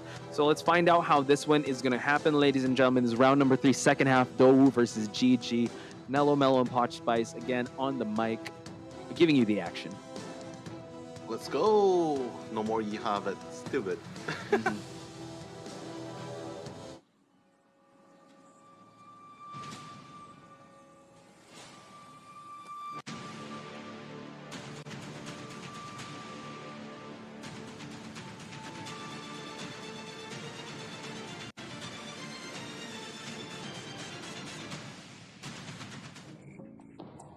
Let's go! Tin Man gonna be spawning at the graveyard. Upsy will be his first target. He's gonna be approaching Upsy very, very soon. Upsy is rotating towards the side of the church. He is not looking. He's actually looking on the ground. Maybe trying to proc the chase. Chase trade, and he's gonna find Upsy straight away. The priestess, nice find. Yeah, it's a great find, but yeah, he's gonna have to make this chase count. So at least he's able to get the portals offline, even though he's not going for the mechanic. But you know, in such a strong area, trying to hide the red light here. Upsy now trying to set up these portals in a corner here, but corner situation, definitely not for a priestess. My God, this is so annoying kiting against a priestess like this. I know. Yeah, especially this area, man. I really hate it when survivors can just kite here. It's so annoying. But right out in now, the open though. Yeah, Upsy is doing a great job now. He's just gonna take one hit, but that's about it. No chip damage whatsoever. And Upsy is just gonna keep going through the window and gonna regenerate one more portal in time. And just like that, the robot is loose. Mayday, mayday. The mechanic Cypher Rush is going on as we speak. Upsy! Whoa, he didn't go inside the portal trying to bait something, and now we see that he is dropping these bombs. Will have to eat that bomb hit, but can rotate away. Can he go back into that portal or back to that window area? Sham dropping these bombs left and right, being very calculated, but has to be very careful. Upsy is dodging left and right. Nice avoidance of the bombs. No blink. Now, we do see that he has excitement, and now he does try to rotate inside. And now, does he have a ready? No, he's have to eat this hit, and he will be falling down.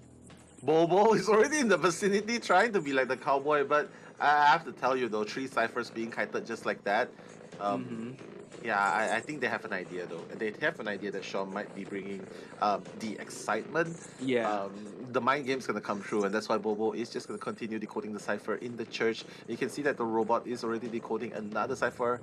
I have to say, things are looking very, very good for Dou right here. Oh, able to get a backdoor rescue! rescue. Excellent. And now we see Yihua, getting that rescue and the portal just to move him away from the bomb area. Oh my god. And waiting for him to prop that excitement, because I think it was yesterday that Bobo also brought a coordinator, didn't use the flare gun right away, saved it for the trait swap. And now we see Upsy with the kite of his life, trying to move on away, still not at full presence, trying to make it behind this pallet, but no, getting the regular hit. And now Sham chairing this priestess once again. Not looking very good for Sham right here, because he has an excitement, but that's the thing. He missed the chance. Like, Yihua went there practically with a free rescue, man. He went in with a free rescue. So this is his last chance to make this happen. He needs to foil the rescue of Bobo, and fortunately for him, this time he does have excitement to counter Bobo's guns, and Bobo probably just gonna shoot through. Oh my god. The mechanic coming in for the rescue, and now we see a double person rescue. ZYJ being very careful. We do see the excitement was utilized because the flare gun was spent, and now they're still waiting the terror shock on the mechanic. Oh my god, Sham showing ice in his veins, and now we see that Upsy has to move on away from this area, but Sham able to just down this priestess and has the mechanic down. My god, even the double rescue didn't work, so I have to say, I thought that Blink would be much, much better, but Sean making it work. And mind you guys, he not only did he use the bombs to get 2 bombs onto the mechanic, once he got shot, he uses the excitement and he didn't swing straight away. He was so patient with his bombs, he still continued dropping bombs and getting that terror shock onto the mechanic finally, and getting the priestess straight away after that. So I have to say, very, very patient Sham. This is the form we want to see from Sham on the Bonbon here. How the tables have turned. Sham looking like he's going to secure at least a tie in this matchup because everyone is injured. Mercenary had some resources to use, but look at the distance that he has to travel. Yihua just 1 chip bomb away from falling down, as well as the coordinator. The coordinator has no more resources to utilize. So Sham can definitely just camp this one out. Mechanic will be flying back soon, but it seems like Yihua trying to make a dash, and he knows, he sees the blood trails, and now he sees that the elbow pad has been expended, and he eats another bomb hit. 1 more, and this mercenary will be falling down. And now able to get excitement. Oh, the chariot! Wow, the back and forth, and now still no blink. We do see that Sham is trying to counter this situation, but Dowu, never say die, goes for the hit. And now we know that Yihua will be falling down. Coordinator trying to make his way towards the exit gate. And we see that they are trying to go for the back exit. CYJ also in this area. And now this is what's hard. The Bonbon will have to traverse on foot. No detention here. I know Tonight is being propped here. He knows everyone is at that exit gate. It's a tie. Oh my god. Yeah. It's a draw. Yeah. Wow. I mean, the only chance that he had just now was when he hit with the detention, but he got a little bit too hasty. And just like that, from a 4K, it became a draw. I have to say, this is Dou's win for the take. Dou definitely made that a win. It's supposed to be GG's win there, but Oh my Yeah, god. just Beautiful the- rescue. It's crazy how we see shades to his hunter, right? He was very conservative when he camped out the mechanic, the priestess, sorry, the priestess, and then the mechanic, and got terror shocked. He was so conservative, but then when he had like he was just waiting for the detention, right? But he kept dropping those bombs, then he went for a hit, and unfortunately it was the chair hit. Nice bait on the side of Yihua there. Again, it's just so good with how he was able to make that rescue happen, and we're on a tie. We're definitely gonna see a round number 5. Yeah, I think he just wanted to use the blink to go straight away for the hit. Otherwise he could have just changed to teleport. But it's just so hard. Sorry, excuse me. I don't know if we're gonna see a round number 5, because if Dou wins the next round, they solidify their victory, because that's 2 rounds in the bag for them. If GG wins round number 5, it's gonna be that's 1 round to 2 rounds. So it could end in round number 4, but man, that Dou survivors just showing us levels. Even though it doesn't go their way, they find ways to turn it into their favor. And just like them, can see Upsy buying so much time right there with the priestess, 129 seconds. And even though Shom was playing everything to perfection, with the patience, with the bomb, with the excitement, with the continuous bomb chain, the last minute rescue by Yihua there, beautiful, man. And just getting that draw when it was supposed to be a 4K, I have to say, it's a win. It's definitely a win for Dou here, even though it's a draw. And I have to say, if this game, Dongxuan gets another draw, well, basically they are gonna be playing all the way until game 5. But if Dongxuan manages to get a 3K in this game, it's gonna be 2 wins, 2 draws, and basically the game number 5 wouldn't be needed anymore. Yeah. And GG will be eliminated in 4th place. Look at this. Look at the scores now. Like, just Dou solidifying their lead and just tie until game number 3. This is where the pressure really comes in, because it's GG that needs to be the one to overextend and try to gain a victory out of these matches. And once we hit game number 4, hunters, there are more hunter bans, more survivor bans. And if we're gonna put like stats for stats with Shom and Dongxuan has a deeper hunter pool and can be more consistent in terms of ties. Yes, it is a level up that Shom is able to get a tie here, but the way that it was going, man, it was really swinging his favor. But then just that one crucial misstep, unfortunately, gave the tie to Dou. And honestly, if they just keep going for ties, they definitely get the win here, because they were able to put in the work in round number 1. Yeah, I mean, it's so hard to just catch up, especially without a teleport at the end game. And they made it work. Like, he obviously playing the way he did, Shom definitely has to go to the front gate and make sure no one was there yet before going to the back gate. But by that time, survivors, they were very decisive, went straight for the back gate and managing that escape, because they know no teleport, and Bonbon just went to check in the front gate. Yeah, it's a draw for sure. Just like that, though, managing the tie for the 3rd time. Oof. Again, it's going to be quite the matches, ladies and gentlemen. So let's check out the highlights. Yeehaw in the chat once again for 18's Cowboy. We'll take a quick break, and we'll see you on the other side. I'm going to peep. 我来下一个那什么好了。宰相刚交的还没好，我知道。到时候炸鸡直接去点小门。我 OK。或者佣兵点小门，佣兵点小门，炸鸡站中场。OK。小门没目前没有地窖。我去。哎，在这里，在这里。那边。第一个护卫飞上去，你让剑士自己搏一。那我等一下有可能要那个的。御剑在胸部地是吧？我有。还能做一会儿。咣。好，不可以，就卡门。就卡门。没有。我在补中场。哎，烦。开。天使便宜了。可以，牛逼，快走，那就满了计划。Let's go。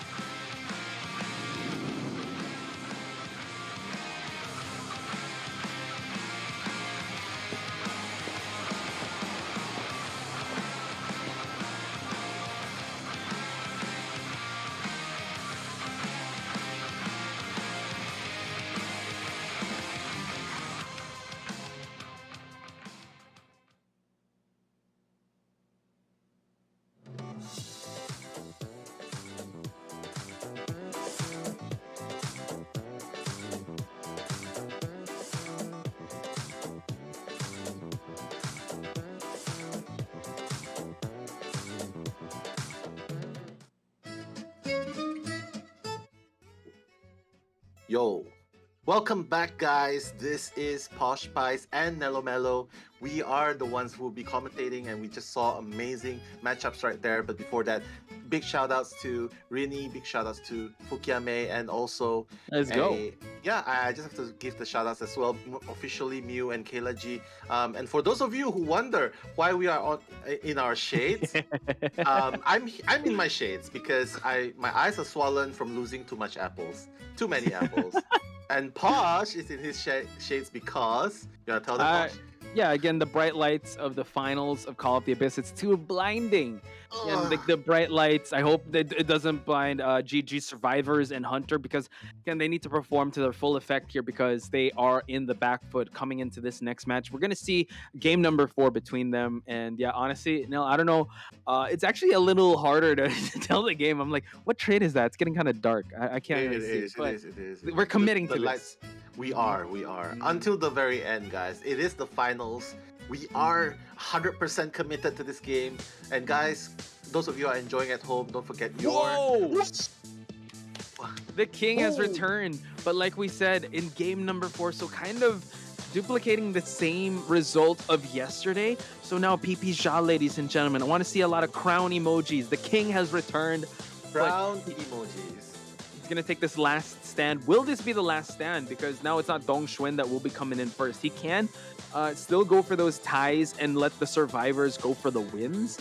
But yeah, like you mentioned before anything else happened, before we head into this, that if Do is able to get a victory here in the survivor side, or at least just tie this one, we're not gonna see a game number 5.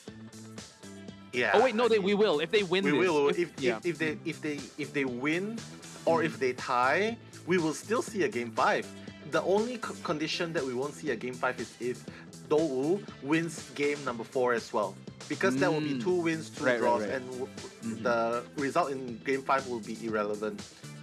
But if it's a draw, we'll still see a game 5. If GG wins, we'll still see a game 5. And if game 5 it's a draw, it's gonna come down to points, man. Wow. Oh my gosh. That's a lot to consider. And this is a lot to take in right now because PP Ja is in the mix now. A lot of fans for Do 5 in Japan. And we do see some onigiris also. Oh, no, sorry. Like the rice snack there. And hearts are on fire. What's that called? I'm rice. Sure. I think I see a lot of this in like Doraemon. I'm not really sure. But I see a lot of them like in 7-Eleven. You know, those 7-Eleven, really? Yeah. So, just trying to fuel them up. Again, those are light sticks, man. Oh, PP Ja, there we go. A sign for PP Ja. It's like 4K, PP Ja. Let's go, 4K. And yeah, it's so cool, guys. Shout out to you guys as well. If you think, welcome PP Ja to the battlefield with the crown emojis, like what Posh has mentioned. And hi, Chantel. Nice to see you again. What's up, Chantel? I'm saying hi now. I said hi to you at the start of the stream. So again, yeah. While we're waiting, let's look at the chat here because there's a lot of love going around. Walter Garcia is really sad about his apples. Rumi Fua Fua, Elena, Kyla G, Born Evers, Tracy Bunn. Big shout outs to everyone. I see a lot of love and support in the chat. So keep it going right now because PP Ja is gonna need it. We're going to Moonlit River Park. Moonlit River Park, I like it. Like, Moonlit River Park opens up a lot of hunters that you can play in this kind of setup. Like, you can have Geisha, you can have Breaking Wheel, you can have Dream Witch, you can have Bloody Queen, you can have Naiad. You can have so many hunters simply because it is a big map. So, from the hunter pools of Pipicia, there's a lot of hunters that can close the gaps easily. And that's the one thing that hunters have an advantage in because of their teleport. But for the survivors, since there are 5 bands going on right here, if you take out the patient, if you take out the acrobat, you take out the forward, you take out the mercenary, you take out the seer, or even either one of those with the priestess, you're gonna lose all that mobility in such a big map. If one person goes down, you have to make such a long run just to rescue, and that's gonna waste a lot of time for the survivors. And considering that this is round 4 with all the survivors that are going to be banned, for sure PP Ja is going to consider like banning the most mobile hunters that can traverse this map. Like you mentioned, like the priestess, getting rid of the mercenary. And you see that I would have to say PP Jha looks like the tension is kind of getting to him because he knows what's at stake here. It's a battle for third place. He knows his team needs him. That's why he's here. He's here to make the last stand, here to show the GG survivors that he can light the way to victory here. Yeah, I think like I can't read lips, but he's probably saying, you know, why did you? I was having lunch. why am I here now at this last minute? Call me earlier, man. Call me earlier. I'm so ready for this game, man. I'm so ready. And this is what they really need, the king to come back to bring a miracle for GG, because do or die, if they don't win this game, they need to tie it at the very least and get that decisive victory in game number 5. Otherwise, this looks very much like a DOU game. But we'll just have to see, because it is a very big map. This is the first appearance of PP Jha versus Sing DOU. And like what you said, the King's Road, if you gun for the king, I can't remember what's that, Tosh. If you come after the king, you best not miss. And Yeah, for those of you that are joining us now, I hope you guys are breathing well. You know, for those of you that just joined us now, just relax. The game's just about to begin. PP Jha has made his presence felt here. Let's see, banning the pollen, banning the violinist, and banning the bonbon. So Dream Pitch, what else we got? Geisha. There's a lot of choices here still. I don't know why violinist. I think I heard Grizzly's voice. I think so too. Yeah, I just miss his voice, and somehow it manifests. But shout out to you, Grizzly, man. That was my best Grizzly impression. I think I could try to do it again. Yeah, let's do it again. Okay, I just have to unmute. Just super excited to see these Hunter and Survivor picks right here.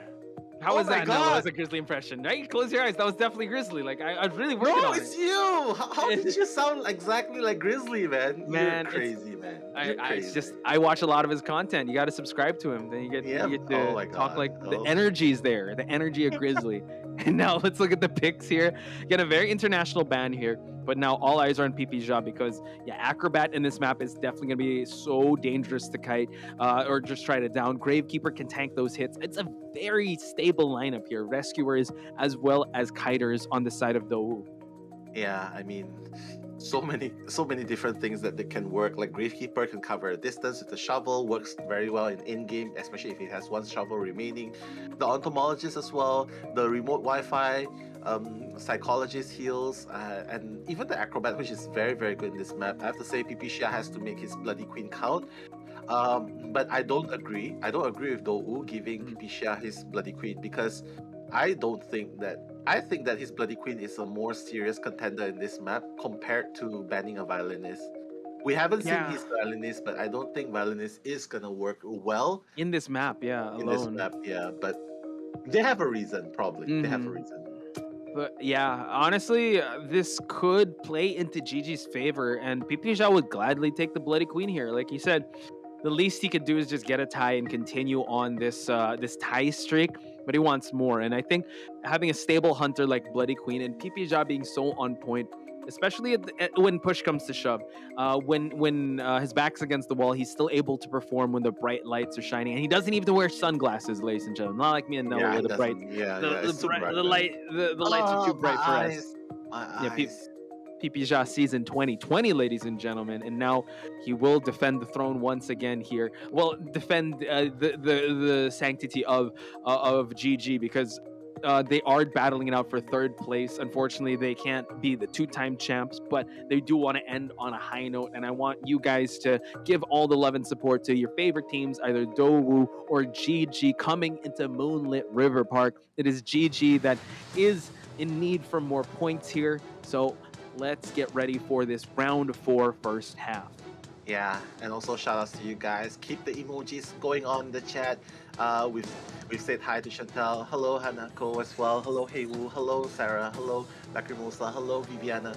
All of you guys make some noise in the chat, because this is the appearance of the king, PP Jha of GG versus DOU Survivor in game number 4, first half. Let's go! People in the chat wondering how I do the Grizzly impression. I subscribe to him on YouTube. That's how I do it. How is that impression so good?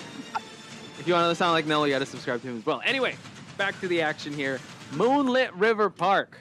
Let's go. Let's go. Now the bloody queen is gonna be spawning behind the 2 floor. Yihua is already behind. He's actually doing towards the cover, but he knows what's going on. Pipisha is just gonna go straight for in front of the first station. Sparks spots a Tinnitus, but it's just so close everywhere, man. Bobo, the psychologist, is at the bridge, and Pipisha is just trying to find his first victim. But Upsy is just hiding so well. Hiding from your problems, ladies and gentlemen. Look at Let's where it gets go. you. In a safe spot, but now Oh! spots Bobo in the bridge area. Now Pipisha might just try to just teleport and just chase Bobo on foot here, but this is the psychologist. We've seen Bobo tank a lot of these hits and also kite for such a long time. So Bobo now shifting his attentions over to the tent area. At least everyone is still kind of focusing on decoding. And Upsy, the hiding was really top tier. Yeah, it really is. Oh, the pallet! Oh my god, I think a little bit of focus lost there, but he's just gonna use the mirror straight away. Really nice recovery there. He is gonna try and get that first hit, and he's gonna get that first hit onto Bobo. But mind you, the ciphers are 80%, 80%, 54%, and 30%. So it is looking fairly fast. There we go. He's gonna use it. He's just gonna use it. Yeah. Beautiful. Yeah, he didn't want to buy time for Bobo to transition to lose line of sight, breaking that pallet. But now we see that the mirror is almost done on cooldown. So Bobo can a great job expending that blink, but he might be falling down in a minute because we are seeing him try to hug this pallet. The mind games are being brought up, but Pipisha is like, I'm not gonna have any of this, and now he will try to go, but the slide able to block it. Be very careful, and now Bobo falls to that hit. And we see that he has his first survivor ready on a rocket chair. Yeah, Pipisha is actually waiting for his stress level to decrease all the way to be fully depleted, so that when he gets rescued, at least that way he won't have to hit the psychologist twice. So very smart move right there. But 3 ciphers have been done. The 4th one is being done at the moment, and that's a whole new cipher. And things, I don't know. And with the Gravekeeper, he's just going to be removed from the... Oh my god, he has been sniped out of the ground. Yihua going right there. Is there going to be a really... Yeah, he's going to play the mind games. Yihua able to bait chair hits, but now able to get the rescue, so that's a job well done on the side of Yihua. Bobo has the help of Tide Turner to not fall right away since the last effort is going to be popped.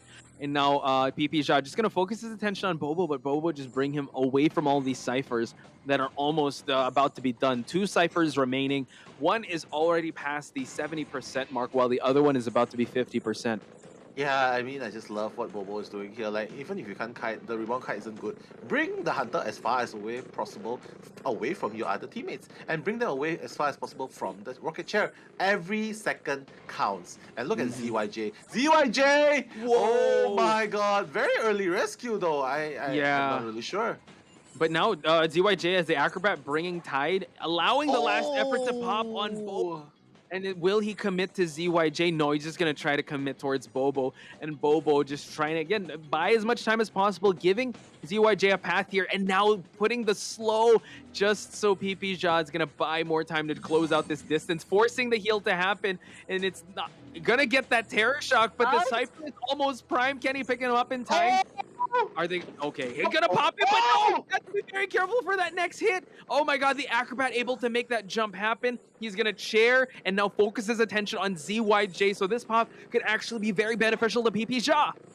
Oh my god. And he already has a blink ready. He already has the teleport ready. So as long as he puts ZYJ, if he is committed to going, I think Pipisha cannot teleport straight away because right now Yihua is waiting right in the middle. Yihua still has the beast to propel and... No, sorry. Whoa! He's so aggressive! He's going straight away!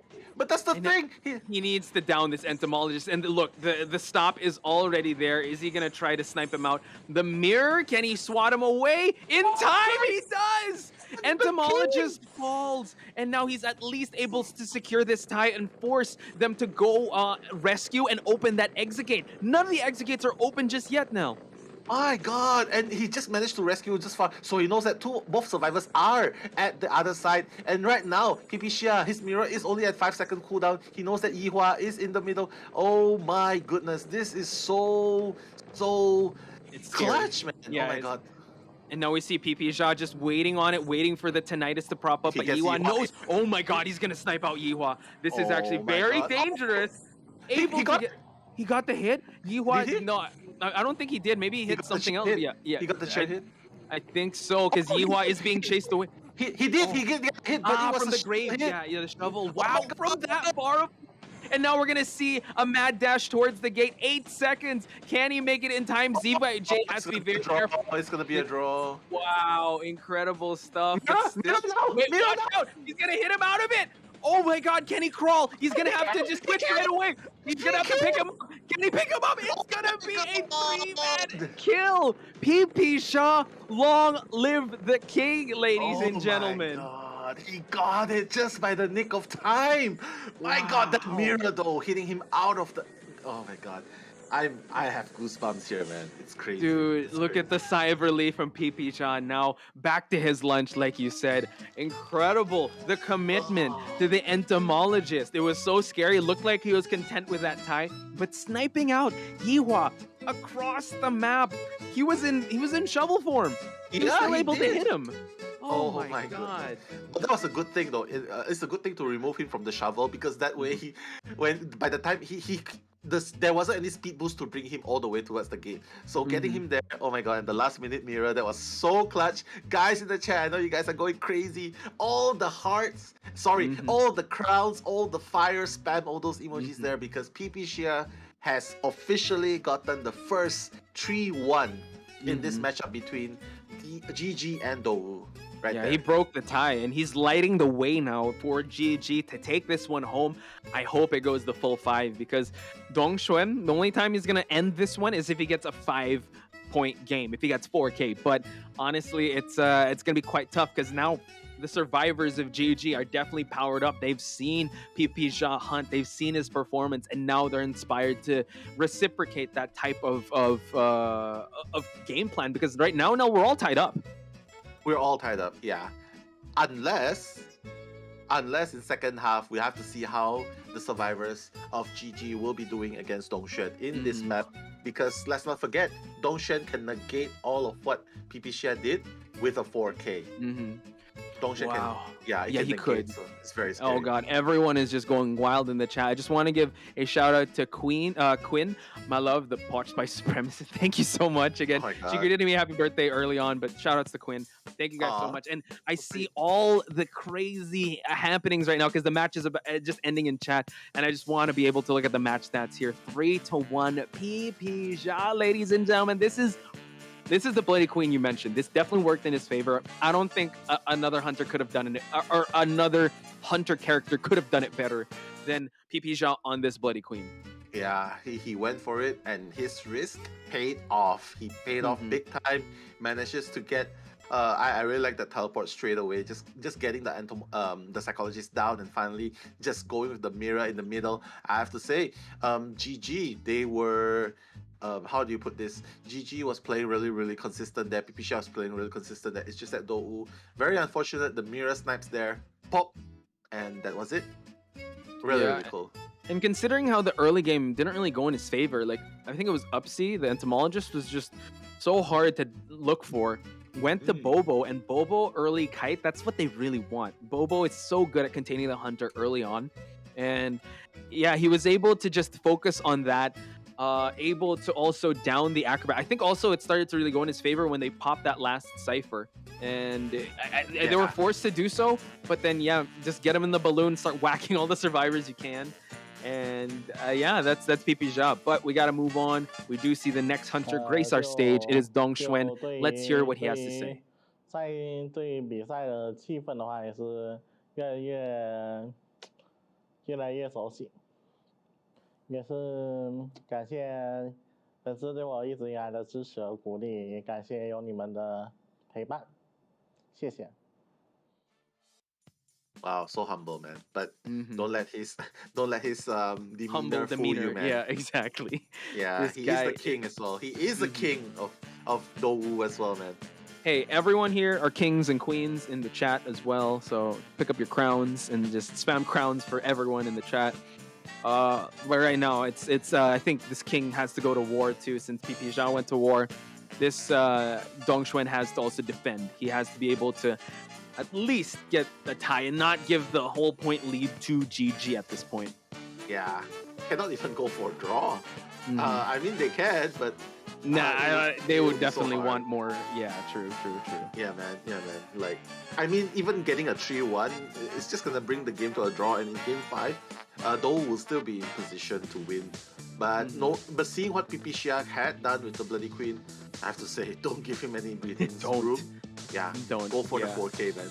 Go for the 4K, and it's over. Yeah, if he can end it now, because GG seems like, yeah, this is what's scary once they're reinvigorated and they're able to perform on another level. Again, let's talk about Hunter picks, because they're going to see some bans come out. So who do you think would be the best to ban from Dongxuan, and what would come out? Geisha has to be banned. Geisha, Breaking Wheel, Bloody Queen. Geisha, Bloody Queen, and Breaking Wheel. Yeah, because Sculptor, I think it's gonna buy time, and Sculptor is very easy to get a draw against Sculptor, especially in this big map. And even Naiad is okay. So I have to say, but Geisha, high mobility, Bloody Queen, you saw what Pipisha did with the Bloody Queen, and Breaking Wheel is still very strong. Like he can cover the distance so fast. So I still think he needs to get a respect ban. Yes. The Breaking Wheel. But even if they don't ban the Bloody Queen and decides to ban the Dream Witch instead, it's still very respectable, because Dongxuan is very good with Dream Witch and Breaking Wheel. So either one, DW/BQ, still good. True. Again, Dongxuan very versatile. He's just he can perform at the high level as well. At any rate and with any hunter, but the thing is also is that GG is going to get some survivor bans. So if he's allowed to bring out the DW or Breaking Wheel or any of his preferred hunters, they will be severely nerfed, because of how Dongxuan is going to ban just the international lineup, and we are seeing that the Seer, Priestess, as well as the Forward being banned. Oh man, I want to see a Cowboy again. A Cowboy, yeah, it can work, but in this big map, I don't know. We've seen a Cowboy being picked in this map before and it works, but right now it's not a tie that they're looking for. I mean, GG can definitely aim for a tie, but look at Dongxuan just smiling and laughing. He's like, yeah, you guys are getting sent back to the manor. That's what he's laughing. Yeah, you guys are. Bye bye apples. Whoever bet for GG, bye bye apples. But I don't know, man. It just looks really, really close. And I have to say, GG right now, they are in a very strong position to tie this game, and at the very least brings it to a Game 5 where they can get a points advantage. But it's gonna be even better. It's gonna be even better if GG can get the 3 escapes, so that in case round 5 is a tie, GG will still have the points advantage and win. Yeah, for sure. And now we're seeing the bans come out. It's a Geisha, obviously, Breaking Wheel, and Dream Witch. So, like you said, allowing the BQ to come in, hoping to just get at least a tie, or just trying to get at least more out of the gate, because I know GG wants to be able to solidify the work that PP Ja has put in. And it seems like they are going with a pretty strong lineup to start things out. We know that the patient can kite the Bloody Queen as long as he's able to respond to the mirrors. Once the mirrors are been popped, he just goes for the hook right away. Mercenary, we all know that he's one of the survivors you don't want to chase early on. So let's see what else they're going to bring to the table, as the last 2 survivors will be picked. Mobility is definitely what they need, because they know that they're going to be facing Bloody Queen. So they already gotten the patient, they're going to mercenary. I wouldn't be surprised if they went for another rescuer like Gravekeeper. And the last one, Embalmer? Yeah. Oh, wow. So they, instead of Gravekeeper, they go with Psychologist, but now changing things up with a mechanic would definitely put some pressure on Dongxuan. They want to draw. So yeah, priority number 1 is definitely hiding the bot from Dongxuan, because he will find ways to find that mechanic. And yep, no surprise here, we are seeing a Bloody Queen in Moonlit River Park now.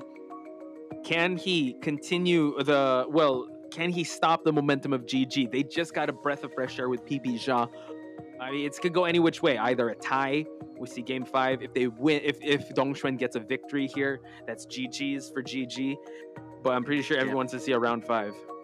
Yeah, everyone definitely wants to see a round 5 again, guys. They are fighting for the 3rd place and the 4th place placing. 3rd place having a 360,000 Renmin pick, and the 4th place with a 240,000 Renmin pick. The difference is a lot, and they're definitely gunning for that difference in prize pool as well as the title of the top 3, the 3rd place top 3 in COA 5. Oh yeah, but I mean, it's just Also, if we look at the big picture, just making it the top 4 with such a stacked tournament with a different format this year is definitely a feat of its own. But if you can claim the third place spot, you really want to do that. And that's what these two teams are doing. They're fighting tooth and nail just to claim the victory here in this match. And I won't be surprised if we're going to see that round number 5. And Dongxuan knows the assignment. He knows that he has to get more survivors out of the game to end this. And GG, they need to be able to utilize that boost of confidence that PPJA has brought them and just able to solidify their round victory here in round number 4. Yeah, just Dongxuan definitely. I think he can try and replicate the success of PPJA with the 3K. But as again, you saw how PPJA was actually struggling against the survivors. It's because the acrobat actually kind of rescued a little bit early, and that gave way. But we'll just have to see. Right now, round 4, second half, the decisive match between GG and Do. Ooh, the live commentary is brought to you by the one and only birthday boy, Posh Spice. Thank you. And me, Mellow Mellow. Do enjoy, guys. Do enjoy. Let's go. I was gonna ask if you want to hear my Eli impression. You get it? Okay, sure. Go ahead. I have to unmute first. Hang on, wait for my Eli impression. Okay. Maybe later. Maybe later. It's not gonna happen now. So now spawning at the 2-story building, we see that Dongxuan just making his way outside to the carousel area, not gonna go to God kiting, just needs to find his most optimal target, and it's Kuchao. Kuchao actually the psychologist, so it's kind of like a mirror match of how this is gonna go. So he's gonna have to take this first guy, Dongxuan trying to turn this corner, but he will spot the psychologist. Yeah, psychologist, very, very good find. Kuchao is gonna take that first. Oh no, my god, not yet. First hit. Okay, Wow. Dongxuan. If he gets it here, at least he would be able to rotate all the way towards the other side, like just going towards the bridge area. There's a place to kite there, but he's hiding the fact that there's actually another survivor hiding in the tent. It's Coco. Yeah. It's like, why? Don't come here. Do not approach. I repeat, do not approach. The mechanic is here. Allowing him to go towards this bridge area where the psychologist... What? Oh my god, they're the lovers. Now let's hope that they don't get left behind in the ride. I know there was a meme that was out when the patient left the psychologist and not went on the roller coaster ride. Now, Kuchao able to slide down by enough time. He's able to kite this mirror, so that's definitely a win on Kuchao's side. Has to be very careful because Blink is definitely online. Drops the pallet, baiting a blink to happen, and now the blink connects.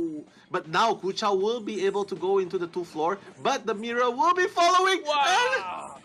How Excellent accurate, timing. man. Oh Yeah, how he accurate knew. is that mirror? Yeah, it was a checkmate situation for him to fall down there because waiting for that blink to happen. But now Dongxuan solidifying his presence here, but sharing him inside this house because it's going to be hard for you. I mean, you will definitely be seen trying to approach this, but. The good thing here is that there's 18 is already in the area. We do know that Coco is on the other side of this map just decoding.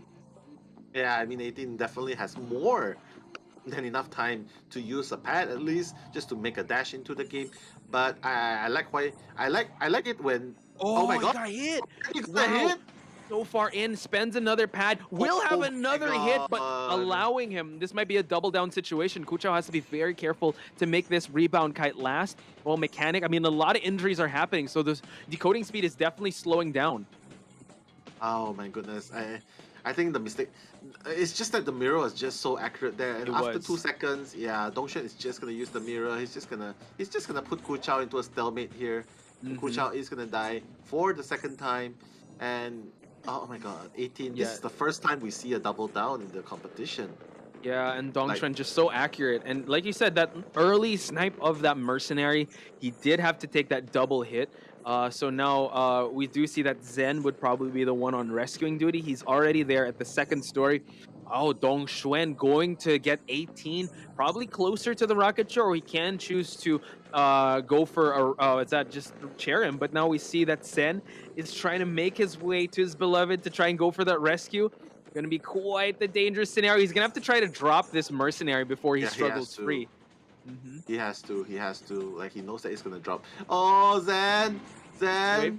Oh my god! The terror shock by Dongxuan! He was not falling for him. Sheesh. No way he was able to get that terror shock again. Came in a little too late. There was force, and now he seems like he has to chair Zen just to add a little more pressure. But yeah, this is quite the tough feat to try to come back from since 3 ciphers remain and an Nah, it's abnormal just over, to add man. more pressure. 4K, Dong man. Xuan is just focusing on just getting more survivors out of this game so he can claim victory for his team. Yeah, it looks like a 4K. Oh my god! If the rescue wasn't foiled at that moment, Zen wouldn't have to make that very very forced rescue right there. And right now he's just gonna get that one hit onto him. It's Yeah. gonna be a double down again. Mercenary has exhausted his heal. I don't know, man. It's just so hard right here. Zen has to Yeah. make his kite count. For He has to make sure. his- Yeah, he does have some grappling hooks to utilize, so he can try and just gain some distance. But Dong Xuan knows, just expel that grappling hook. I'm going to go for the mirror. Double down situation. We know that the Mercenary has already expended the self-heal. He can go for, just sharing this patient once again, just to solidify 2 survivors out of this game. But this Mercenary, unless this mechanic is going to be coming and healing, he's not coming up anytime soon. And this mechanic, the doll has already been exhausted. Coco can only do so much, even though accelerated decoding is done. 1 cipher does remain, but he already switched to abnormal. And we see Dong Xuan popping off just a little bit because he's feeling himself. I mean, 3rd place is a huge deal. Coco now the last remaining survivor. Patient will be expiring already, and we see that Dong Xuan just checking if anyone is there. But yeah, it's gonna be quite tough for Coco to make this distance all the way since hard. Moonlit River Park is such a big map. And Mercenary has already used up the self-heal. That's the thing. That's the thing. Mercenary has used up the self-heal. He's just waiting for time. Oh, he's gonna ride. Yeah, Coco has to wait. Coco has to wait until the Mercenary bleeds to death before the dungeon will Can open. But now Tinnitus has been propped already. We do see that Coco is in this area. Dong Xuan already realizing that he's going to try to down Coco. Coco does have a syringe, but then again, he's going to have to tank 2 hits and try to kite out him healing up. But yeah, it's a good done deal, Nell. It seems like Dong Xuan has this one in the bag, and now you're just going to try to see how long Coco can kite this one out. We are going to see the mirror about to be finished, but no, able to get a hit. So Coco going down fighting. Here we go. He's going to try to prop up that heal. Mirror is already online. Mercenary is up. GG fighting. Yeah, Mech has to take that hit because she can still self-heal. But Mercenary is the one who has to kite roller longer. coaster. Yeah, the only thing they can do right now, they know that Mary already changed to abnormal. They have to prolong the kite and make sure that at least the cipher can be popped so that one person can at least make it to the dungeon and bring it all the way to game number 5, which is very, very unlikely, but that is their only choice right now. That's the cards they've been dealt with. They have the short stack. They're being bullied right now by Dong Xuan. And 18, if he falls down, he has no more self-heals to resurrect him. And we see that the mirror switch able to kite out the mirror. So this is actually really great. 18 doesn't have any resources to work with. Dong Xuan now baiting him for movement and catches him right when he was vaulting that pallet. Mercenary is halfway about to bleed out, and Coco already used up her self-heal. Dong Xuan about to mirror his way to the other side of this map. We do know that the mechanics doll is here. He will clean it up, and now he will transition to the other side of the map to try and search for Coco. Tell you, man, if Coco can manage this heal and managing to go all the way to the dungeon and wait for the Mercenary to bleed out, I have to say that's the most spectacular comeback ever. Yeah. But She's it's able just to so pop hard. that cipher, but yeah, Dong Xuan just has his eyes everywhere, and he knows that she's over in this area. Probably, just the hunter instinct starting to kick in. Coco's will be revealed already, and now he's gonna make the switch happen. Elbow pad again, going down fighting here is Coco and the rest of the survivors here. We do see the switch of that mirror. Coco will try her best to just kite for as long as possible because, again, trying to kite out the dungeon and transition all the way there, that's going to be quite tough. It's so hard. It's a bloody queen, man. It's a bloody queen that you're dealing with. And just like that, man. Just like that. Do Wu, ladies and gentlemen, are your 3rd place winners for Call of the Abyss 5. We do see that the Mercenary is going to expire. Dong Xuan going above and beyond. It was a great run by PP Sha. PP Sha, again, just showing the way here, but Dong Xuan It was like, this is where I reach my new power spike, round number 4. And we see that, again, Dongxuan just trying to find the Mercenary here. Mercenary able to crawl all the way there. That's quite impressive. Yeah, I mean he's just spinning around, but no, Mhm. sorry, he's not rank. He's not gonna let you go through the dungeon. No. But there we go, ladies and gentlemen. Dowu secures the 3rd place spot. GG's to GG for giving us an amazing match. They were fighting till the very end. And it just shows, yeah, that Dowu was ready. They had a well-rounded game plan, and they get the victory for the 3rd place spot here at Call of the Abyss 5. Oh my god. And we thought that PP Xiao was coming back. The king. The king He came back, yeah. He did. But ultimately, though, Douwu's Dongxuan making the 4K when it counts. And I just have to say, I think the Douwu survivors are a little bit tired at that point. Like, they've been playing for 4 games straight. And it's already a best of 4, and the mistakes that were made just now, it was just a lot. We thought that the Acrobat rescued a little earlier, especially in GG when PP Xiao was playing Hunter, but right here we are seeing that, okay, 18 getting the double down, and then after that, Emil getting the Terra Shock and not being able to rescue Ada, and one thing leads to another, and it just seems like they crumbled under pressure, man, and mistakes after mistakes were made. That's the thing. We want to be able to find the best of the best, and even in 3rd place spot, you see that they were fighting till the very end.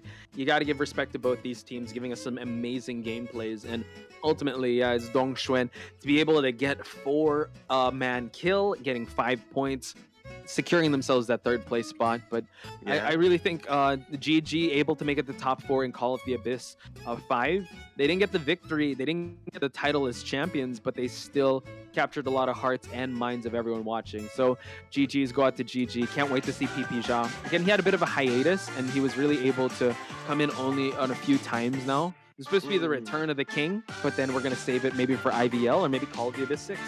Yeah, and even the upcoming IVL and IV, like what you said, COA 6 as well. But right now the stats don't lie. Hu Chao has definitely kited a very long time. It's just that the unsuccessful rescue has led to the team's downfall little by little. But ultimately, Dongxuan was able to capitalize on those slight slip-ups and getting that 4K, I have to say, very, very impressive. Not even giving them any chance to go to a best of 5. Really, really good. And that's what's incredible with Dongxuan, right? Just that one slip up, that one misstep that you take, he's able to capitalize on it. And man, when he capitalizes on it, you're gonna pay. And it just took him this long to be able to find that slip up, because you have to admit GG just was playing so well, really giving Dongxuan a hard time because it's all ties. And this was the only round where Dongxuan really shined. So really just shows that GG was really operating on a different level. It's just that Dowu was really prepared, and this is where Dongxuan really shined when in game number 4 to really solidify the victory for Dowu.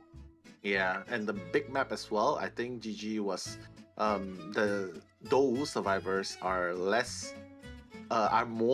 actually more familiar playing a big map against the Bloody Queen compared to GG, who was showing a lot of promise, like just defending by draws in the smaller maps, Red Arms Factory, the Red Church 2 times, and I think the map definitely played some role into it. But GG, well played. Congratulations to Team Dowu for getting that 3rd place winnings. Congratulations. And for Team GG as well, former champions, now still at top 4. Very, very respectable, very, very commendable. Guys in the chat, just let's all just give our hands to them with the clap emojis. Let's go, because they definitely deserve it. Like, what's that? The salute. Yeah, definitely. The bow. We are not worthy. How are your apples looking though? Like, did you go for Dowu or did you go for GG? I'm crying even more now, so I think you can guess what I went for. I duplicated more of my apples because I went with Dowu. That's the press release answer that we're gonna give. Oh my god, and that's why I'm crying here. My eyes are swollen then. But still good game though. Both very good game. And I think this was a good setup because the main event, ladies and gentlemen, is SST versus Wolves. Wolves has looked flawless, but SST, their survivors and their hunters have looked very gritty in terms of really digging in deep to really test the resolve. And they were for sure tested yesterday with GG. So now is the real test. Wolves, again, honestly, is the betting favorite, is the one to just is looked at to win this entire thing.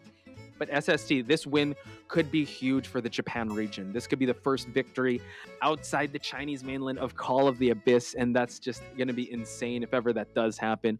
The commentators for that will be Eli and Grizzly, so do show them your love too, because I'm sure that they are so excited to be the ones calling the action for the main event. Who do you have for winning this one? Who'd you put your apples on? Wolves. Oh. Well, let's go. That's the team we went for. Like, I mean, SST definitely doing very, very good. But I just think that when it comes to Wolves, especially with yesterday, Alex. When you awooed, a dog appeared behind you. I think. Oh. Crystal's like, what? You calling me? No. Yeah, but I manifested a dog through my hole. But anyway. But that's the thing. Yesterday, Wolves Alex was showing so much promise with the 8. I don't know, 8-2, was it? 8-2 for 2 rounds. Yeah, and he got 5 points per round for round 1 and 2. So that's insane. Yeah, 10 points. 10 points. 10 to... He's a 5-point hunter. Oh my god, that was so good. Like 18-2, I believe. Oh, sorry, was it 18-2? 16-2. Okay, lead. All right, great. Oh my god. So that's why I'm like, yeah, SST definitely has shown a lot of progress, but coming up against Wolves, it can be anyone's game, but I would still slightly favor the Wolves game because of this upgrade. Zella coming into Zella, let's go. Zella supremacy. Shout out to Chantel for coming up with the Wolves multiverse with Zella. We'll see if that will come into fruition. Again, my mind says Wolves, but my heart says SST with how well they've been performing so far. It will be an incredible battle between the two. And the best of Japan versus the best of Chinese mainland. So we can't build it up any further for you guys. I know that SST might be the underdogs here. So if you guys put your apples down for SST, you could make a lot more. So incredible stuff. Incredible stuff. And we do have some more gifts for you guys, man. Here you go. Posh is just laughing. Posh, I have a gift for you as well for your birthday. There you go. There. Aside from the that's B-Duck skin, man. Thank you again for that. No problem, man. Do you want to give some shout outs to the chat and give some love? Yeah, it's raining. Go for it. It is. Like, hi, Crixie, my sugar. Thank you so much. And Chantal as well, Hepan TH. Infinity, Dehana, official. Infinity, we see you, Infinity. We see you with that beautiful emoji as well. Letitia Roman, Spooky Jelly, Makia, Yanar Beast, Panchiko, and Daigo, Hanako, just so many people in the chat right now, just spamming the Wolves as well. Potato as well. Shawel, Queen and Savior Lim. Shoutouts to you guys. And Viviana, Heywu, Dovian, Rini. I love 487. That's a really good name. That's definitely a 487 fan right there. Yeah, there's a lot of Wolves. There's a lot of sun emojis that are happening right now. Well, right now the Wolves are overpowering the sun, but overpowering, man. But let's see. I don't know. A while ago, I definitely saw a lot of suns in the emojis. A lot of people howling in the chat now. So this is definitely going to be highly contested. I'm sure that the chat's definitely going to go wild. And I hope Eli and Grizzly are ready with their energy drinks. It's going to be a best of 5, Grizzly. I apologize once again. It's not a best of 10. Best of 10, my friend. Princess Pasta. What's my dog? There we go. But before anything else, Dong Xuan, ladies and gentlemen, best deduction, especially towards the end to solidify that lead. Yeah, definitely earned and respected, respectful best deduction. But you got to give it up also to the survivors, especially in round 3, the way they were able to counter the 4-man kill to make it 2-2. So here we have it, the interview. 比赛的胜利，我们请到了一花、东璇还有吉祥物小斗来到我们的赛后采访，先来打声招呼吧。They invited 3 people, 一花、东璇 and the mascot. The mascot, the battery, guys. Let's see some battery emojis. 小斗要不要来挥挥手？我有看到小斗今天他浑身上下都是设计。东璇给我们介绍一下，他这个东璇 ，please introduce. 一位枪手平常给 run 吗？是不是今天也是有一个给选手解压的一个作用？ Now the rubbing bellies. 首 Dongshan 先还 introducing 是 the 恭喜夺虎 mascot. 战队拿下了 But 本 yeah. 次深渊舞的季军。一路走来，有没有什么最大的收获或者成长的感觉，想要来分享一下呢？一花，收获嘛，就是一路过来也挺不容易的，然后后面慢慢打好了，所以才有现在的这个成绩。很满意的。那东璇呢？ So the hostess is asking, like, what are your thoughts now that the tournament is over? How are you guys feeling?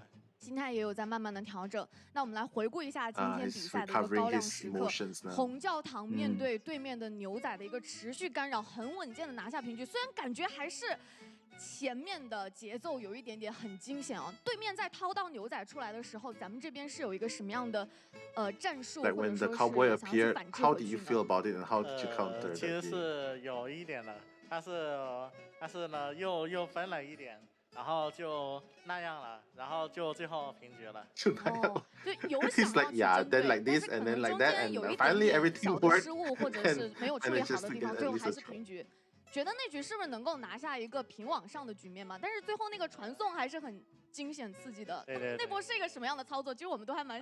那波的话就不是椅子面前有一个白球嘛，然后就 So now the host is asking Dongshan if he has any regrets, and he was like, some, but he adjusted along the way, and yeah, like this, like that, 怎么想？有 he's 没有 able to 想 get 到 the 那局 victory. 天哪传下来，哎呦还是一个平局？没有。 I think I draw though. 但是看到牛仔当时在 I was 门外的 expecting 时 it. 候成功击倒， Yeah. 也是心里长舒了一口气。我看到你也有在笑嘛，还是很开心的 Yeah, 那 I 一局， think 对吧？ he said he was actually very happy to snipe the cowboy, especially when the kid it was supposed to be a loss for him, but 的表现，特别是 he 一 got the 花 draw.，你那波救人，讲道理，吃到那一炸的时候，有没有一点点慌乱或者紧张？慌乱是没有的，没有，对，很自信。那当时是怎么跟队友沟通的呢？就吃炸之后嘛，就是让他队友晚一点开，然后我开了之后骗一刀救一下人就可以了。所以你们当时队内的沟通还是很理智且冷静的。对，就都说可以，不错。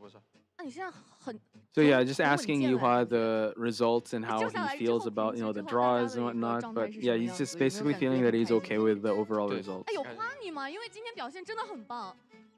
没有。Just saying that his performance today is really very good. He just said, no, I just feel like I'm just doing my best. It's just 训练 normal. 赛就很秀，这是他的正常操作。 Especially the machinery one, right? 一定是这样的。然后下面的时候呢，我有看到东璇在最后一局是拿红夫人拿下了一个4抓，非常非常漂亮的成绩。前期其实节奏可能还是有点不太好，因为心里溜了3台机，但是抓住了佣兵一波双倒的机会。那波机会是怎么找到的？主要是 How do you find the opportunity to down the machinery 然后 twice? 就双倒了呀。哎，后面又非常秀的能够 So I got the mirror. 定位到佣兵的位置。你是看到他跑过去了吗？还是我是关上之后看到他老在那里。哦，你看到他了。那一波震慑其实也很关键，那个是怎么博弈到的？血线不够了，然后他是放弃了无伤救的机会，那就不客气了呀。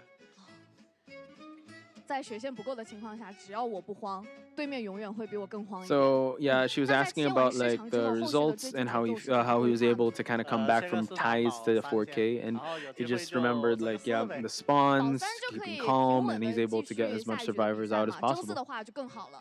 那当时一花在备战间有看到东璇的操作，你觉得他哪一波操作就是一定这局4抓拿下了？震慑。 震慑，对，震慑那一下，我听到备战间全部欢呼起来。对，那你觉得这个深渊打下来，有没有印象最深刻的操作或者是瞬间，想要来跟观众朋友分享一下呢？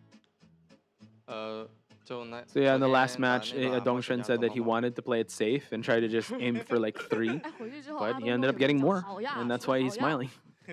有啊，这会儿表扬了一下，后面还会掏冒险家吗？下个赛季？ 看情况吧。看情况。小斗觉得呢？给一花的冒险家评价一下，他刚才救人那么帅，都没有人夸他啊。今天真的非常棒，昨天也很棒。这一路走来， if the condition is the same again, like just now, remember the tension bonbon and hitting the chair. Are you still gonna pull through with that again? He said, yeah, we'll have to see the situation. 小小的偷练了一下的，但经验不够，还是，哎呀，还是有一点遗憾，没有关系，下次继续加油嘛。那有没有什么特别想要感谢的人，或者是心里话想要通过镜头来分享一下呢？也是感谢一直帮助我和支持我、关心我的粉丝，然后感谢有你们的陪伴，谢谢。还是感谢每一位粉丝，辛苦了，东璇。一花呢？ So Dongchuan was saying that yesterday they did have a little bit of practice, but they thought it wasn't going to be enough for today. But now that they got the victory, they're just very thankful for everyone that did support them. 我相信对 And 于 yeah. 每位粉丝来说也是特别开心，也是最大的安慰。那也是希望两位能够在接下来的比赛当中继续加油，下个赛季继续努力。好的，感谢两位来到赛后采访环节，也是再次恭喜斗五拿下了今天比赛的胜利。接下来是我们的中场休息，我们稍事休息，马上回来。 So Yihua again just expressing his gratitude as well to his coach, his players as well, and basically overall thankful for everything. So hopefully we'll see them again next year, and we're throwing it to a break.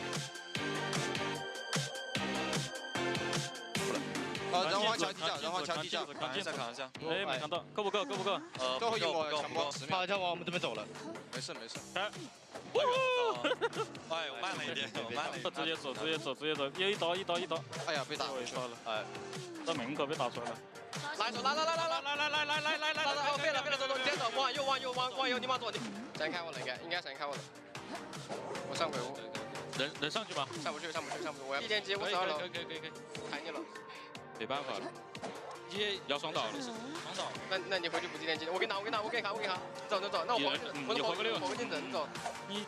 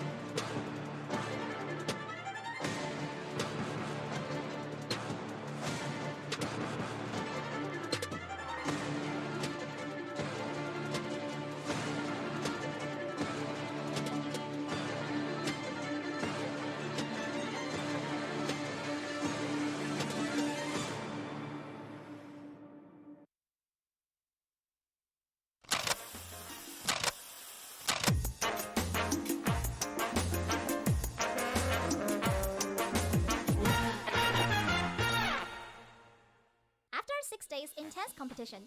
The group stage of COA 5 is finally over. 12 teams have advanced to the elimination stage, which will take place on April the 30th. In the elimination stage, teams that finished second and third in the group stage are drawn against each other to compete for a spot in the final 8, while the top team of each group will advance directly to the quarterfinals. The first and second rounds of the elimination stage will be in a best-of-3 format. Subsequently, rounds will be decided by best-of-5. The results for the elimination stage draw was full of surprises.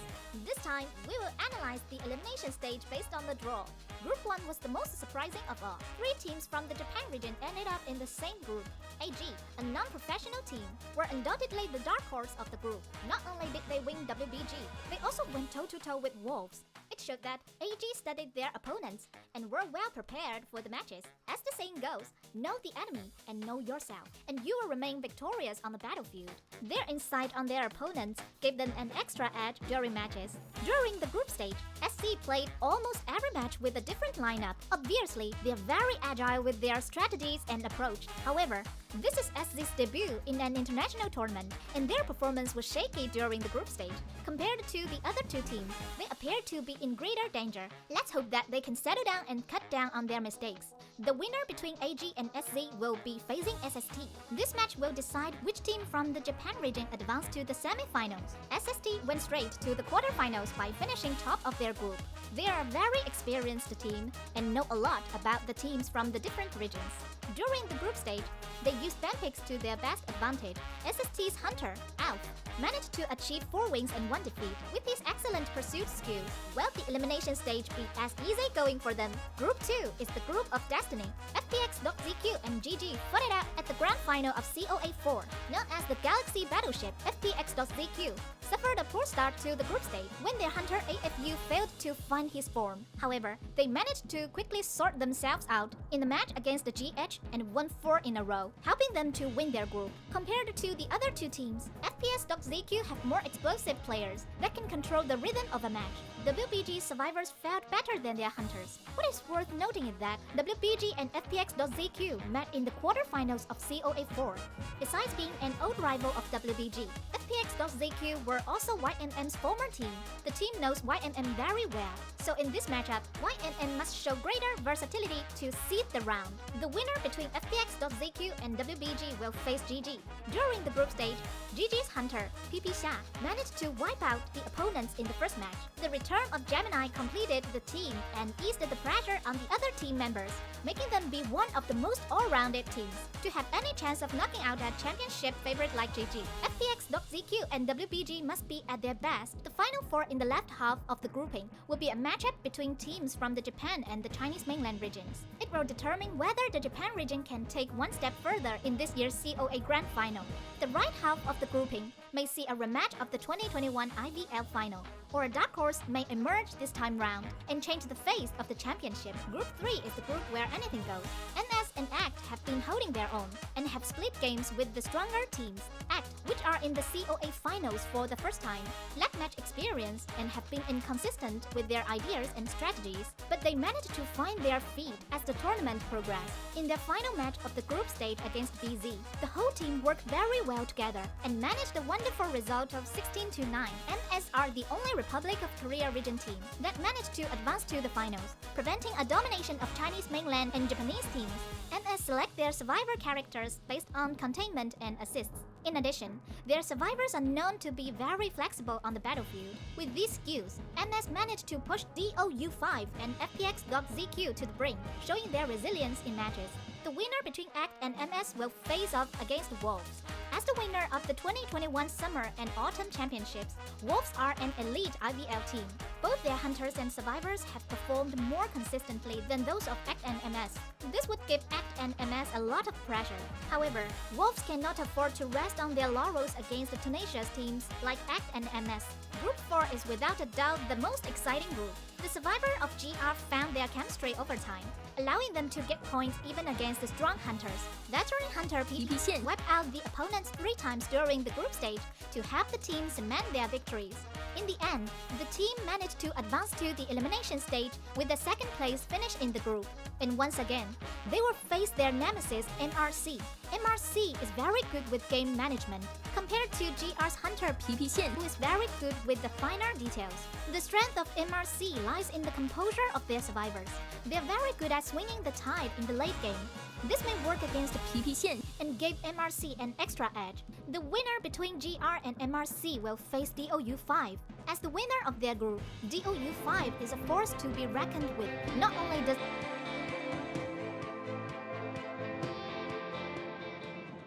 大家好，我是第五人格制作人潘思来。很遗憾呢，今年又因为各地的疫情形势比较复杂，为了保障各位选手和玩家的健康和安全，那今年第五人格4周年的周年庆。 Hi everyone, I am the producer of Identity V, Styler. It is very regrettable that due to the complicated COVID situation in various regions, in order to protect the health and safety of players, this year's 4th anniversary of Identity V, which is also the Call of the Abyss V Global Finals stage, can only be met with you online. Hopefully next year we can meet offline. During the year 2021, we have made new design attempts and experience optimizations, including the brand new Identity V system, character relationship system, and a rich storyline experience. Meanwhile, we are also working hard on the tutorial optimization, so thank you for your support and understanding all way along. Now I am bringing you the news of 2020's annual development plan. I hope you like it. Okay, So the next まず part, は1人目は女性のサバイバーです。 anti-Quarian. First of all, some 総演の中で characters 初の中国 will 出身の launch サ in the バイバー second です。 half of the year 鉱物 2022. 賞です。 The devs got 2 most 人目は feedback from players who hope there will be a Chinese-style survivor. It was actually already under design. The first one will be a female survivor, Anti-Quarian, who is also the first Chinese female survivor in the manor. The second new character will be the new hunter Hermit. This hunter is good at electromagnetism, and at the same time he is inextricably connected to a character in the manor. Stay tuned for him to come to the game.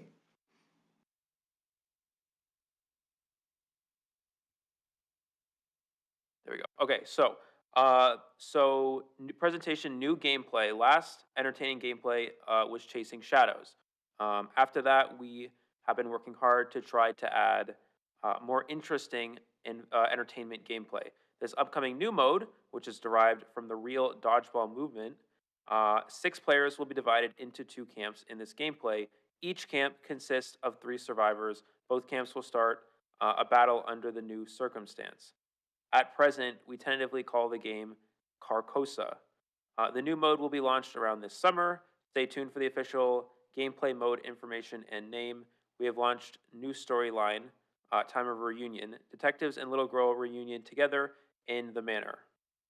However, there are still a lot of secrets waiting to be revealed in the manor. About storyline updates, we will also have another update for the main storyline this December. Both old and new friends will get inside the memory in the story. Players will uncover the truth of the manor throughout the perspective of another identity rather than the detective. And the past that has been buried behind the fire will no longer be untraceable ashes of memory. Next, we have charity event. Besides those in-game news, Identity 5 is paying attention to the very concerned about the development of social welfare undertakings. Following the cooperation with UNICEF in 2019, we have also been looking for more suitable nonprofit organizations, hoping to pass on the concept of public welfare to the players who accompany us as always. We will work with the Chengdu research base of giant panda breeding in the year 2022, starting by carrying out the protection and adoption of giant pandas and Alaris. In this event, all the profits from the public welfare will be donated to the Chengdu research base of giant panda after deducting different channel fees to support the public welfare projects related to giant pandas and Alaris. In addition, we will strengthen the construction of our training camp system and expand the time span of the youth training from the league period to the entire stage of the IBL Professional League. IJL, the Identity 5 Japan League, has a total of 7 clubs. Over 40 players will participate regular season, playoff to compete for the regional glory altogether. At the same time, the Japan region will open the IVT of the national competition, providing the majority of players with the opportunity to compete with professional teams. We will also be opening offline events and sell tickets so players can go there cheering for their favorite clubs. Addition to that, we will also offer players different competition all over the world in all of the other servers. The Southeast Asia will have IVC, Republic of Korea, HMT, NAEU will all have an IVT starting soon, and we're looking forward to your participation.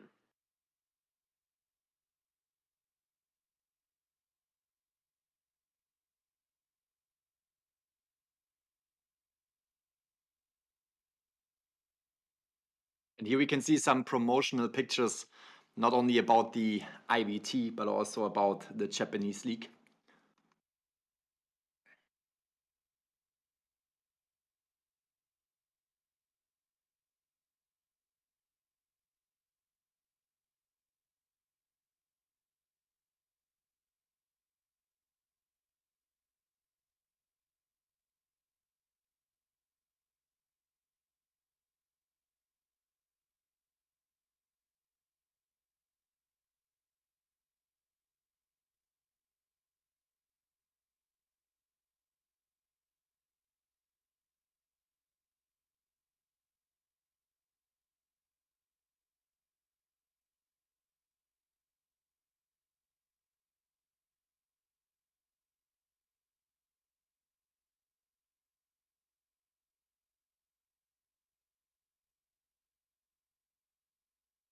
And we are also glad to announce that we will have more merchandise cooperations.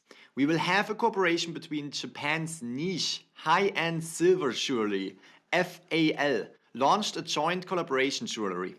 Created by the main creator, Mr. Yoshiyuki Yamamoto.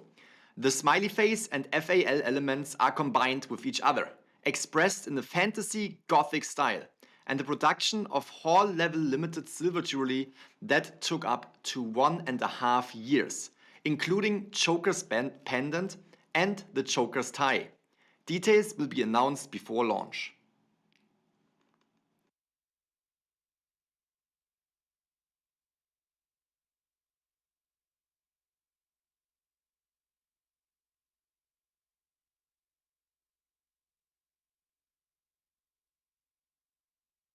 Additionally, we will also have our best deduction figure, Jack, which is under preparation. After a year of designing and polishing, we have made the Soul Emissary with high precision in terms of proportion, demeanor, details, scenes, etc. Based on the original painting of the game, we have carried out a figurative secondary creation to make the role of Soul Emissary more stylized, and hopefully it'll be more aggressive and wilder. This statue is different from the regular figures produced before, with a total height of about 55 centimeters. Please stay tuned for more information about release in the future.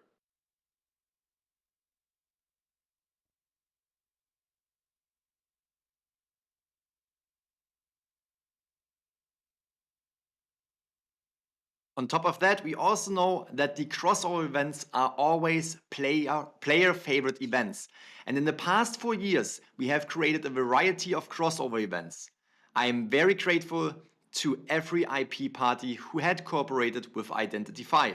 It allows us to bring elements of different worlds as well as different time and space into the same manner. This time, we have brought a brand new crossover content yet again. First of all, the link-click crossover. The passages of time have sealed many of the secrets of the manor.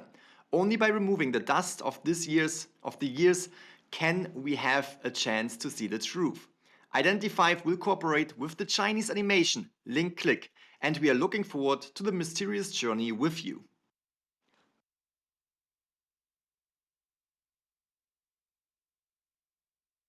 Next, we have the Stray Dogs crossover. A detective agency composed of supernatural people may be able to find a breakthrough to break the fog of the manor. The crossover between the Identity V and super popular TV animation Stray Dogs is ready to go. Together with the armed detective agency, in the cracks between the world of day and night, face the unknown conspiracy.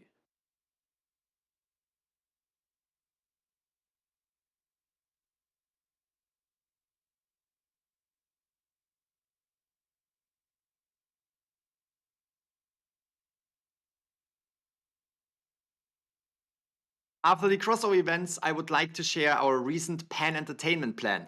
We can notice that players are eager to see Identity V animations from the feedback we receive on our official Season Essence videos, main storyline animations, and Call of the Abyss videos, and much, much more. This year finally has substantial progress that can be revealed. Please watch the video.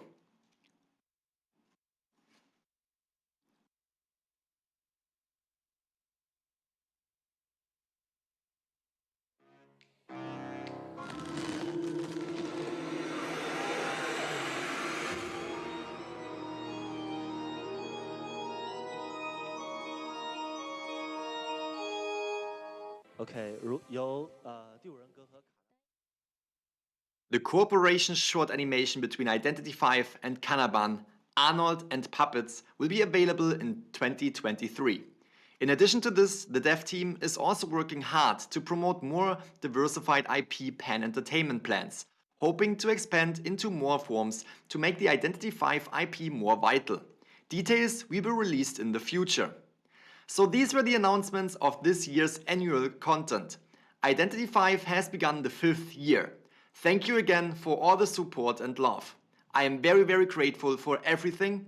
And finally, I wish SST and Wolves in the Call of the Abyss 5 finals all the best. May the best team win. Thank you.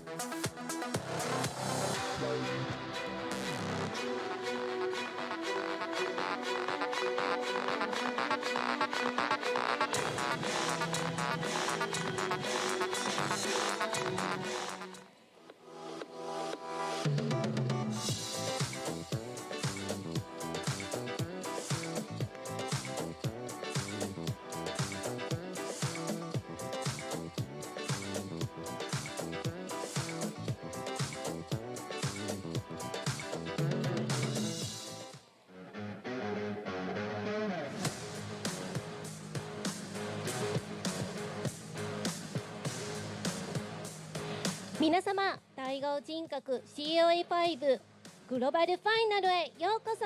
今日は世界中の探偵様が見守る中、优勝者が決定となります。欢迎来到第5人格2022深渊的互换舞全球总决赛的东京现场。今天我们将在全世界的观众的见证下，深渊的互换舞全球总决赛的冠军即将诞生。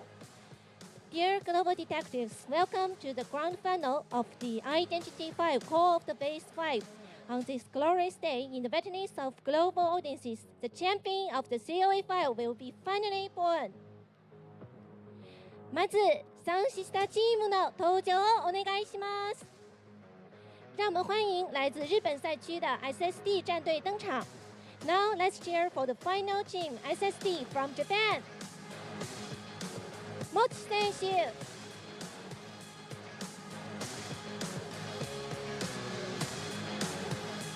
もち、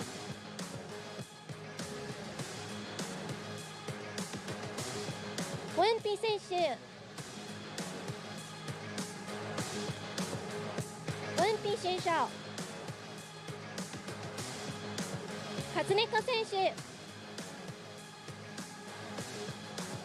勝猫選手、ア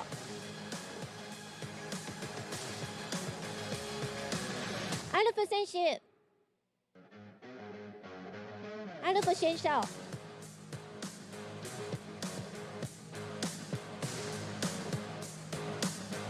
リム選手、リム選手、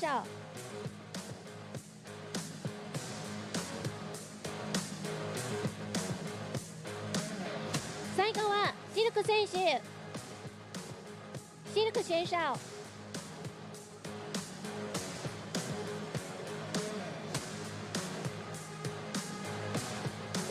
果たして夏秋 IBL のチャンピオンを取ったウルーズは今回の COA 優勝を手に入れることができるか、それともサンシスタが新しい歴史を作ることができるか、一緒に楽しみましょう。战队已经蓄势待发，王座等待降临。接下来，让我们把画面交给广州。それでは中国会場へ移りましょう。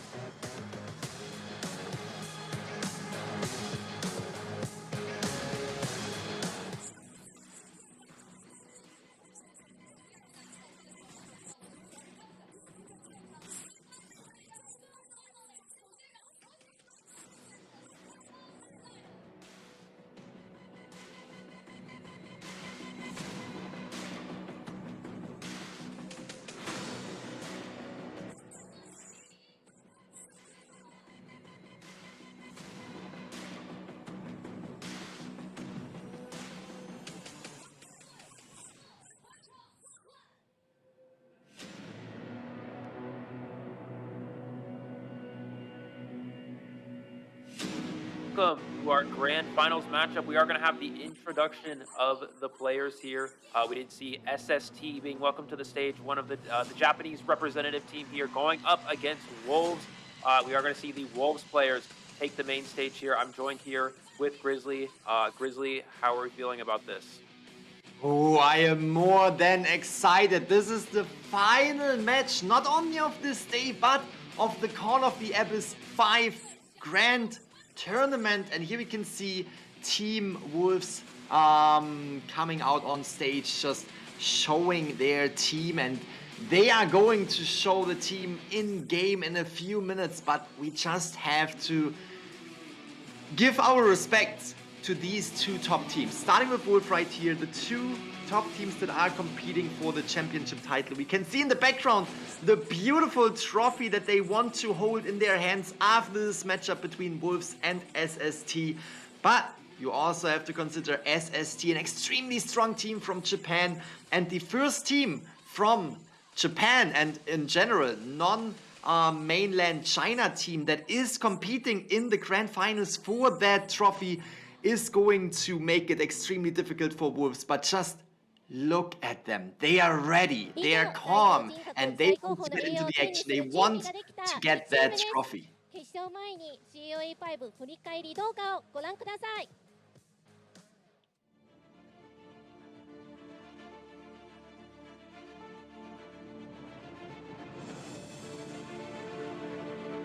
恭喜狼队取得最终的胜利。さあ、三振さんの強さ、世界に見せつけました。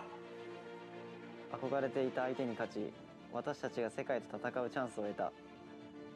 我们终于来到了这里，这个离圆满只剩最后一步的舞台。私たちは太陽の光に照らされ、人々の期待を背負い。曾经的我们在这里写下了太多遗憾的故事，但今天我们已经拥有了改写剧本的权利。接下来，这里是属于我们的战场。気持ちも残っているぞ。まずは爆弾から距離詰めてリモコンでなんと这个点位比较难，这里点位遥控雷炸到了，这也能这也可以。狮子要跳地窖了，这个局是三跑局吗？是三跑局。スリーゲートから2人脱出。サバイバー脱出からのサバイバー3人逃げ。圧倒的サバイバー。今、私たちの前に立ちふさがる相手は最後の1チームのみ。这一次，书写历史的笔就交给我们吧。世界の頂点が世界之首，我们来了。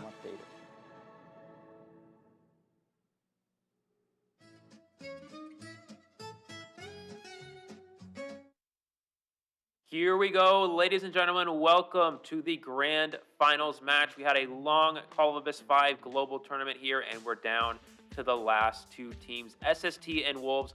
Two of the most, this is definitely the most anticipated matchup. I think we would say the best team from Japan against the best team from China. Already just going into this tournament, a lot of these, I think everyone predicted these teams to go very far, but to meet here in the grand finals is definitely something that I'm very excited about. I know many people are as well. I'm Elio, joined here with Grizzly. Grizzly, it's great to be back commentating with you for our grand finals match again.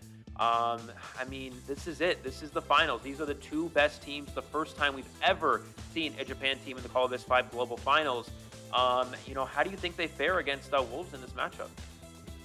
This is the day, and yeah, how will they do? Well, I would say they are definitely making it extremely difficult for Wolves, because we have seen Sun Sisters not only go against Japanese teams. I mean, it was a very, very heavy Japanese bracket that we saw, but we also saw that they are extremely versatile and that they are definitely able to go up against these top Chinese teams. I mean, else they wouldn't stand here on the final match for the first place, for the championship title of the Call of the Abyss 5.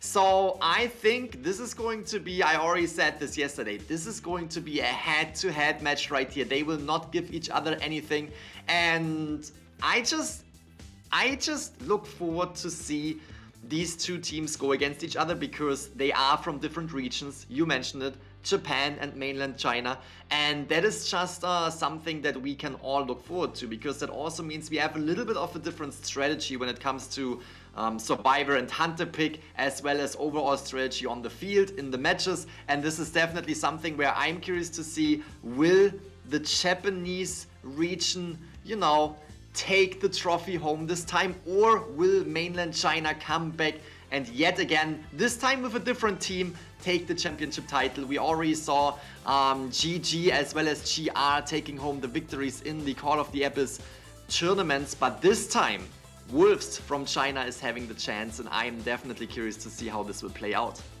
Yeah, absolutely. Now, it's kind of interesting to think about.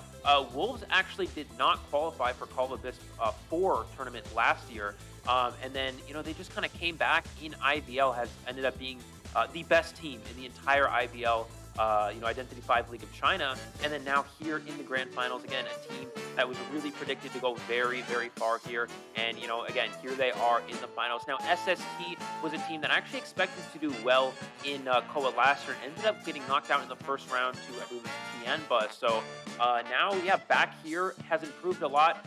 Multiple survivor victories against these top Chinese hunters. We do see the statistics for Wolves. Heavily survivor-sided team. Of course, Alex had some strong hunter gameplay yesterday, but 54% of that is going to be contained, picked up by survivor points. Wolves is statistically the best survivor team in the world. Let's see how they can fare against this SST hunting.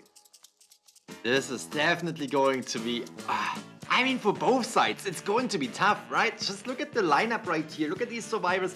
Look at the hunter players. We have casted these teams over the past few days over and over again, and we have really seen what they are capable of, and this is just extremely strong. Here we have Sun Sisters, SST, we can see in the stats that this is also very, very balanced. If we look at the points, 51% of survivor points and 49 when it comes to hunter points, so it really is balanced. But you also have to keep in mind, the game overall is a little bit more survivor-sided currently, but at the same time, if we go into later rounds, it can be a little bit different. It could be a little bit easier for hunters, because you can ban so many survivors.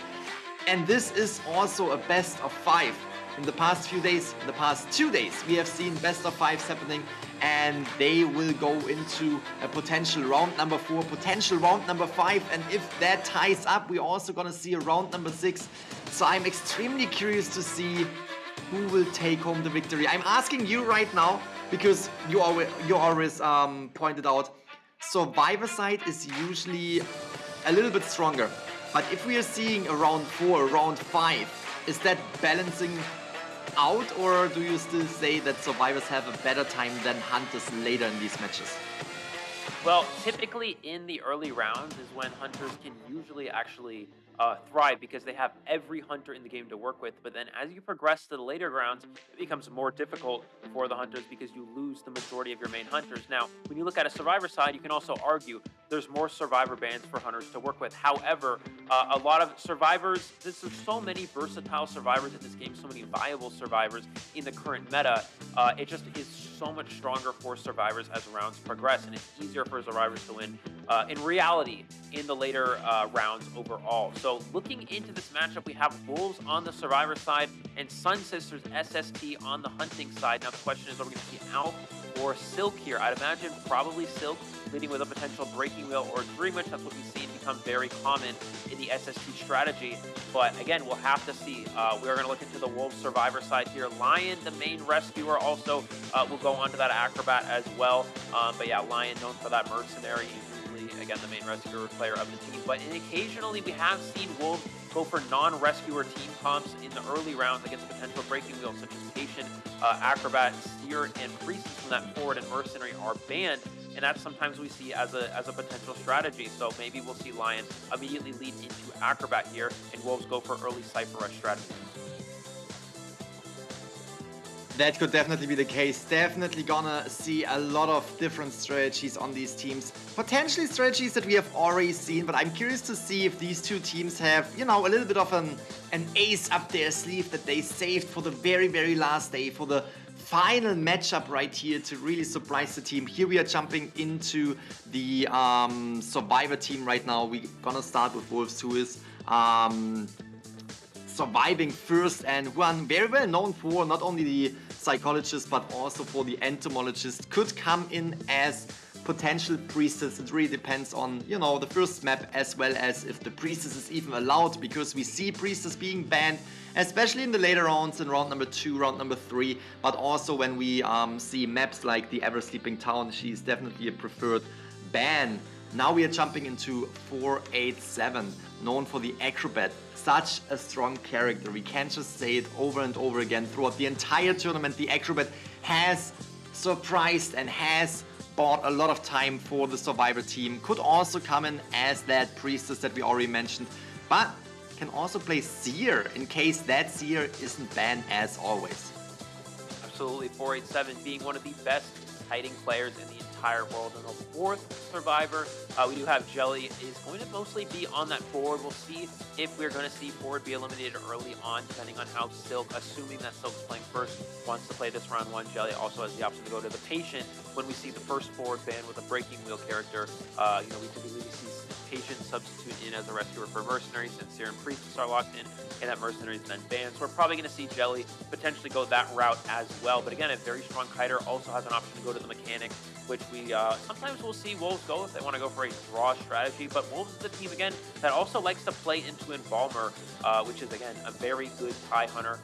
Now the question is here, which hunter is SST leading with? I would imagine probably still Silk. That's been their biggest strategy so far. But with Silk, again, Silk has a little bit of a difficulty with the breaking wheel so far in this tournament, but we have seen the Dream Witch be quite effective as well. But again, going Blink Dream Witch has been kind of a surprise to a lot of the other teams. But I think Wolves is something, it's something that Wolves is now definitely prepared for. But we are going to see Silk on the Hunter side first. Now, personally, I'm very interested to see what map we're going to see first. Two options here for SST, assuming they had map pick. You could go Arms Factory and try to force Alex off of the round 1 breaking wheel, and then go Dream Witch for Silk. But so far, we've seen these Japanese regions love the round 1 Ever Sleeping. That's been the most common strategy, whereas China prefers more into the Chinatown sort of strategy. So Chinatown could be very weak for Silk, assuming he wants to go Dream Witch, whereas Ever Sleeping Town could be a lot stronger. So this round 1 map selection is going to be very crucial for SST if they want a chance against this really strong mainland China team. That could be the pick. I would almost assume, I don't know why, we have seen different maps as well, but we have seen the Ever Sleeping Town being utilized so often in round number 1, and Ever Sleeping Town definitely provides a lot of chances for both sides right here, especially in round number 1 when you want to play, for example, that breaking wheel that is so dangerous and that could potentially be banned in later rounds, that will most likely be banned in later rounds. So it is going to be a really, really interesting first round, because you also have to consider that if you are able to contain the Hunter for a long, long time in this first round, or the other way around, if you're able to bring down survivors extremely fast, you can secure an early match point advantage and you can put pressure on the opponent's team. And yes, this is a best of 5 situation, but at the same time, if you're securing points in the early rounds, this can put the opponent's team into a really, really difficult spot in the later rounds. We saw that yesterday in the matchups, and here we are. Oh yeah, Chinatown. So I'm always mistaking Chinatown and Ever Sleeping Town, these two beautiful town maps. But yeah, Chinatown map is going to be the first map. We're gonna see that Seer ban, and therefore we have the Priestess available to Wolf's side, and we're gonna jump into a forward and priestess pick. The key to this matchup for SST is how well can the SST survivors play against Alex. WOLVE survivors are going to most likely continue to be very dominant. We've seen Silk be very strong against some of these mainland China teams, and we also see, Alf being very good at securing draws. But the key for this is how well SST survivors have been very consistently winning against Sean yesterday. How well can they play against Alex? They're going to need to take advantage of their incredible survivor skills. The Hunters may struggle a bit here for SST against Wolves, and they're going to have to be prepared for that. We do see Embalmer from Wolves here, so this is an early Embalmer pick, which means that the main goal here is Wolves is trying to go for a draw. Embalmer is a good draw character, especially against Streamwitch as well, so I expect that the main strategy here for the survivors is play for a draw, and then you're relying very heavily on Alex actually winning, which I don't know how well this will work out for Wolves. They're getting a lot of confidence into Alex. Again, Alex is a very strong hunter, but the key to Wolves' success is typically the survivor side, whereas the key to SST success is being able to beat Alex. They were able to beat Sean multiple times yesterday in the GG matchup, so going against Alex here could also work out very good for SST survivors. Again, going for a draw here is risky on the Wolf side. Again, putting a lot of confidence in Alex. You have to see if Silk's able to get that draw, which is kind of the main goal here, and then rely on the SST survivors to beat Alex in this first round. Silk right here on the Dreamwitch. What is the optimal situation right here for Silk to get not only a tie but to get 3, potentially 4 survivors out? We have not necessarily the best map right here, Chinatown map. Wolves coming in, surviving first. They have a lot of potential right here, especially with the survivor picks they were able to do. And we're gonna jump right into our first match of the final, the grand final match for the championship title of the Call of the Abyss 5. Here with me is Eli. We are bringing you the action for the match between Wolves and SST.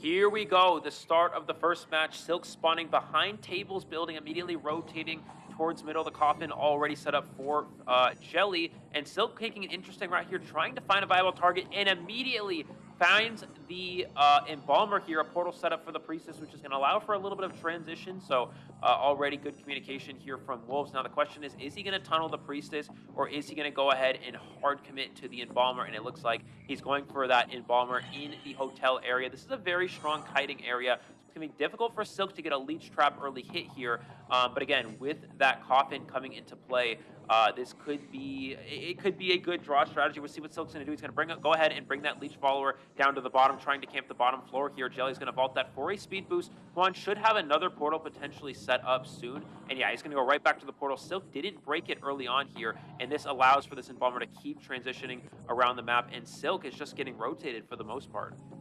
Wow, that is an extremely strong early game for Wolves, but you also have to consider, again, Dreamwitch can be strong late game. We will definitely see a quite extended, long match right here. Silk will most likely try to put as many leeches on the floor right here. Is hitting the Embalmer, but with the leech, and therefore the leech disappears. Now we only have the main body on the floor, who is going through that portal, trying to follow Jelly, but Jelly is making some distance, and if we look at the Cypher machines, the first one will be popped right here. We can see Jelly yet again going through these portals, and we have the Priestess in the area. Silk concentrating on that first survival elimination on the Embalmer, will put down a leech as soon as possible, and we can see that the main body follower right here is really getting looped. Look at the support of the Priestess. It's just a back and forth through these portals, and Jelly is making so much distance at this point that it's gonna be difficult for Silk to hunt down the Embalmer right away. Again, remember, you want to bring down your survivor, the first survivor, as fast as you can, and right now it really looks good for the survivor side. And this is a prime example of how you play against a Blink Dream, which we may have a little bit of lag here. We are going to see a pause just to make sure there is, of course, optimal connection and everything. But this is a prime example of why we don't really see Blink Dreamwitch used that much. And this is a strategy that you can really bring in to surprise some of these teams. A lot of teams, when they see a round 1 Dreamwitch, you expect Patroller in this sort of situation, and you try to play around Patroller, but then the Blink comes in, you're able to get free hits, sort of free jump scare hits that the survivors aren't really expecting. But in a situation where Wolves is prepared to play against the Blink Dreamwitch, Silk's already done it twice. So they already know what they're getting here with this matchup. So this is how you beat it. You just constantly transition. If you can keep enough distance between yourself and the main spawn, it's impossible to blink. But if you have Patroller here as Silk, all you have to do is drop a main body Patroller, catch up to the Embalmer with the main body, drop a Patroller, and you can get the kill. But when you don't have that as an option, if you can keep making distance with the portals, you're just never able to catch up, and you're never able to blink and get that kill. Yeah, that was really what we saw right there. The support of the Priestess with these portals was making it almost impossible for SST to catch up on Jelly right here on the Embalmer, and that was really buying a lot of time. We saw that SST was starting to concentrate on another survivor, was starting to put down more leeches. We saw that there was a leech going to be on the, I think, Priestess, which is definitely beneficial for them, because now the survivors need to either stop decoding and de-leech, because that is something that we have seen being the best strategy against the Dreamwitch, just de-leeching as much as you can, because the more leeches are on the ground, the more difficult it will get for you, not only throughout the game, but especially late game, when you have only 2 exit gates to go to, and then you have leeches on these exit gates, or before the last Cypher machine pops, when the Dreamwitch can really sit on several locations, on rocket chairs, on Cypher machines, and can bring down survivors by chasing them. So leeching the Priestess right here was definitely a good strategy, but you also want to bring down your first survivor. Cypher machines are being popped left and right at this moment, or not at this moment, it's a break, but we saw Cypher machines being popped, and I think currently we can see that SST is breaking this match, because I think before the break started, we saw the leech going a little bit against the wall, which could lead to the assumption that there might be a little bit of a connection issue, which would be fatal. Connection issues during the grand final match right here, they definitely want to pause this, and we will see what these teams will decide. I'm curious to see how this match turns out, but so far it really looks good for Wolves. Can SST come back from such a strong early game of Wolves? Yeah, I mean, at this rate, it's just not really looking very good at all. Immediately forcing a leech hit as well. Your leech is off the board. The only leech in play is on the Priestess, which isn't even someone who's injured. It's not someone you really want to commit to as of this point in the game. Your main goal is just kill the Embalmer, but since the Embalmer's, lasted for so long, you're in a situation where even if you do kill the Embalmer, they have to go for 1 rescue, and then they just self-rescue with the Coffin. By then, the Cypher machines are primed. You're not getting extra leeches into play because they went for a self-rescue, which means there's no one by to leech. There's no one rescuing to leech. So your map pressure is going to be very limited at that point as Silk. It's just slowly falling out of control. And again, this is why Blink Dreamwitch is not used as often in competitive. The only time you really see Blink Dreamwitch, again, we talked about, is as a surprise option, or if you're going against a team that's extremely anti-Dreamwitch, such as Barmaid, Doctor, that sort of strategy. But we're not seeing that here. This is just a standard round 1 team comp, playing for a draw with the Embalmer, but it's turning into a win scenario because you have that Blink. You don't have the Patroller to help yourself get that kill. Blink is, again, it's a strategy that can sometimes work perfectly, because sometimes you're able to get a hit before your Blink's online, then get your Blink after the first 60 seconds of the match. You get a 60-second kill, and you're in a good spot as a Dreamwitch. But then if you don't have Blink and you start with Patroller, yes, the first kite's going to be a little longer, 70 to 80 seconds, but then you don't run into the risk of constant transition kiting with Priestess support. And that's exactly what we're seeing here. So Silk just really playing right into Wolf's hands here, and it's just not working out for him. Again, perfect example of countering Blink Dreamwitch. Constantly making distance, constantly staying ahead of the spawn follower. If you're not close enough to Blink, then you're just unable to ever get a kill. That is for sure, and yeah, again, we saw it with the Priestess portals right here. The question is, now let's just go through the options that SST has right here. What are you going to do, right? Like, are you going to continue chasing that one target that you're trying to get that is already injured, but that will get on a chair and give the survivors more time to decode because the coffin is in place? Or will you start to, let go of that one target and concentrate on other survivors. Priestess, for example, not necessarily the target you want to go for right away, but we also saw that she was utilizing quite a lot of portals and currently does only have one key left. So maybe it could be the better call to just go for a survivor that might be, you know, better chaseable. We can see that we can actually see that Juan is going to be the survivor that is being chased right here, but that is not the target that we see Silk committing to. Change targets to the forward here. Maybe we'll go for a blink. It does get the blink hit on the forward, but that doesn't really do anything because now you can't kill the forward. You don't have a leech on him. There's no way to trap him in. He's got almost a full football remaining. And again, no option to patroller. So, I mean, Silk's best bet here is almost to just switch to patroller and try to go for a main body patroller. It doesn't feel good because you're wasting your trait. He's going to be able to get another hit on the priestess. Injuring every survivor isn't necessarily bad here for Silk, but you're not downing anyone. They can just stop, heal up here. You're losing all of your pressure, both, you know, all the leeches pretty much off the board here. You don't have one on forward. Embalmer's leech is off. You can go for priestess, but now you're chasing a Chinatown priestess with no trait because you've already blinked with your main spawn. So at this point, it's just, yeah, I don't really see what Silk can do. He doesn't really have a game plan here. 3 Cypher Machines are going to pop. The survivors are going to heal up completely to full here. And Priestess already has a coffin. The Embalmer was able to pick up the Priestess's face when, you know, looping those portals. So if Juan dies to the leech here, it's just pretty much game over.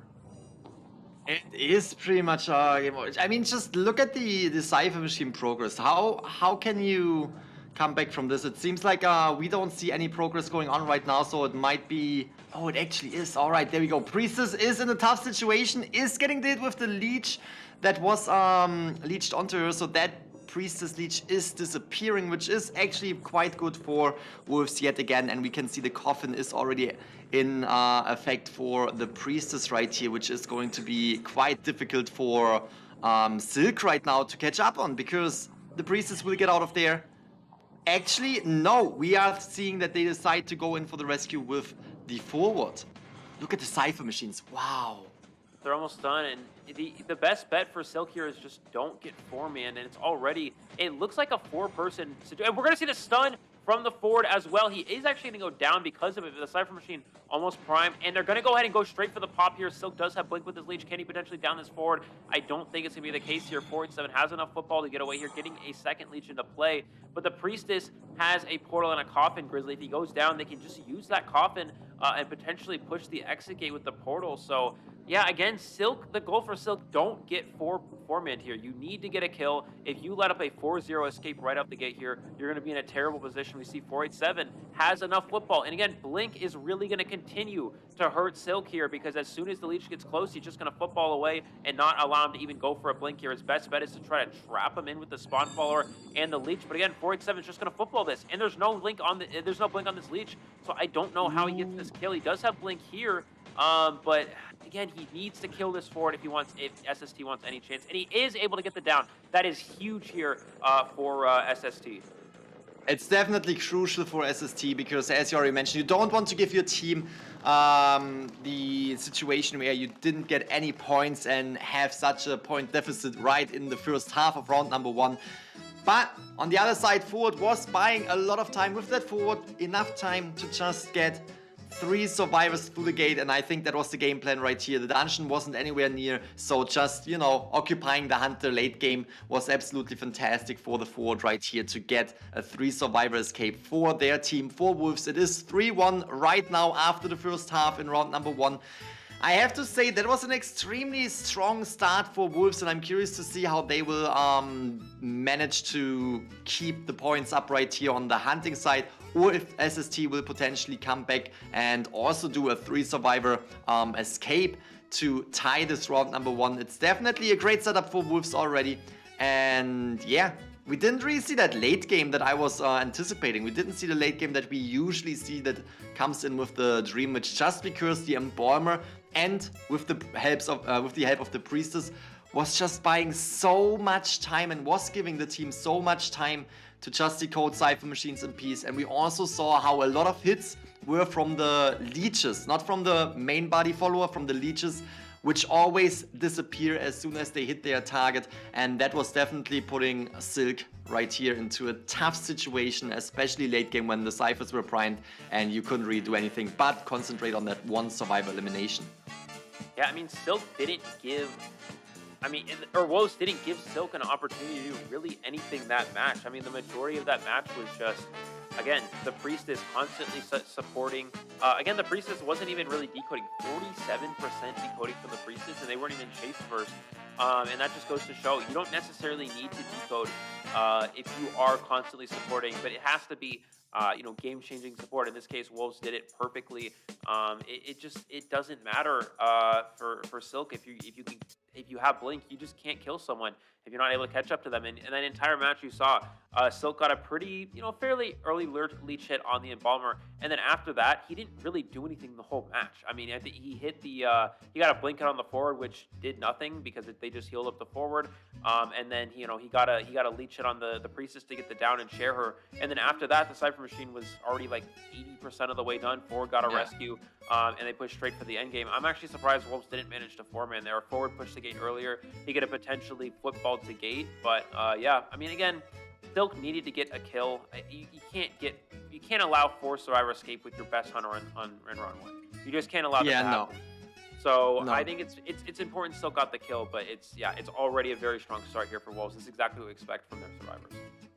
Yeah, you definitely want to get at least one survivor eliminated or one survivor out of a game. That's like always the situation. You want to get at least one survivor either out of the game or through the exit gate, through the dungeon, to secure at least 1 point for your team and not give the opponent's team 5 points. That would have been extremely strong for Wolves if they were able to manage that 5-point game, that 4 survivor escape. It was definitely something they could have done, but for Silk, it definitely also gives them the option to come back with at least a tie right here in round number 1, because we already mentioned this. If we are looking at the rounds, we can sometimes see how a round number 1 victory can really make or break the entire matchup between the team, because if there's pressure on the opponent's team and you can always push for a tie because you're in the lead, especially with points, you can always push for a tie. It's definitely a great setup for you if you're having the round number 1 victory with so many points. But now, as I already said, if anyone can do it, it is SST on the survivor side. They need to get a 3 survivor escape to at least tie round number 1, and this is definitely going to be a little bit of a challenge right here against WOLVE's Hunter, which can potentially go for a tie Hunter, or will not go for a tie Hunter, but will go for the best Hunters that are available at the moment, but still will just be able to go for a tie and then secure that 1 round victory. Yeah, so again, we talked about this earlier. The key to SST having a chance at all in this matchup against WOLVE is the survivors have to be able to beat Alex consistently.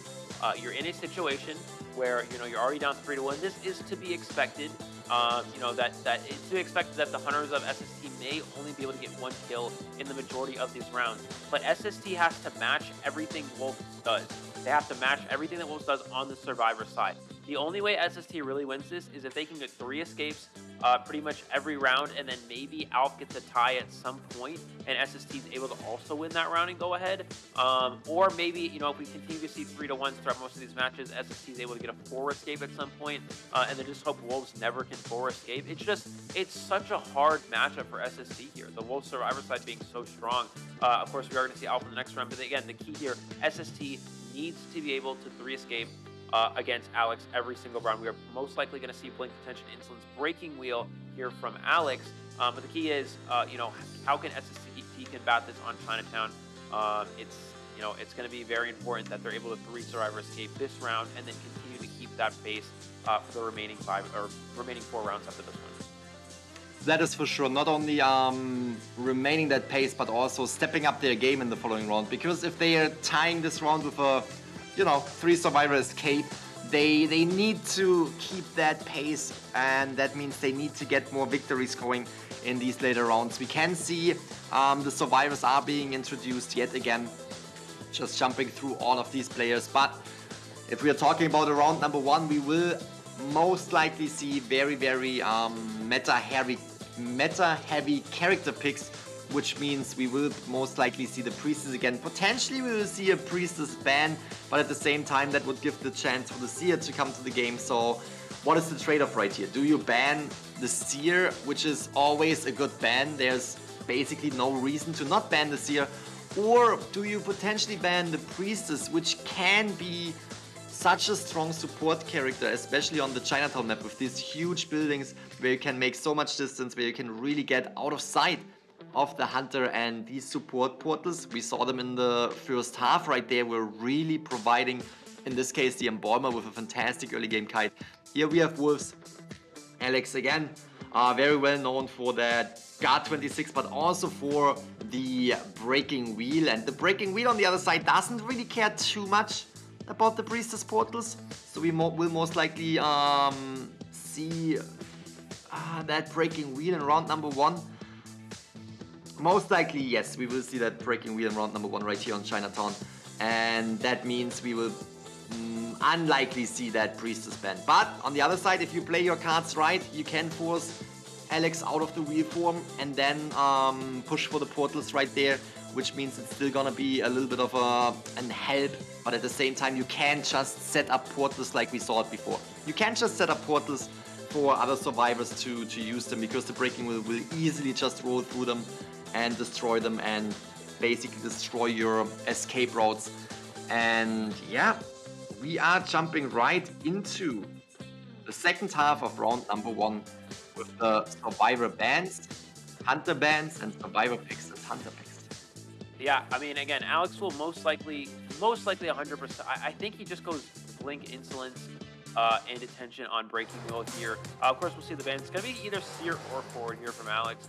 Unless maybe he wants to go Bonbon, he might go for a Priestess ban, but I think he's probably just playing Breaking Wheel. So, yeah, we should probably see Seer or Forward here. We'll be able to tell what Hunter is based off of that. And then for the survivors here, you know, if you go Seer ban, you're going to see Forward Priestess. You see, of course, Forward ban, you should probably see Seer Priestess. You could also go Mercenary and Seer, but then, you know, you lose your Priestess support. And in this situation, you have to push for a win here. Again, SST needs to pretty much 3 survivor escape this round if they want to keep even pace here with Wolves. They're going to need to take Priestess and Forward. There it is. And we should... I don't know what Alex bans here next. Typically, you see Mercenary, but sometimes we see Acrobat or Patient as well. And we also seen Alex go Mechanic ban, which in this case, I don't think that's really worth it. We're actually going to see Entomologist. So this is actually removing Unpe's option to go Entomologist. We've seen that be very strong. And we are just going to see these standard Patient and Acrobat. Again, these teams opting not to take Mercenary, which is, again, it's Mercenary's more stable for just kind of having a draw strategy. You know, you have consistent rescuing, your Cypher Rush will be slowed down, and you're going to have good rotation. But again, the Cypher Rush will be a little bit slower, so it's again more for draws, where in this case, you're going ultra aggressive, giving yourself faster decoding, but heavier and good kite potential, just easier chase targets for Alex. We'll have to see again, Patient and Acrobat again. How strong can you kite here? The forward support's going to be very crucial. Priestess support, very crucial versus Wolves. Alex Breaking Wheel again, probably Insolence and Attention with Blink. You could go Excitement again if you want to, you know, be careful that forward, but in a situation where you're probably just playing for a draw, just having that Blink for the early game kill and also a detention kill in the end game, just secure the draw is going to be very crucial for Alex. SST needs to get 3 out here, again, if they want to keep even pace and they want a chance in this matchup. Oh man, yeah, you say it. They need to get the 3 survivor escape.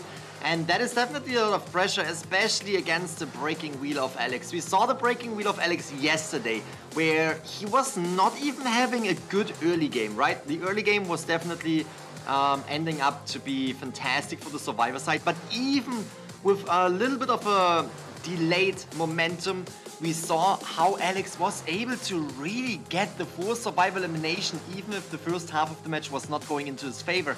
So that is definitely showcasing that Alex knows how to play under pressure, to just adjust to the situation and to apply pressure on the survivors, especially with that Breaking Wheel, especially here on the ever-sleeping Chinatown map, always mistaking these maps. So we are jumping right into the second half Chinatown map. We see Wolves Alex on the Hunter side going against SST's survivor side. SST needs to get 3 survivors out to at least tie this round for themselves. The heat is brought to you by Eli O and Grizzly.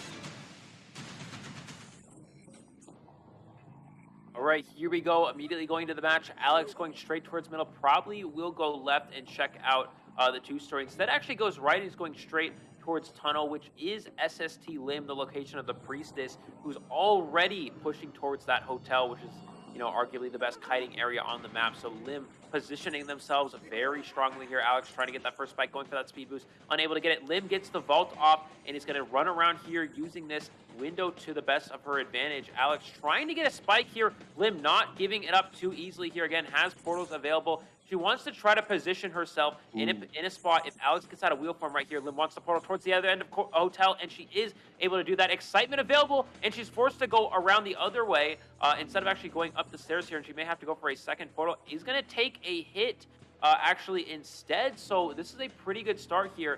Lim's goal here is not to die. Oh, but she vaults into the hunter. Is going to be able to get a speed boost, get upstairs, and probably portal back down to the bottom floor. Just able to avoid that trap right there. That could have been really, really difficult if that trap would have snapped, but this is going to buy a little bit more time for SST. Lim doing a fantastic job so far, but that spike was hitting, is even able to scare away Mochi right here, the patient from the chair, and now we can see the priestess is running and running and running, but she has 2 spikes attached, so that means Lim will go down eventually right here if she's not able to create a little bit more distance. There comes the snap. Ford is already in the area. Kazuneko, definitely a Ford that you cannot underestimate, and excitement is coming through, and Kazuneko predicting that excitement, dashing away from the hunter, because this could have been really, really difficult. If Kazuneko would already have taken that hit, there would almost be no chance for the Ford to come in for a rescue, but now with that prediction of the excitement, we have a chance of Kazuneko coming through with that rescue. And now we see Alex trying to get another spike on Kazuneko, but also needs to concentrate on the first survival elimination, which is Lim right here. Still an excitement bait from the Ford. Now that the excitement's gone here, Grizzly, this gives the Ford opportunity to harass for free. Ford only has 1 spike, so if you're Alex, you want to try to get a second one. We're going to see the portal goes for the stun, and now Lim can transition to the upstairs 2-story with this. Alex needs to be on the same elevation to get that snap off. He goes for the snap and clips the priestess right before she's able to drop down. That is a huge play here. Lim's going to go ahead and drop down to the bottom floor here. Is Kazuneko in the area to harass? He is. Alex needs to be very careful. Goes for the pickup. Is Ford here. He gets the stun perfectly here, and now the priestess able to stay alive, gets that vault up, is going to get trapped, does not have a portal to work with, so she will go down again. And Ford very low on football, but the Cypher progress is enough in this position where they can potentially push for a win. The next rescue is going to be very important. Keep in mind, full presence is a difficult rescue, especially because Patient already has 1 spike on them, and Acrobat, the other potential rescuer, has wanted order, so you have to be very, very careful here. If you are the SST survivors, but if they're able to get this rescue and potentially push the last 2 Cyphers, there's a chance they can 3 escape here, but I don't know, it's going to be really close here. They're a little bit behind on Cypher progress, potentially. Okay, now it's gonna be difficult. Acrobat already took the hit right here. We see Kazuneko coming in, is slowed down. He can take a normal hit, and luckily he's not having that spike attached. It would bring him down, and he is taking that hit, but it was too late. He was trying to get away right here from Lim, but was in the process of trying to get away, also taking that damage. And now we can see Alex just really focusing on the survivors that are decoding, just rotating around, trying to find the best target, which is in this case the patient right here, and is getting out of the weave form, is having 3 spikes attached, is snapping the spikes, stealing the damage. Look at the damage on all of these survivors. 1 Cypher machine remaining that is over halfway, but that Cypher machine can't be decoded right now. Playing this slow, trying to injure everyone and put himself in a position where he can easily down all these survivors. Snap's not going to be available for 10 seconds, so Mochi knows this, utilizing the hook to transition away, and can get to the upstairs 2-story. If he's able to make it up there, that's really important, but he actually gets trapped from a distance. Can he get the hook off in time? And he is able to, no, he goes down to the snap. Alex did have it available, trying to save a hook here, but this position is really tough here for SST Grizzly. I mean, again, talked about them needing a 3-survivor escape, but the bare minimum is to get a draw. If you actually allow a 4-survivor elimination, they're going to be in a terrible position. You cannot let this happen. That is just really bad here. We're going to see Umpi go ahead and go for that that flame there. Going to cancel the trap as well, but Umpi, excitement through the flame bomb, which actually doesn't really matter. He's able to get the hit anyways, but We're gonna see him get shared as well here. I don't know, it's tough here. We're probably gonna see Mochi go back to try to push that Cypher Machine and Forward come for the rescue, but Alex knows exactly where they're coming from, so I don't know how they make this rescue. It's gonna be extremely difficult, especially since Alex knows what the strategy is right here, right? Like, you want to get the rescue, at the same time you need to push that last Cypher Machine, and already found out where Castaneko is right here, brings in the trap, the forward is down, and now look at the situation. Yes, the Acrobat will most likely get off the chair after half, so he will be alive, but what are the options, right? What are the options? We have the next survivor ending up on the chair. They need to go in for the rescue. They could try to play it a little bit slower. They could try to heal up right here, but I don't think they will be able to do so in time. Alex will roll over there in wheel form and will already figure out where these survivors are and will put pressure on them. I think that there's almost no chance of the forward being rescued with that amount of pressure that Alex is putting on the survivor side. And we're just going to see the Acrobat take this full presence. He's going to go down to the snap as well. Now the question is, does Alex stop to go for a chair here? No, he's going to go back into wheel form. He's going to try to prevent this rescue from happening. Patient's going to be able to make the rescue, I think. But then from there, again, what do you even do as the survivors forward? Will be dead on chair. Acrobat is slugged here. He's going to go ahead, get the save. But again, all you have to do, okay, he's going to down the patient just like that, and yeah, it's just really tough here. Probably just chair patient, and yeah, constantly chairing the survivors on the last Cypher Machine. There's no way they can start a new one. They just don't have enough time. The survivors, they haven't touched a Cypher in a good, like, 2 minutes because Alex is constantly pressuring back and forth here. He's going to try to get a potential spike on Kazuneku here, but again, it doesn't matter. You know, you just...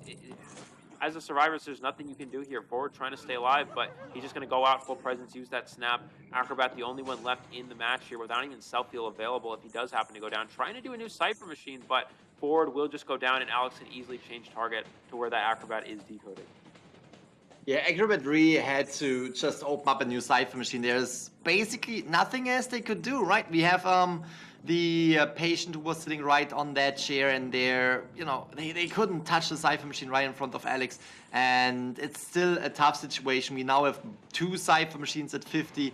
Kasuneko is down. He's trying to heal himself up, but this is already the late game where we can already expect this to go back and forth, right? As soon as the Acrobat goes down right here, we can see Alex coming through and transitioning over to the forward again, and again, just the normal back and forth that will secure the 4-man elimination, the 4 survival elimination for Wolves right here. Wow, Kasuneko is hiding here, but Alex knows that spot is bringing down the forward, and that is it. We can see the survivors getting 0 survivors through the gate or through the dungeon. That is a 5-point game for Alex, for Wolves, and that again is putting Wolves into a position where they have 8-1. A 7-point gap to their opponent. So fantastic start in round number 1 for Wolves. It's definitely difficult for SST to come back from this. They have to turn the tide, make round number 2 their round, because if Wolves will win round number 2 as well, it is going to be a similar setup to what we saw yesterday, where Wolves was fighting against our 5 and they were putting up an extremely good first round and second round, and that was just not... There's no way you can come back from that. Yeah, and because this was 7-1 or 8-1 7-point deficit in this first round, it's probably going to mean that SST has to win like at least 2 of these rounds in the best of 5, and then hope that Wolves doesn't win another one. So it's just like it's a really tough situation. Again, we talked about how SST survivors need to be able to beat Alex. They need to match everything that the Wolves survivors does, and already out the gate, it's just looking they're not really coming close to doing so. Again, the early part of the round was strong. Lim was able to do well. The forward support was there. It just became a situation where they got a little bit too aggressive trying to go for that win, and that allowed Alex to push for that win in the long run. So overall, again, SST, they didn't play too bad here on the survivor side, but it's just not looking... They're just not playing at the level that they need to if they want a chance of beating Wolves here. Now, again, we are in a situation where the round 1 is going to benefit Wolves more than it benefits SST because, again, SST round 1 drew on Chinatown is not very strong, and Alex gets to play Breaking Wheel. So now going into round 2, SST will get to go map selection. They're going to be able to ban Alex's best hunter, the Breaking Wheel. And again, Alex's Breaking Wheel is significantly better than the majority of his other hunters. So again, I think here we're going to see Breaking Will ban. And it's just, I don't know. Again, it's really tough. Alf's going to be coming in here. Alf's been very consistent at getting draws against these Chinese hunters, Chinese survivors. But Wolves it's just so much more challenging. So again, the goal here is Alf maybe ties and then SST wins on the survivor side. But yeah, Alf's going to need to play better than he's ever played before if he wants, if SST wants any chance here at coming back. That is for sure. I can only agree. That would be the main strategy. You really want to get the victories on the survivor side and at least tie on the hunting side when it comes to SST right here. We can already see the points in the bottom area, or we saw them. Again, a 7-point deficit is extremely good for Wolves right here. The deficit on SST side is definitely putting them into a position where they have to play aggressive. They have to play a little bit more risky to secure points for themselves. And as you said, going for the ties on the hunter side and also trying to win on the survivor side is not necessarily putting them up with fantastic points, but at least round-wise, they're gonna take home some victories here. We are jumping right into some highlights. 哦，开了，我开，我可以走吗？手里2个洞，这可以かな？タップでいけるかわかんないけど、全然わ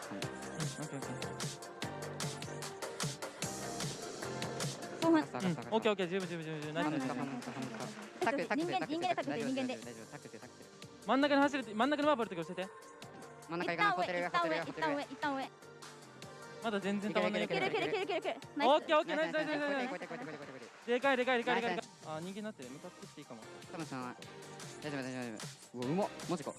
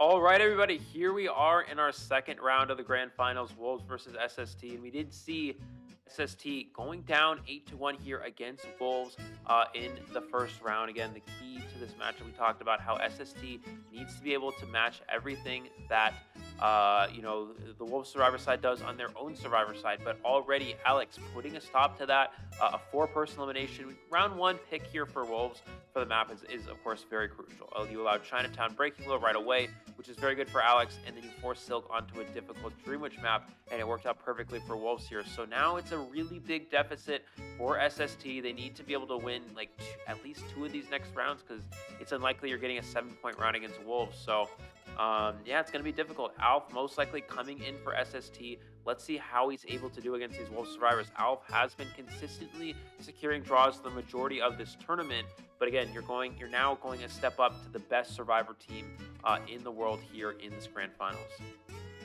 That is very true. SST definitely has to come back, and if not point-wise, at least winning these rounds would put them into a really, really good situation, into a really good spot. And you already highlighted this. They need to get the survivor escapes, but at the same time, Alex just being such a strong hunter. We saw it yesterday. He really accelerates even under pressure. When he is not having the best early game, he can get the full survivor elimination, and we saw it in the second half as well. We saw how Alex was not necessarily having the easiest early game chase with that Priestess right there and Kazuneko on the forward support. So that is definitely something that SST has on their side. But again, Alex was able to catch up, was able to turn this around into not only a victory, no, into a flawless 5-point game for Wolves. We can now see the next round. Round number 2 is starting on the Ever Sleeping Town map. We have Wolves on the survivor side again. And now, as we already highlighted, we need to see at least a tie right here. We need to see the 2 survivor elimination from SST. Silk, who needs to get the points at least evened out for the first half, and then the survivor side needs to come back and needs to get the 3 survivor escape against Alex.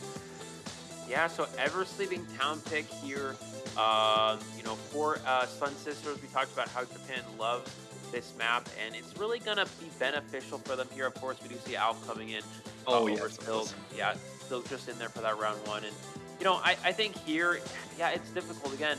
Alf needs to put up some good numbers. We're probably going to see the breaking wheel get banned from Alf. And what does he end up going? I think the 2 most logical options here are Sculptor or Geisha. So I think if Alf really wanted to go Geisha, he might have considered Moonlight River Park. But who knows? We'll have to see what he opts to go for. And it's also going to come down to, this is decent for SST survivors as well. This allows them to ban Alex's breaking wheel, and you take away breaking wheel from Alex on Ever Sleeping Town.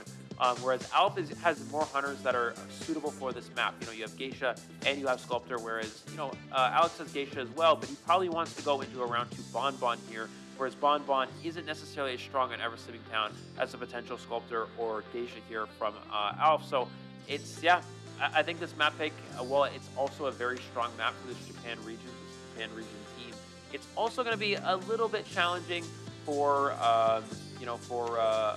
Alex to deal with as well. Again, we'll have to see, but Alf knows there's a lot of pressure. You have to turn things around here. Sun Sisters needs to start winning some of these rounds.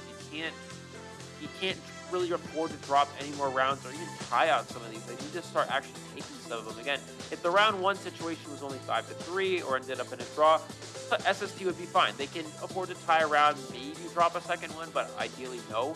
But again, in the situation down 7 points, they need to actually start winning some of these rounds. As you mentioned, they need to start winning on rounds, not necessarily the points. That's definitely something to highlight as well, right? They don't even want to tie. They could potentially tie. It wouldn't really do anything for both teams, besides pushing into a next round where we still see Wolves being in an advantage spot, having more points over SST. So the thing is, even if they tie, it's not necessarily going to benefit SST, and that is also something that Wolves knows. So Wolves wants to get at least a tie against the survivors, and if we look at Alex, he's also known for his Guard 26. Guard 26 right here on Ever Sleeping Town, definitely a character, definitely a hunter that can secure a tie. As long as Wolves survivor side can also secure a tie, they would tie this round number 2. But overall, if you look at the chances of Wolves getting out with more than 2 survivors against SST, it's definitely doable. For Wolves, it's definitely doable. We have seen them really play well coordinated, really phenomenal teamwork that we see from Wolves. So there's definitely a chance that they will get 3 survivors out, and that, Wolves on the hunter side, Alex will tie this match. But this is the outcome that we are talking about, that SST needs. SST needs to tie on the hunter side and needs to get these 3 survivors through the exit gate. So it's really interesting to jump into this round number 2, because both sides definitely have the potential to either, keep the tempo on Wolves side or to change the tide when we look at SST, who really needs to come back from this. And we can already see how the players are getting ready. They are ready for that first half in round number 2. trying to either close the gap between the teams or trying to even create a bigger gap. Yep, absolutely. So yeah, a lot of pressure on SST here. Wolves Survivors going first. This is really good for Wolves to have their Survivor team go first again. The Survivor team being very favored here. We'll see how well they're able to do, and then Alex knows what kind of strategy he'll need to play. You know, whether the Wolves Survivors tie, then maybe Alex wants to, you know, Alex can just play a tie hunter. Well, actually, depending on how this plays out, Alex can just play a tie hunter no matter what. Again, if they tie this round, a tie here, of course, as you mentioned, doesn't do too much for either team, but it's going to benefit Wolves slightly because it pushes them one round closer to victory. So I think that ultimately, yeah, again, Alf just, I don't really know. I don't know how you beat, you know, Alf has a lot of draw hunters. They don't really have a lot of win potential hunters. So if he's able to draw here, that's not too bad, but in a situation where, you know, you're going against Wolves Survivors, I just don't see how Alf can actually win a round. I just don't see how he can get more than a draw. So the bare minimum for Alf here, though, is, yeah, you got to tie this round here and then, you know, hope SST can pull something out against Alex. They were able to do it against Sham again very effectively and PP Shaw yesterday. They played, the SST Survivors have played very well in this tournament so far. It's just, you know, Alex has been incredibly strong as of late. So we'll see.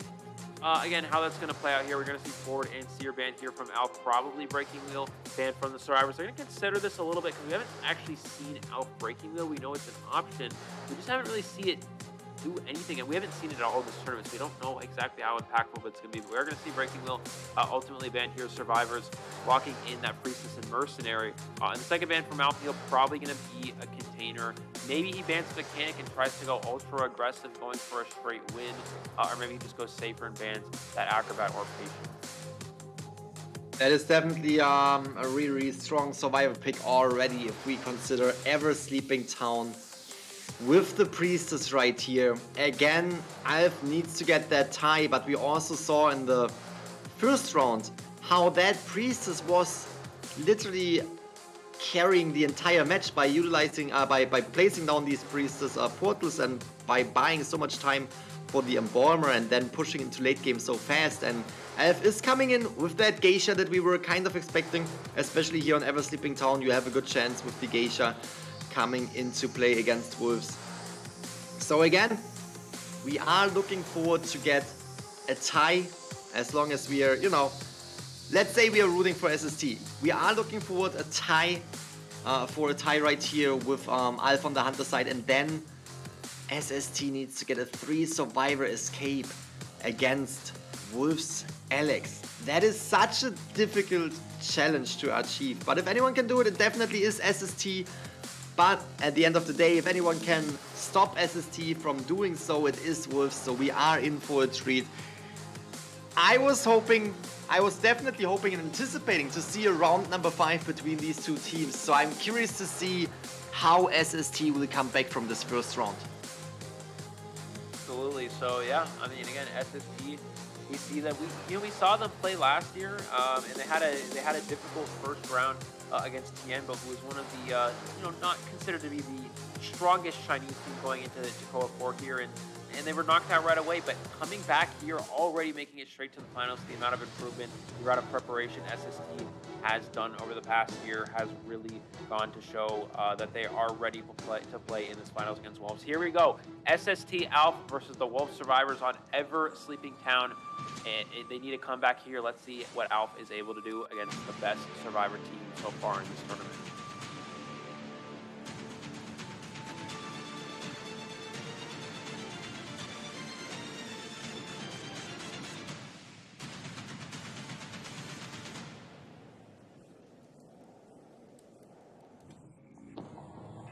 Ever Sleeping Town spawned at Graveyard and is transitioning right into the Survivors, but we can also see Wolves just rotating out of the area, trying to buy as much time, trying to avoid being found by SST right away. Lion is the first Survivor that is being spotted, which is the Mercenary. Alf definitely does not want to concentrate on that target. There are other targets in the area. For example, the Patient. Patient with the hooks, not really having the best ability, the best skill to get away, because we have the butterflies that can really close the gaps between the Survivor and the Hunter that have been created with the hooks. But we can already see it's going to be a quite a good kite right here on Shelly, because the corner house is definitely giving you a lot of options to get away. Alf trying to catch up on that survivor. Butterfly is going to be is ready quite soon. We have 3 butterflies and the entomologist bees. Definitely support that we will see on the Wolf side over and over again. And here we can see pushing Alf away from the portal. Yeah, the saving grace here for Alf actually is that all 4 survivors were not decoding for a short period of time. Entomologist was harassing. We see Jelly making it to another portal. Priestess supporting with portals. Mercenary changing ciphers because the patient was kiting on that cipher. And then the entomologist on the bees, which means there was a lot of survivors not decoding here. Let's say he's able to mind game here. Goes for that dash and gets the Terror Shock on Jelly. Jelly feeding a Terror Shock to Alf here.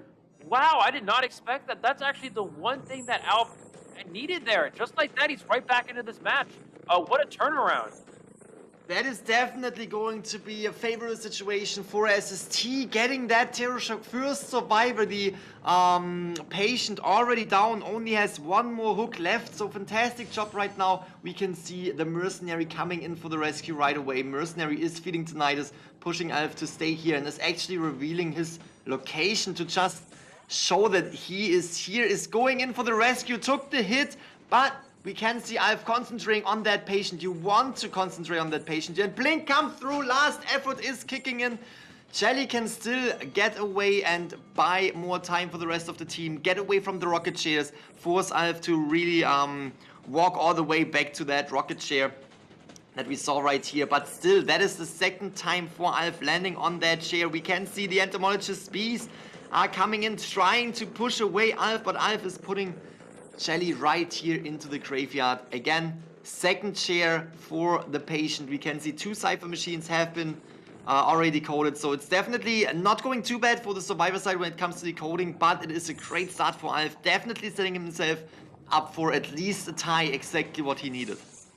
We're going to see the entomologist beast try to support here. He's able to hit the priestess in the process, and he's going to be able to push him back as well. He can knock down the beast here, but again, keep in mind, Grizzly, this is a geisha. She can easily dash and catch up to this here. I don't know how well Jelly's able to rebound. Will the survivors try to body block until the ciphers are primed? It looks like they are going to do so. This could potentially work out. This is a very common strategy we see. He may go. Can he get this hit on this patient? Goes to the mind game. He gets the hit on the patient. That was really, really crucial for 2 reasons. One, patient still had a hook there, so they're going to go down with a hook wasted. And on top of that, Priestess was unable to block until the cipher was primed. So now Alf is a drawn position. Again, Wolves had a winning pace. That Terror Shock was so crucial for Alf here, and now SST hunting can now get the draw here. This is what we talked about. This is what they need to see. Alf needs to get a minimum of a draw here, and then SST survivors need to capitalize on that and try to beat Alex in their survivor side half. We see a beautiful dash to the upstairs 2-story, and that's going to allow for another hit on the geisha.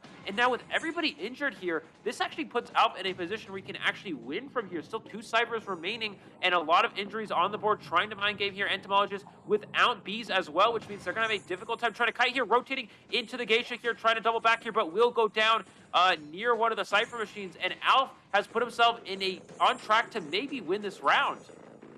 That looks really, really good for Alf. As you said, this is potentially a winning round for SST right here with the entomologist down, the main target that you want to go for, because there are no bees available, and we can already see Mercenary coming in for the rescue. Is sneaking around right here, and we can see Alf is getting tinnitus, so staying in the area, trying to figure out, hey, where is that survivor coming from? 2 elbow pads are available, so we can see that there's definitely a good chance for the Mercenary to come in and get that rescue of the entomologist. Can prevent. Oh, Blink is really securing that entomologist's chairs yet again. And here we have it. Alf going on that chair, putting the entomologist on the chair. Mercenary will most likely stay in this area. Will Mercenary go in for another rescue? He can come in and take the late damage effect to actually rescue the entomologist in time, because the priestess will probably not be in the area. And now what has to happen here is Mercenary needs to rescue and then body block the entomologist until Priestess finishes 2 cipher machines. That is going to be a really difficult challenge here. Again, entomologist used all of her bees there, and they're not even going to rescue. Wolves is not going to rescue. Alf has a winning position. just like that, Grizzly, he can get a potential 3 or 4 survivors eliminated against the Wolves survivor team. We did not predict this at all. The trait is on cooldown. That's the one saving grace here from Wolves, which means Alf cannot teleport to a last Cypher machine, and Wolves can probably secure 1 survivor out. How they're going to do that is the Mercenary's going to feed Tinnitus. If Alf opts to leave here, Mercenary can work on that corner house Cypher that already has 30% progress, and then Priestess is going to start another one. Alf trying to bait the Mercenary out of hiding here. Could he potentially find him by doing by pretending to leave? I think he knows Mercenary's back here. He's trying to mind game. Does see the trail of the Mercenary, so he knows he's here. But the Priestess, again, almost having that Cypher Machine Prime, going to use one of those elbow pads to transition. What an elbow pad from Lion, going straight up the stairs, and Alf actually losing the trail because of it. But then Lion drops into the Geisha, but instead Alf now going over to the Priestess. What a back and forth game this has been. Definitely going to be more of that back and forth game, because again they need to finish this last Cypher Machine. Mercenary already injured, who could potentially still take 1 hit and try to decode even more, because that Cypher Machine that is at corner house is already... Oh wait, that is the one that is actually quite new, so that is at 40%, so we can see how Alf is concentrating on 487 right here, but teleports back to the Mercenary, is landing that hit. Now the Priestess is far away from the Cypher Machine that is almost primed, and therefore won't be able to prime it in time. And we can also see Alf coming back, because we know Mercenary has this delayed effect, and if he is going down, he has a really long heal up time, so therefore you can start to play the back and forth for the late game, where you try to bring down the survivors as good as you can and have them exhaust their self-heal, and therefore securing that victory with 4 survivor eliminated for yourself. We can see how the Priestess is staying away from the Cypher Machine though, waiting for the Mercenary to get up again. Yeah, so a good thing for Wolves here is that actually the survivor that's up still is the Priestess. That's actually really important. The reason why is because if you get in a situation where the Geisha gets too far away from the Priestess and the Mercenary, then the Priestess can simply just long portal to that Mercenary and then pick them up, so Mercenary doesn't have to waste self-heal, and that allows the survivors to continue to split those Cypher Machines. And again, Alf's teleport on cooldown. We're going to see Priestess try to start that last Cypher. Now the question is, does Alf go for the chair, or does he try to kill the Priestess? Again, if you leave Mercenary for too long, we're going to see the long portal get utilized to go ahead and go for the heal. Alf's going to use the dash through the wall here. Can he get it? And he does get the dash through the wall to Graveyard here, trying to pressure down the Priestess. We should see Mercenary get up momentarily, trying to push that last Cypher Machine, and there's the get up here. Gets the dash through the thing, and we're going to see the Priestess transition away here and go for that portal. This is such an exciting moment. Again, trying to down this Priestess. Teleport back online here. Does he teleport on to that? And he's going to go for the dash. Does get hit. Does he teleport back to the Mercenary? Mercenary going on and off in that Cypher, making sure Alf doesn't teleport on him. And 1 portal still available for 487. He couldn't last a little bit longer here. This is such an intense matchup. I am not really sure if that Cypher Machine... Okay, they are working on the Cypher Machine, and now just touch the Cypher Machine. Alf teleporting back right here on Lion is bringing... Oh, that elbow pad, that one elbow pad. Really putting Alf into a position where the Priestess can get back on that Cypher Machine that is already at 40%. They really have to split up the attention. Mercenary will go down though. There's no chance that the Mercenary can stay alive longer, can push that Cypher Machine to have it pop. So therefore Mercenary will go down. Alf, not knowing that that Cypher Machine isn't primed yet, is trying to really stop the Survivor. Oh, actually picks up the Survivor to bring him towards the Cypher Machine that is almost primed. Yeah, he's going to chair him here. Again, as you said, Alf doesn't know that Cypher progress of Graveyard, so he's worried if he... Mercenary didn't have self-heal, but he's worried if he leaves Mercenary and goes for the Priestess, that Priestess could potentially pop the last Cypher Machine, and then they both would be up. So he's trying to taking a risk here. He does have Priestess injured, which means there's a chance he's able to kill Priestess before she's able to make it to dungeon. But yeah, again, this gives the opportunity for 487 to potentially get dungeon. A 4 survivor elimination here for Alf would be really, really big. 487's going to hide out in the back of Graveyard. Alf needs to make sure that he doesn't give this dungeon escape here. He's constantly checking out this area, but we know Priestess is in Graveyard. Alf's going to use a lot of butterflies to just keep moving around the map here, trying to find Tinnitus, but 487 staying out of the Tinnitus range, staying in Graveyard here.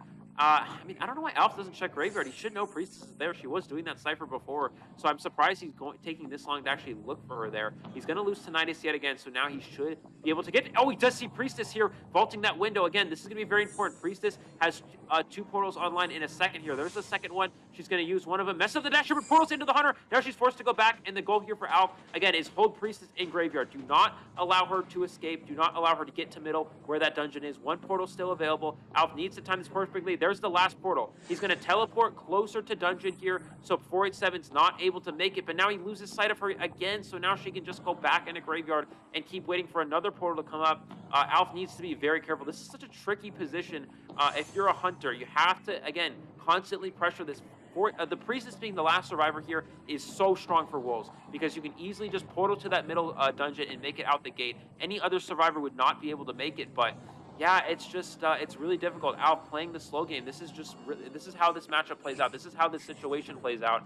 Alf really just needs to keep trying to, like, just pressure here and prevent him from going. And he's going to go for the dash through the wall. Does he see the Priestess? He does see her, and she doesn't have a portal yet, Grizzly. It's almost back online. 487 needs to try to stay alive until the portal's available. Alf going to break the pallet, and it's just, again, it's just a hide-and-seek back-and-forth game here. Alf wasting one of those butterflies, trying to get the hit on the Priestess. Can he get it? This is a make or break game. Portal is ready and it's not in time to create that portal. Goes down right here to the Geisha, and this is the comeback that we needed to see, that SST needed to see right here. We were talking about, hey, the Hunter side, Alf needs to get the tie so the Survivor side can really set themselves up for a victory. But no, Alf coming in with a 5-point game for their team, a 4 survivor elimination. Absolutely fantastic job. Really played this out extremely well and is now putting the Survivor side of SST into a really, really good spot. Considering that this was a 5-point game, they can actually, if they are able to still get that 3 survivor escape that we were talking about that they needed, if they can get that, they can completely close the point gap that they had. And even if they only tie, or even if they only get 1 survivor 3 exit gate, they will win at least round number 2, which is extremely crucial for them, which is putting them into a really good position. But then we also know that we're gonna see Wolves on the hunting side, and that is definitely something that is difficult for SST as well, because we know how dangerous Alex can be, even in this round number 2, where we could potentially see, you know, also a guard 26 or maybe also a Geisha just mirroring the SST's Geisha right here. Yeah, I mean, you know, we talked about how, you know, SST, they really want to win all these rounds because it's hard to get 7 points back, but it's now possible. And, you know, if the SST survivors get 3 out here, it's possible to go 8-1 in this round. I mean, since when was the last time we saw Wolves get all 4 survivors eliminated? I mean, it's almost unheard of. I don't even think we've seen it in this tournament. I don't even recall the last time we saw it in IVL. So it's just, I mean, Wolves being so strong, it's almost impossible to do. And we just saw a hunter out of Japan come out and do it here in round number 2. That's really, really key for SST. Again, we talked about how the survivors of SST need to be able to beat Alex if they want to win here, because there's a chance that the hunters on the side of SST won't have a chance to beat Wolves survivors. But it just happened. So already we're being surprised here by Alf. Alf is outperforming expectations by a wide margin. And just like that, SST immediately back into this. I mean, that 5-point game, that puts them 2 points out of a tie here in this situation. So yeah, SST can easily come back against Wolves. It's not something you expected to happen, but just like that, Alf just impressive, extremely impressive gameplay has put SST right back into things in round 2. That is for sure. Definitely impressive gameplay. You have to say that it was a great early game for the survivors, but that terror shock on the patient was really changing the pace right there, because we had that first survivor on the chair quite early in the game, and that is always crucial. If you have 1 survivor on the rocket chairs early in the game, it's gonna put the survivor side into a situation where they have to rescue and they can't use the full power of 3 survivors to decode Cypher machines and to push these first 3 Cypher machines. And that is always something that is definitely going to end up really, really good for the Hunter side if you can get that survivor down so early in the match. And we saw, again, the patient doing a fantastic job, really avoiding these hits, but right there, that terror shock was changing the pace a little bit, and just enough to make this a 4 survivor elimination for SST right here. Great job coming back in this first half of round number 2. But again, this is just the first half. Everything can still turn around and can still end up in a tie as long as Wolves can get that 5-point game as well. And we're gonna see that in a moment. We're gonna see that second half in the moment where we have Wolves on the Survivor side, on the Hunter side, and they definitely want to tie this round number 2. Again, it's not necessarily doing anything for either of the teams if they tie this round, but if they're able to get the 5-point game and they tie it, it's still a little bit in favor of Wolves right here. So getting the 5 survival elimination is on Alex's plan. But at the same time, SST now knowing they only need to get 1 survivor through the exit gate, they will definitely adjust their strategy to at least achieve that. And this is definitely putting a little bit less stress on the survivor side of SST in this second half right here. Yeah, I mean, the reason why this position is actually good for SST in that round 1 situation, again, Alex gets to play Breaking Wheel on Chinatown, you know, arguably one of the best Breaking Wheel maps, one of the best maps for Alex's wheel. We see it get utilized a lot for Wolves. But now you're coming into Ever Sleeping Town, which would also be fine for Breaking Wheel. It's just not going to be an option. Breaking Wheel is going to be the first ban for the survivors, 100% here. So now what does Alex play to get 4 survivors eliminated? His best win hunter at Breaking Wheel is gone. You don't have it as an option. I mean, Alex can go Bon, Ever Sleeping. I mean, at best you're going to draw. It just doesn't seem... I mean, I guess we did say this. You know, yesterday on the Chinatown map, Alex is going to have a hard time winning. He was able to eliminate all 4 survivors, but SST survivors have proven to be very strong on this Ever Sleeping Town map. This is the map that they practice for. This is the map that they're ready to play on in the Japan region. Again, favoring Ever Sleeping Town over Chinatown has been very beneficial for them in these matchups. We see they were able to beat Shang's Breaking Wheel immediately on Ever Sleeping Town yesterday. So coming into this round with the survivors having this map they're really prepared to play on, I don't know how Alex actually gets all 4 survivors down. I don't think he's going to be able to do it. I think Alex's goal here is probably try to draw and at least stay in the lead on points. While you may be you may be tied in rounds, at least you'll still be leading on points. So Alex is just going to go for a draw here, most likely. Probably play Bon, but Ever Sleeping Bon can be difficult, especially for a team that's prepared to play on Ever Sleeping Town here. So yeah, again, SST, they're going to try to get 3 out the gate here and completely tie things up in round 10 points. I'm so excited for the second half. Getting 3 survivors out right here, that is the dream for SST. That would definitely tie things up, and that would definitely be beneficial for SST right now, because Wolves was having such a strong start. Round number 1, there was a 7-point deficit created for SST, but now it doesn't look so scary anymore. It doesn't look so dangerous anymore for SST because of this first half right here in round number 2. We are jumping into the bans and picks right here of the second half of round number 2, and we're gonna see which characters will be banned. We can potentially expect to see that Priestess. Yeah, that Priestess and the 4th ban. Priestess is always so dangerous to allow her on the Ever Sleeping Town map, because she can provide so much support for her teammates, and as we just saw now late game, she was the 1 survivor, besides potentially a mercenary who could go and take a hit and go to the dungeon, but that 1 survivor that could really go and utilize these portals to get to the dungeon and to get that 1 survivor escape.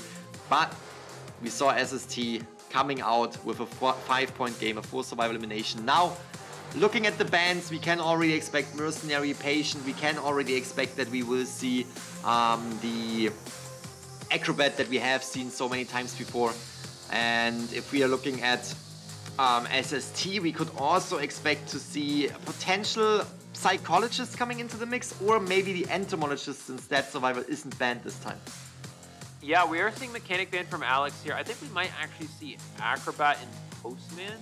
I could be wrong, but I think that makes pretty good sense here for SST. Okay. Again, in a situation, he's banning Mechanic because he wants to go all in. He wants to win this round. You're getting rid of the Draw Survivor, which puts Alex in a position where he can actually still go for the 5-point game like you talked about, Grizzly. So I think that's kind of his goal here, is try to get you know, maybe just try to tie the round up with 4 survivors eliminated by removing that mechanic. But Postman, I think, gives the survivors the best edge to still get a draw or a win on the survivor side because of that decoding letter, that decoding character, that decoding support is going to be very crucial. We're going to see, okay, so Seer and Postman, so close.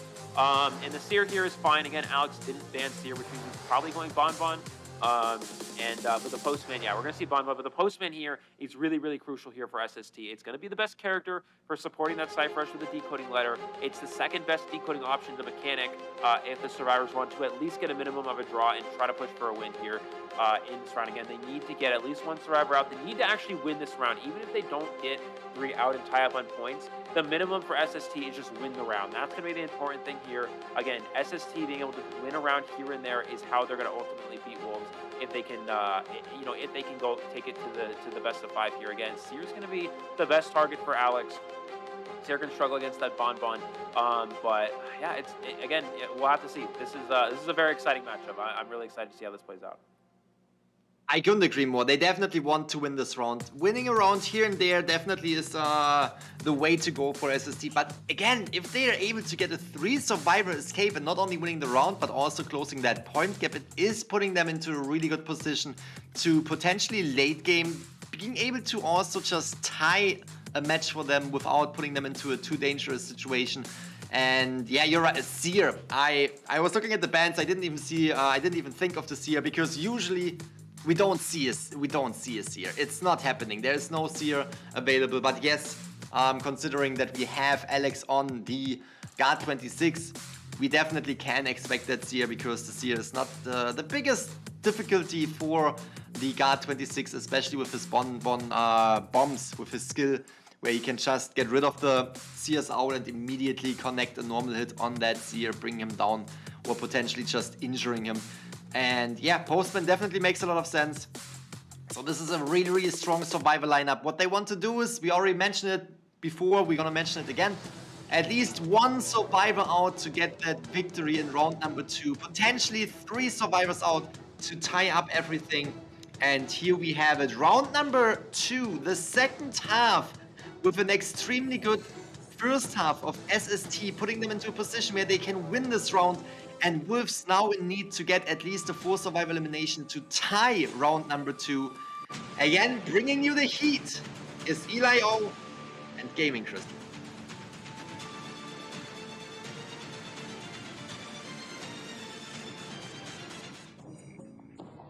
Here we are going to see the bad corner spawn here for the Bonbon. Not an ideal place necessarily for him to spawn here. It depends. Let's see which survivor is able to find first. It is Kazuneko who is the Postman, so not a bad target to find here. Immediately rotating towards that corner house. We are going to see Patient in the area as well. So no Seer find here for Alex, which is strong for the survivors. Now the question is Postman going to rotate into Alex here? He's kind of caught in a bit of a tough situation. Going to go ahead and vault that pallet. Is he able to dodge the bomb? Does get that bomb dodge off here. The only downside again is 2 survivors in the area. Able to dodge this next one as well. Gets the Postman dog as well. This is going to give him some distance to work with. Seer Owl back online here for Unp. He's going to be able to give it to the Postman here if necessary. And let's see if he's able to transition towards the middle. Yeah, again, trying to force basic hits. You don't want to give up any bombs. We're going to see Alex drop the 3 stacks of bombs here, trying to get 1 chip. He's able to do it. And a Seer Owl comes in after the hit. So a misstep here from Unp here. This gives, you know, Kazuneko a little bit of transition time, but the Owl's going to be out in a few seconds. And forcing Alex to break the pallets is strong here, but I don't know how long Postman's going to be able to last here now that the Owl is gone. That is definitely something that is very, very strong for Wolves right here. The Seer is now not having any ability. The Seer's Owl that can really prolong Kite is gone, and we can see the bombs are not connecting though. Good job from Kazuneko. The dog was definitely slowing down the Hunter. Will this bomb connect right here? It won't. Postman is still buying more time for the team. Fantastic job early game, even though we can see that Alex is in a good spot right here. There's a lot of open area and there's nowhere to go for Kazuneko. Taking that bomb hit, going down. First survivor on the chair. We have 2 Cypher machines decoded. 1 Cypher machine at 50%. Not the worst start of SST. It was almost a 3 Cypher Kite. But still not too bad for Wolves because that Seer's Owl is definitely playing into his favor because he does not have to worry about that Seer's Owl again. We should, okay, we do see Mercenary is going to feed Tinnitus here, does have wanted order as well. I don't think we're going to see a rescue. I think Mercenary is going to stand in this upstairs 2-story. This forces Alex to stay on the chair and camp out the rest of this, camp out the entirety of this chair. We should see, against the Bonbon, you typically see a lot of survivors bring max snooze. The snooze trait is very important for Bonbon because you're not saving a lot of the time. You're going to leave a lot of these survivors on the rocket chair. Maybe we'll see Lim try for one rescue, but I don't think... I think the goal here for the survivors is hold your items. Save your items for endgame and try to go for an endgame kite. Now, again, keep in mind, Alex does not know which Cypher Machine. He sees two moving. He doesn't know which one is the Seer, unless he saw Unp run by earlier, which he might have actually seen. So he may just teleport to Graveyard. I think that's going to be better for him here. And we do see the survivor expire on chair here. Where does Alex go? He's looking around. He's going to go to corner house. So this is better for the survivors because, again, Patient can just hook right up to 2-story. It's not the Seer, and Patient should be it should have a pretty strong kite here. He may take one bomb chit in the process, but he does have hooks to work with, a good transition kiter against the Bonbon. Really buying more and more time, and they have a good chance to finish this one Cypher Machine right here that is at Graveyard and really push for another one that we can see happen soon. That was a great connection of the bombs, and we might see that Mochi is not having the best situation right here. Still has hooks left, but not able to use them because, again, the controlled bombs were really making it difficult for Mochi to get out of this area. Now we have one Cypher Machine remaining. One Cypher Machine they need to pop. Mercenary in the area, pushing the Nidus, trying to keep Alex here and keep him on the chair. Again, to tie round number 1 and round number 2, they needed 3 survivor escape, which might not necessarily be the easiest situation to achieve right now, because with guard 26, who is so strong in camping, who will just sit here on the Patient and not leave the Patient up for a rescue, it might be going into a draw situation for SST, which is still giving them the round number 2 victory, which is still extremely strong, and we can see how the Mercenary is just waiting it out over there. Cypher Machines are being decoded again, and this could potentially be extremely good for Alex right now, because the Cypher Machines are still only at half. Yeah, so there's 2 ways that SST can play this.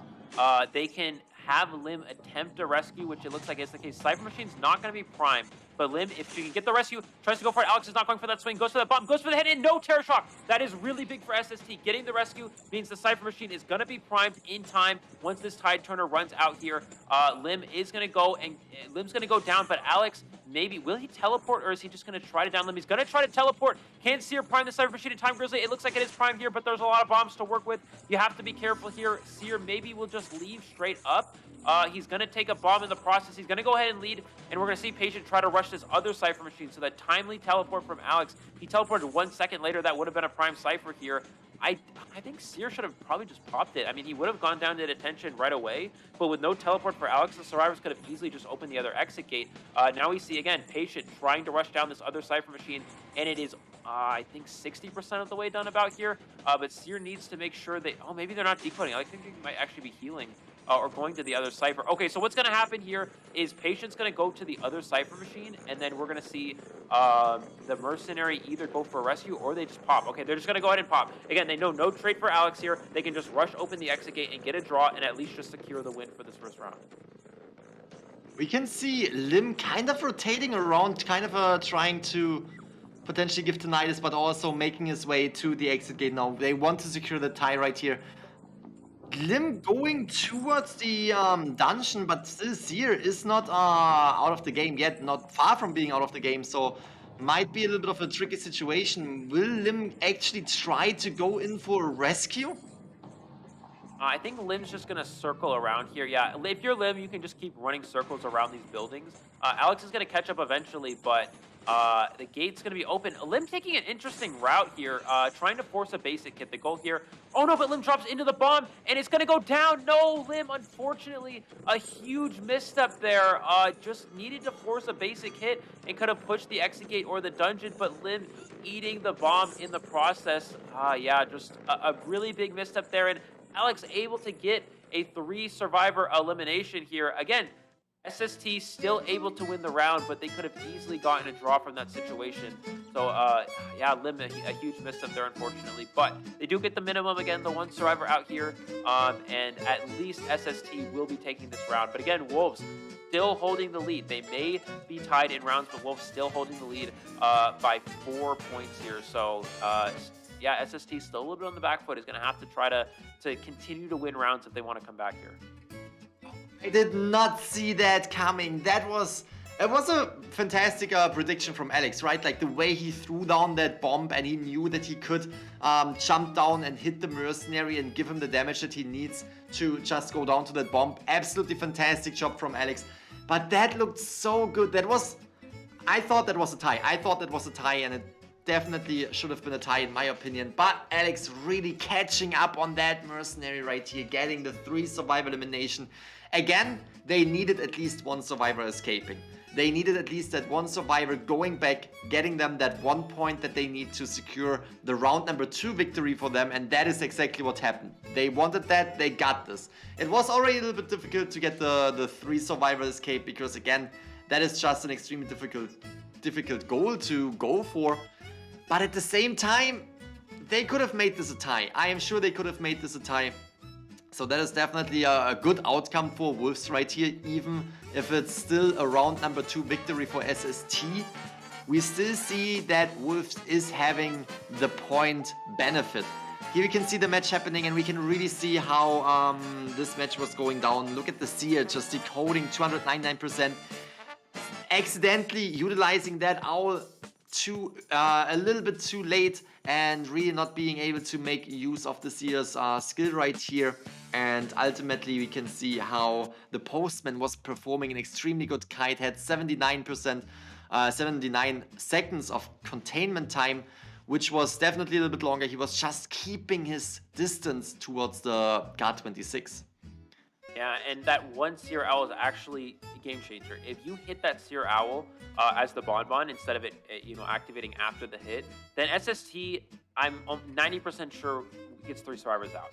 And the reason why is because you hit that owl, the postman is going to run upstairs. They're going to take the same route. They're going to run upstairs, they're going to drop down, and they're going to go right over to the the area with the 2 pallets, vault it, continue to get that speed boost, and loop around that building exactly how they did. Except in this case, they're going to have 3/4 health. They're only going to have 1 chip. They're not going to be a chip away from death.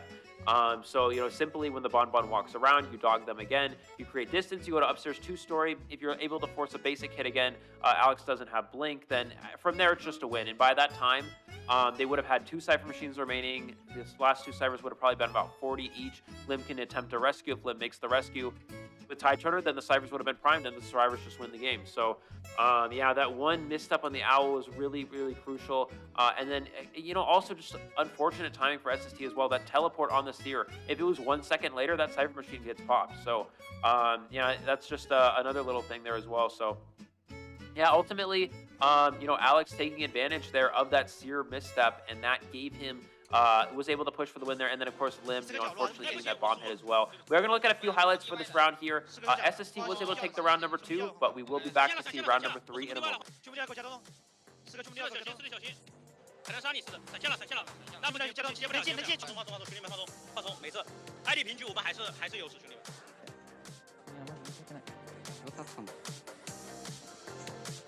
いなくて9割でもいい。ゆっくり行こう。持つ力。見とこう。どっからか。どこ瞬間しよう。読み合いなしでもいい、最悪読み合いなしでもいい。ナイス。いや、ナイス。でかい。8割回ってる。ナイス、持ってる。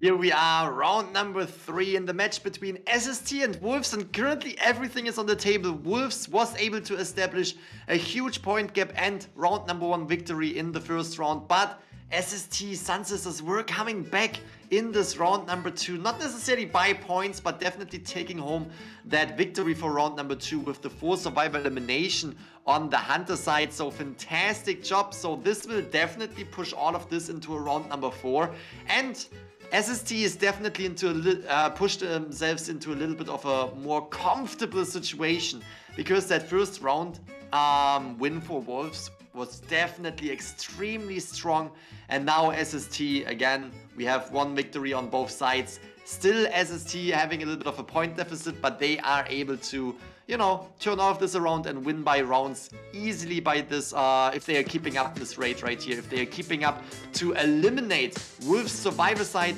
and to be able to escape from the Hunter. They were able to only escape with 1 survivor, but as Eli already mentioned earlier, if that CSR was timed a little bit differently and would have blocked the hit of the Guard 26, this could have been a 3 survivor escape, which is a great setup. So all they have to do is they have to step up their game a little bit more, and they actually have a really good chance to go against Wolves and to take home the championship title.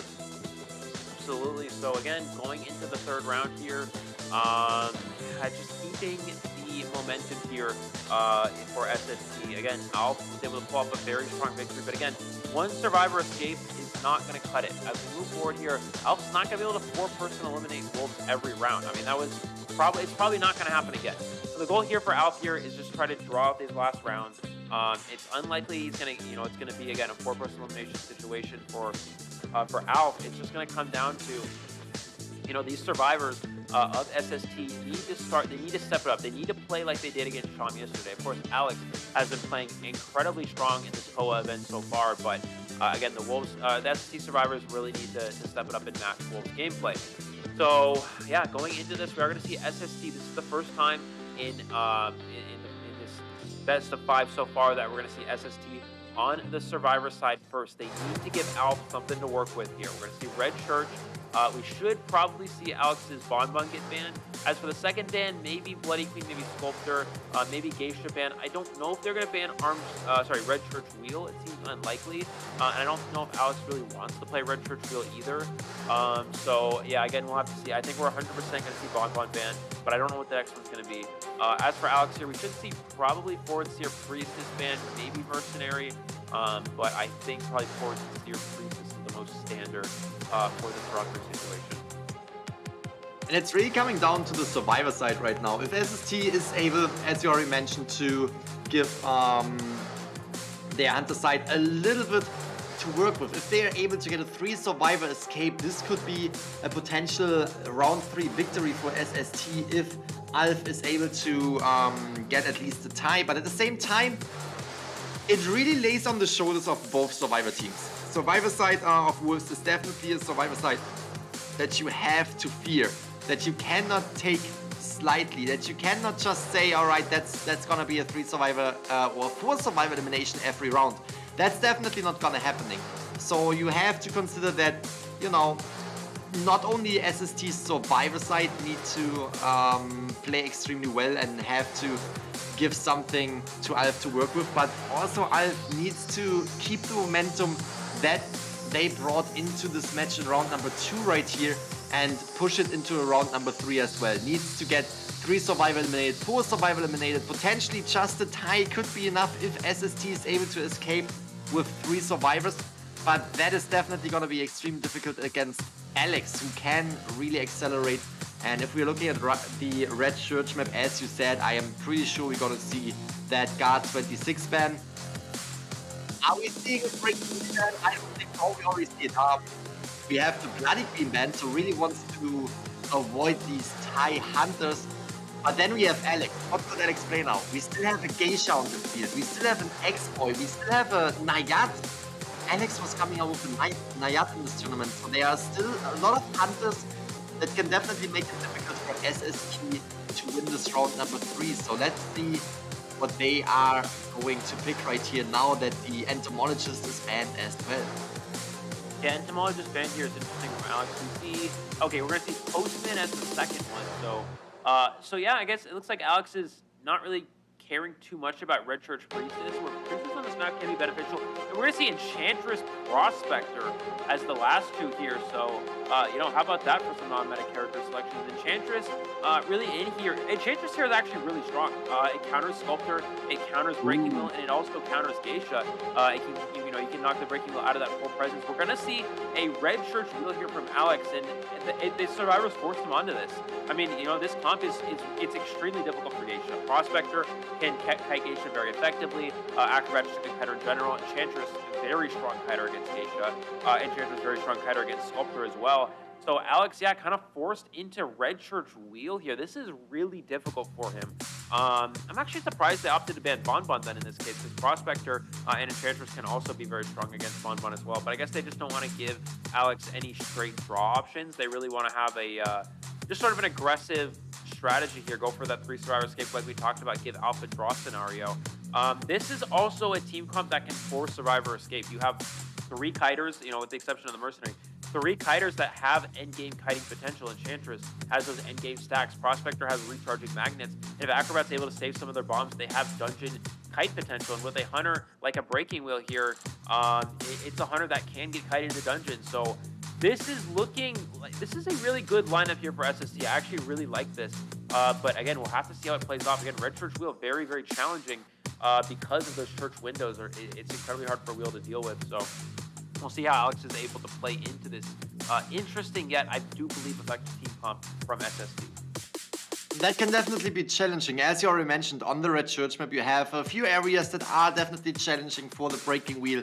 And obviously, SST's team knows that and was putting the Red Church right here and allowing Alex to just utilize that Breaking Wheel, because it is not the best. And there are areas where you can just, as you already mentioned, for example, the windows, where you can just ward the windows and the Breaking Wheel cannot keep up with that. You can't just go around like you could on other maps where the windows have a little bit of a smaller area to go around.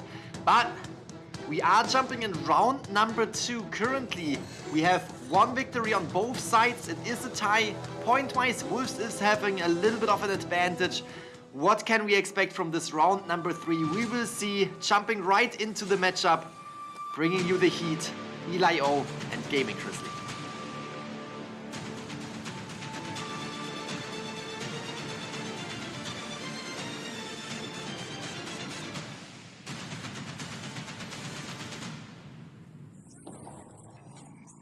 Okay, we do have the church window spawn from Alex, which means the survivor does spawn in top broken. So if this is anyone but the mercenary, this could be very strong here. And it is the acrobat. Already a quick spike right away. Mochi in a really bad position. So this is not a strong start by any means for SST. And this goes to show that, you know, while this may be, you know, a difficult map for Breaking Wheel, there are some spawns that can actually benefit them. We're going to see Mochi. Yeah, Mochi's not really able to avoid any of these spikes here, so this is just really weak here for this acrobat player. And we're going to see him able to make it a church window, which is strong. He can transition away, get back to middle broken. He's going to use a slowdown effect as well. Oh, Alex has peepers. He actually has peepers to start, no blink, and he doesn't have insolence either. This is just, I think, I guess trump card detention peepers, maybe not even trump card, maybe just detention and confined space. This is a very interesting build for a Breaking Wheel player. He has 1 more bomb to work with. Gonna go for that bomb here. Able to avoid that trap there. Make it to this window again. No blink for Alex, so it's gonna be difficult for him to actually get it down without that available to himself. We can see that Mochi is really making good use of these windows right here. Is trying to transition into the church again, where we can already see that the Prospector is trying to buy some time. Oh, gets the stun right here, which will allow... Oh, Terror Shock still happens, which allowed the Acrobat to ward, but it wasn't enough. We can see that the magnet is attached. Will we see the Prospector coming through with the rescue? Yes, but... Ooh. Fantastic patience right here, and is now dropping... The magnet. Acrobat is down, but there won't be enough time for the Acrobat to get away from this. It's going down yet again. It is buying a lot of time overall, but still there are 4 Cypher machines remaining, and we have the basement here. Basement, definitely a good spot for Alex to put that first survivor in. That is gonna be difficult. We're going to see him drop the peeper. This is an up-down build, so this is confined space detention, no insolence, no trump card. So we're going to see Lim come for the rescue. It is a breaking wheel, so this is actually a pretty easy hunter to rescue basement off of. We're going to see get the trap to get the slowdown, but it's okay. Lim can easily just make this rescue here. He goes for the swing, and he does connect that to the mercenary somehow there. And we're going to see Mochi probably just take this hit, saving that red ball for a potential rebound kite. Alex is able to now reach full presence. And that is kind of the downside. We're going to see them go for the same play they did last time. We're going to see the Acrobat die in this corner, and Prospector is going to go for a harass here. But because of this, this gets the Mercenary stuck in basement. Alex is going to go for the double hit on Mercenary. She needs to be able to elbow pad pass here. Does get that trap. It gets the double hit, so Lim, another misstep here, feeding another hit. And this is not good for SST. Lim needed to make it out of there without that happening, and we're going to see him actually, they're going to try to heal up here. Kazuneko in the area to try to harass here. I think the game plan is that we're going to see if he goes for that stun there. Can the Acrobat get up? No, they're not able to get up here, and we're going to see another Magnet goes for the drop here, and he's going to be able to... He Terror Shocks the Prospector! Terror Shocks! But it is able to, that is allowing the Acrobat to get up, but still Terror Shock on the Prospector, extremely strong for Alex right here. Can see the Prospector is making his way towards this window, but now showing where Lim is located, and therefore we have Lim on the balloons before he was able to self-heal. Oh, that is extremely strong. It's gonna be a back and forth right here, but again, with the Prospector being down, Mercenary on the chair, we can now see Alex is trying to go back to that Acrobat who was already on the chair once, and he definitely wants to concentrate on that. He definitely wants to get that first survivor elimination right here. Mercenary will most likely be rescued, which is absolutely fine because it is just buying time for the team, right? It is forcing the Enchantress to go in for that rescue, to not decode Cypher machines, and this is such a strong game for Alex already. But Acrobat buying a lot of time right here, dodging the hits and dodging the traps as well, but is going down to the trap in between the pallet. Yeah, it's going down to that trap. Keep in mind, Acrobat, I believe, has one more chair time, so it's not over yet for SST. I don't really know what the game plan was there. I guess what they were trying to do is that he was trying to, the Prospector was trying to absorb a hit and then finish the heal on the Acrobat so he could get up and keep kiting.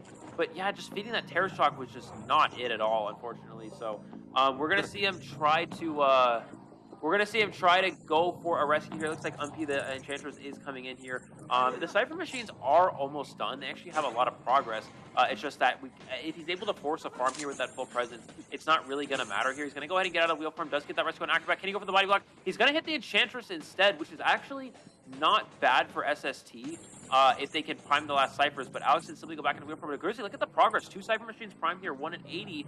So maybe if Acrobat can last long enough here, they can prime out these Cypher machines. Able to avoid that first chip. Can he get to the window? Is able to get it. Does get that hit there with the spike here. Can he get the snap here before the Cypher machine is primed? I think he's going to be able to.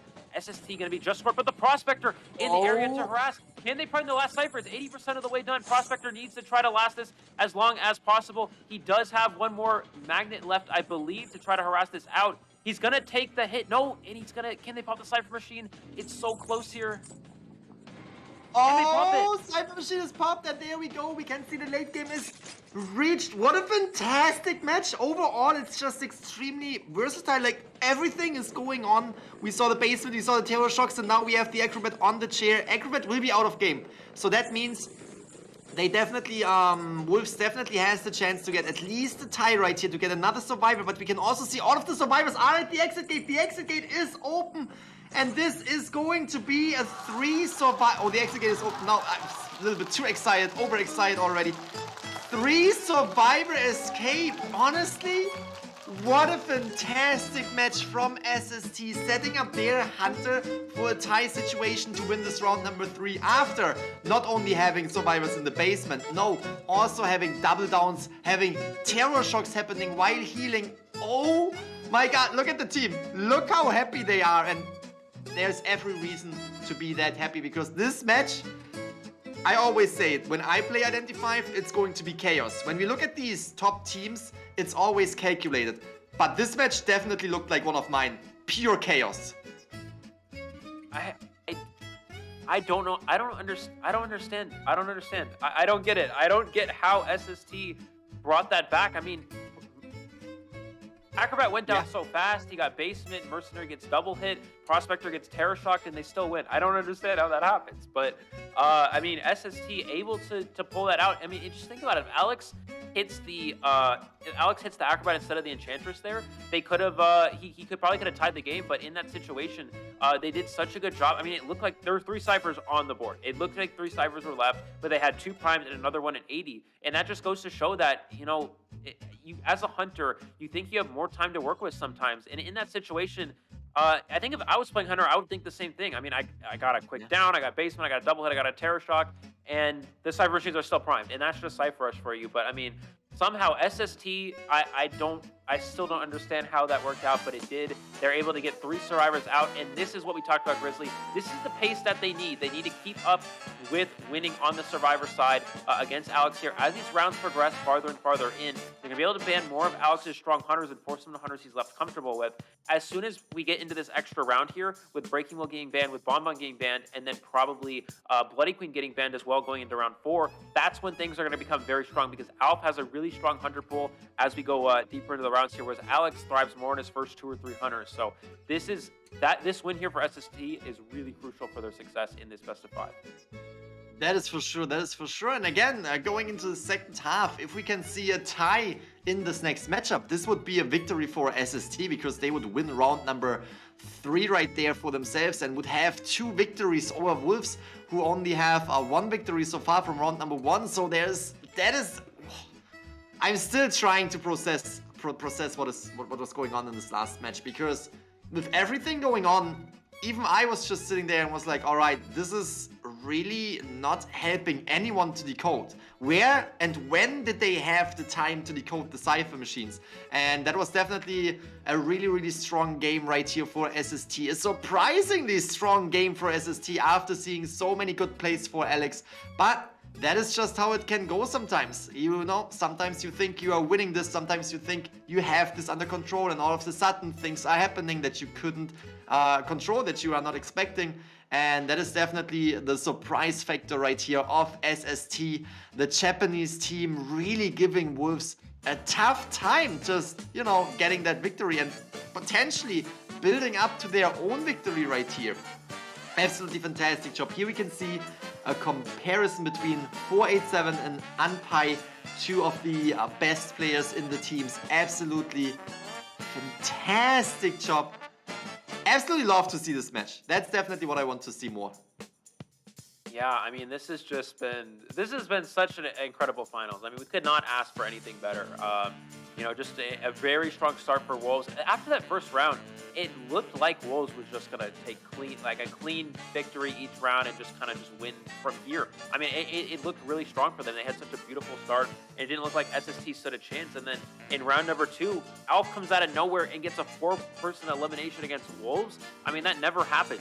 Even in IVL against these other, I mean, we haven't even seen, you know, hunters like DX be able to do that. So this is just, and especially with Geisha, with Blink Geisha, a tie hunter, I mean, that's just on Ever Sleeping Count, a survivor side mount. So that's just really incredible. So now back on Alf here. Alf needs to he wants to draw here. Wolves is starting to feel the pressure. I mean, it's very rare where Wolves ever gets any situation where they don't get in this situation. This just doesn't happen. I mean, they're usually out on top, survivors winning every game, and Alex is usually able to draw or win and put themselves in situations where Wolves is just so far ahead, and the other teams don't have a chance to come back. I mean, yesterday against WOLVE, against one of the best teams from China, I mean, they've got it to a 4th round, but Wolves just had a very decisive victory. So SST is currently playing very, very well here. If Alf can get a draw here, they'll be leading. They will be leading, and we saw how well Alf played last round. Red Church is a pretty balanced map, so it's going to be stronger for Alf's hunter than Ever Sleeping Count. So I just think here, I mean, if Alf can keep up the same momentum he had in the last round, SST can put themselves in a winning position against Wolves. Who would have thought? All they need is the tie. All they need is to get a 2 survivor elimination, and it also makes it a little bit more easier for Alf right here to adjust his strategy. He doesn't need to push for survival elimination. No, he just needs to get 2 survivors back to the manor to secure the victory for their team. Thanks to the fantastic gameplay of SST's survivor side in the first half of this round number 2, and Wolves really, it's just amazing. It's just absolutely fantastic to see how Wolves was accelerating in round number 1 and was giving everyone the feeling that, hey, Wolves is having this. They get a huge point difference in this round number 1. They had 7 points over the opponent, so that was absolutely fantastic. Such a strong start.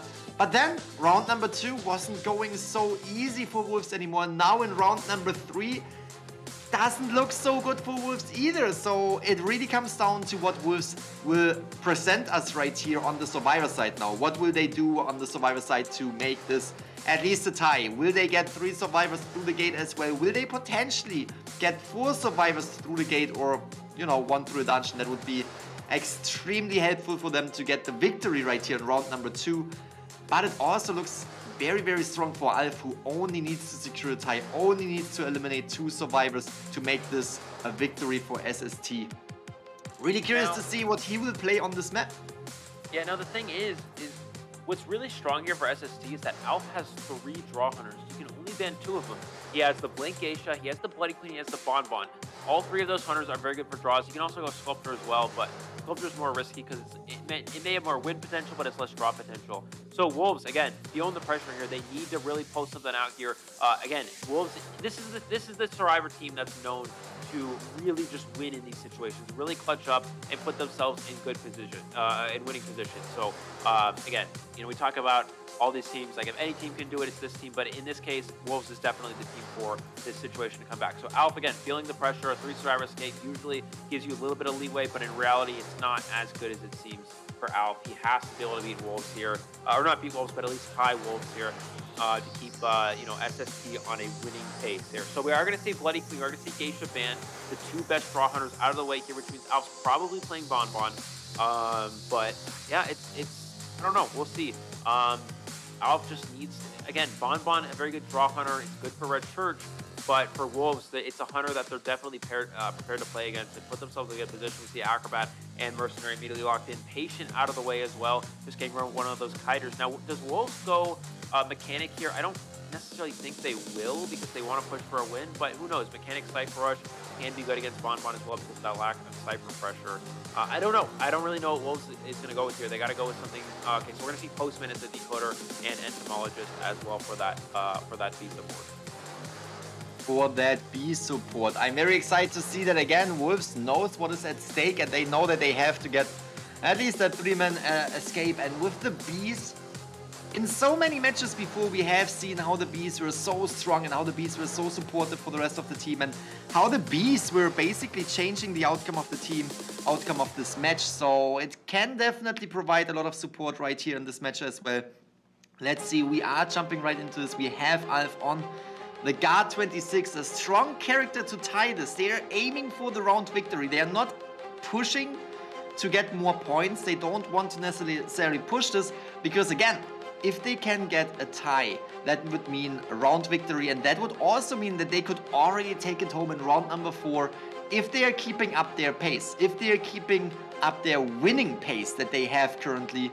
And SST, as I always like to say, Wolves, an extremely strong and extremely scary team from mainland China, but if anyone can win against them, it is SST, and they will show us what they can do in round number 3, the second half, if they can take home the victory for at least this 3rd round. We will find out in a few seconds. Yeah, so again, Alf playing for the draw. If he's able to get the draw, you're going to put SST on top 2 rounds. He cannot get 4-man. That's the one thing that can't happen here. Alf needs to make sure he gets a kill first, and then if you can get a draw here, you're in a great spot as Alf. Now the question is, he might just go up, down, Blink, Bonbon. That could be very strong confined space attention with Blink. I don't think there's any need to go anything like Shrunk Hard. Again, you just need a tie. You don't need to go too aggressive here. You need to make sure you get at least 1 kill. Here we go. SST Alf versus the Wolf Survivors. In round number 3, we saw 3 survivor escape from SST. A very clutch 3 survivor escape against Alex. Now the pressure's on Alf. He needs to try to tie here to take this round. Let's see if he's able to do it against the Wolf Survivor team here on Red Shirt.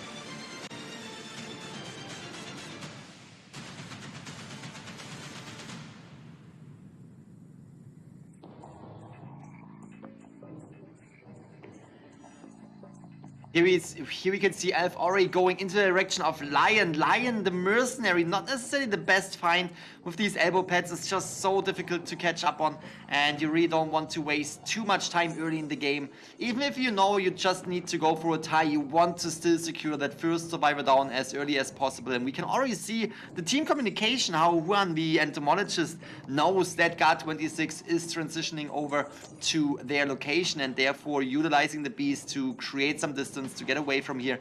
But Alf is now concentrating and committing on the entomologist right here, trying to hit her through the beast with the bombs, but will he be able to connect that bomb? No, he won't. No damage taken on the entomologist yet. Fantastic job now in the graveyard. Graveyard offers a lot of pellets to kite around, and Alf is really having a tough time catching up on that entomologist right here. He may be able to get one chip here. Oh, okay, he's going to be able to get the basic hit. That's the first one. Blink is online here. Keep in mind, the Postman and the Mercenary weren't decoding for a short period of time because, you know, Alf was in the area. He does have Blink available. Jelly's going to slow fold, unfortunately, for Jelly here. This is going to give him a little bit of distance because of the speed boost. Postman in the area to try to use that dog, instantly knocking down the beast. Can he hit the one more bomb hit on this, you know, on this entomologist? Goes for a 5-second bomb, interestingly enough. So I think he's trying to mind game the entomologist there. Didn't quite work out. One more bomb hit here, and he is able to get the down here. We do see trump card here from Alf, which is interesting considering he only needs to draw. Trump card is usually more of a winning build, so we see, I think that's fast pallet breaking with trump card and detention. So we're going to see him try to pressure down Jelly here on this middle cypher. He may actually just drop a control bomb here on middle. He's just going to keep throwing regular 5 seconds and trying to keep him off the cypher machine again. Alf has Blink, has detention. Let's see if they go for a rescue. With no Bs available, it means that Mercenary has to go for kind of just a straight up raw rescue here with no support. So I don't know if that's something that they're going to want to, if Wolves wants to go for. If this entomologist expires and Alf's able to kill someone in the endgame with detention, then he will have a winning position. Tries to go for a timer bomb, predicting where a survivor is unable to spot anybody out here. And it looks like Lion's just going to continue to feed Tinnitus. I don't think they're going to go for any rescue, which means that Alf has a drawn pace now. So this could be really good for him if this match continues in his favor. It really does look like this is going to be a drawing position right here. We have the entomologist out of the game. Mercenary still feeding the Tinnitus in this corner. And I've really, not knowing where that Tinnitus is coming from, potentially saw the Mercenary at the red carpet right there, but at the same time, you don't necessarily want to go for the Mercenary anyway. So transitions over right here, finds the next best target, which is the Postman. Is able to really chip damage with that connection right there over the walls. Postman is already injured at least to 0.25 points right here. And this is going to be, oh, did not connect that controlled bomb, but this is going to be a little bit of a tough situation for Alf right here with all these pellets. But can see the Postman. Is he landing the dog? No, did not land the dog, and that might be... Ooh, is able to avoid these bomb hits though. Able to avoid these bomb hits. Jelly doing a really good job, again, wasting as much time as possible. If Alf's able to get a chip hit while he's at that back gate, he can easily just use the Blink to secure the down. But I think if you're Alf here, you don't use Blink. I think you just want to hold your trade for the end game. Again, the Cypher machines are pretty much almost primed here. So and he missed another dog here, which means that he's going to not gain that distance at all that he would really like to have here. He's going to go for one more chip here. getting that on the postman. Alpha is not going to use Blink. That's really smart here. He knows the Cypher Machine is almost primed here. Jelly's going to go ahead and vault here. They're going to pop the Cypher Machine. Can Alpha get the pickup or the hit? He may just go for the Blink, and he gets the Blink and downs Jelly instantly here. No trait available here. He can actually chair near back gate as well. Alf may actually just take him far away from the gate. Yeah, Alf's just going to secure the draw. He's not going to get aggressive. If he wanted to go aggressive here, he could try to chair near the gate and kill one more survivor who's trying to open the gate. But instead, he's just going to take the draw. He doesn't need to go for anything more than a tie here. If you get the tie here as Alf, you put SST up 2-1 over Wolves. So let's see what Wolves does here. Again, just dropping all these bombs, protecting the entire area. And I think the Wolves survivors, again, unable to get a win against Alf. And this is 2 rounds in a row where this has actually happened. He's going to switch to, I think that's Peepers as well. And they might go for this Grizzly. We see Lion coming in. We see Acrobat coming in for the save. Wolves knows they need to try to tie up this round. If they go for anything less than a win here, they may not be in a position where they can actually... Oh, I mean, they can come back, but it's going to be very difficult. This is a minefield right here, and we can see the Mercenary is getting the rescue, but is also injured now. We have tight turn in effect. Will they be able to transition to one of the gates? It's gonna be a long, long way. We have the Mercenary who's trying to get to the gate, and we have Wolf's Jelly right here who's trying to wait out the dungeon. Is it going to be enough? Is it going to be enough for the dungeon to open up and to make this a 3-survivor escape? It is! It is! Wolves able to actually somehow clutch that up there. And yeah, look at Alf. He knows that he could have potentially gotten that tie there. That's very unfortunate there for Alpha. Wolves, what a play there. And again, that just begs the question. Alf could have just brought that survivor to basement. He died on the basement. If he takes him down to basement there, I don't think there's any chance they make that rescue at all. And Wolves going all or nothing there. If he's able to get the, that detention hit plus a bomb there, then he could have easily stopped that rescue. But what a play from Wolves. You'll only really see that from Wolves. I mean, what team goes for a detention bonbon rescue at the end there? I mean, that's just incredible. What a play there for them to pull it out there. And just like that, Wolves, the 3-survivor escape allows them to hold their lead here. They hold their lead. We do have a tie here for game number 3. So just like that, Wolves holding the lead. SST is going to need to start to win these later rounds again. This matchup between SST and Wolves is really full of surprises. Didn't really expect SST to get a 3-survivor escape in the earlier round and in the earlier half of this round 3. But we also didn't really expect to get a 3-survivor escape from Wolves' side right here. Coming in with that rescue extremely strong. They knew how to do it. They knew how to play it. They had to rescue with tight turn on, and they knew, okay, I have elbow pads. I can get to the gate in time. And here we can really see how this game evolved. We had the first survivor elimination quite early in the match, which was definitely good for SST. But then later on, again, we saw it in the late game, where we had the focus on the postman. The communication and teamwork of Wolves, especially from Lion right there, the Mercenary, pulling off that rescue. Absolutely fantastic job, securing the tie in round number 3, maintaining their lead by points at least. And this is definitely going, it stays interesting. It stays very, very intense and interesting between these two teams. And that's just tide turner for you. I mean, again, we talk about again why this game, it's so survivor-sided. You get in a situation, I mean, Alf, he did everything right that game. He got a quick down, he prevented any sort of rescue, and then he got the kill that he needed in the end game. But then you got put in a position where all the Mercenary had to do was make the save. Of course, very difficult rescue. Detention, bonbon, it's almost impossible to do. But Mercenary got it off, and then from there, it was just, run to the dungeon. Mercenary runs out the gate with his elbow pads, die on the, just stand on the dungeon, wait for it to open with Tide Turner, and get a 3-survivor escape. So, you see why, again, survivor-sided aspect of the game. Wolves is a team that's always able to take advantage of that. They take advantage of not only the survivor meta being very strong right now against a lot of these hunters, you also take advantage of little things just like Tide Turner rescues against detention, bonbons, and dungeon escapes, and they get a 3-survivor escape in a situation that looked like there was almost no hope. And I did not expect that. I did not expect them to go for that at all. They went for it, and they were able to pull it out here, and just like that, Wolves tying up the 3rd round, which means that we are still tied in rounds, one win apiece plus 1 tie for round number 3, but ultimately Wolves still in the lead as they are up 4 points. That's for sure. And overall, that rescue that we saw that Wolves was pulling off right there is kind of a rescue that we see when it comes to the later rounds where, you know, the survivor side has to get a 3 survivor escape as they will be eliminated from the tournament. And like these situations where you go in for really risky moves to secure the victory to potentially go into a next round. And this is not the case right here. They will go into the next round either way. No, Wolves was just really wanting to get that tie for round number 3. They really wanted to get that victory for their survivors as well. And we're gonna jump into round number 4. It is currently extremely close. Wolves is having a few more points from round number 1. And here we see the highlights of round number 3. 오케이. 아, 뭐 약간 我帮你丢狗，我帮你卡线丢狗，接走。秒着5秒了，没了，狗掉了。消耗技术 ，OK。还有，小心，可以。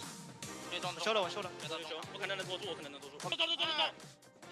我走了，nice，4个。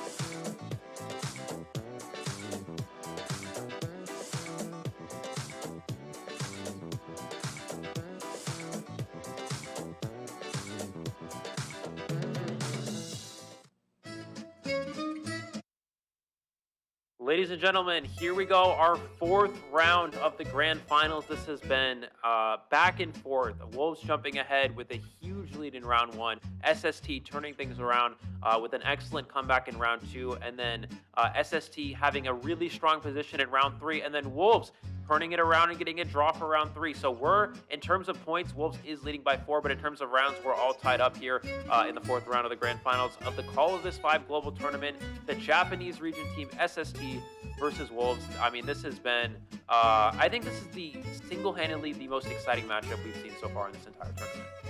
I agree. And I mean, it was leading to this, right? It is the final day, the grand final. We are fighting for the championship title right here. And it definitely has to be this interesting. That it would be this interesting and, in my opinion, in some moments also chaotic, I couldn't expect. But I absolutely love it. I absolutely love to see it. And I absolutely love to see what we can, you know, expect from these two teams in round number 4, because we are jumping right now into a round number 4 situation where we have more bans, not only on the survivor side, also on the hunter side, which will make it definitely more interesting because we will see more off-meta characters. We already saw the Prospector coming into the mix, who was definitely doing his job in the match earlier, but we can expect more like that in round number 4 right here.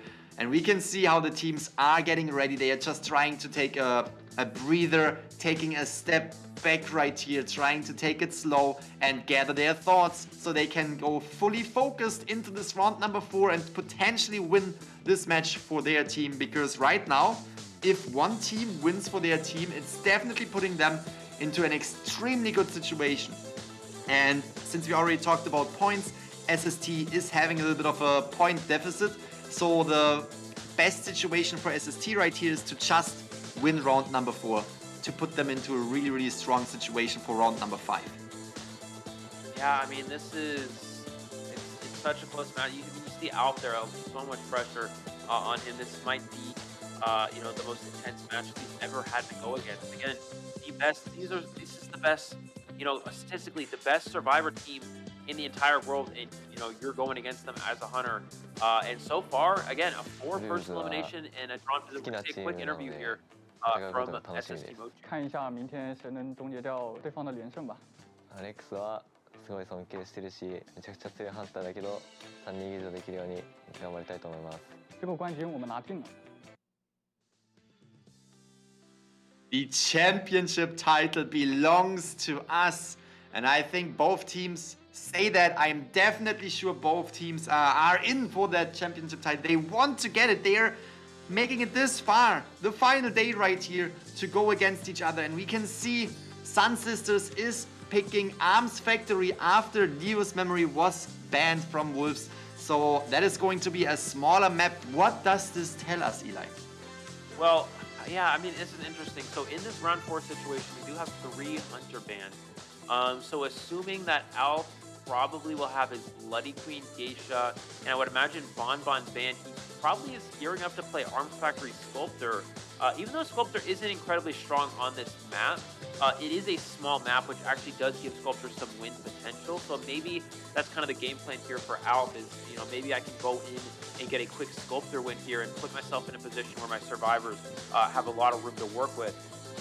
So I think maybe that's the main idea here. Now, something to keep in mind as well is that the Leo's memory ban is actually interesting because I think that's actually something SST would have liked to utilize here. A lot of these mainland China teams aren't really prepared to play on Leo's memory. It's almost never seen in any of the China IVL. It's something that only Japan really likes to pull out as kind of a sneaky map option to throw these teams off guard.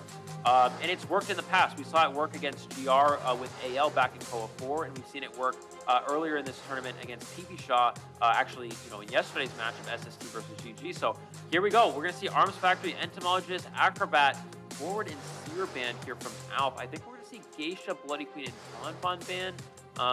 Maybe Sculptor band, but I don't think so here from Wolves. It's going to be some combination of those hunters, but so keep in mind, so if SST is picking map here, that means that Wolves picked Red Church last map. So SST was able to draw on sort of Wolves' home field advantage, the map that Wolves picked. So here for Alf, this means that, for Alf and SST, this means they do have a slight advantage in the fact that they do have a map pick here. So if they're able to win on their map pick and go into the last round up a round, that could be very, very strong for SST.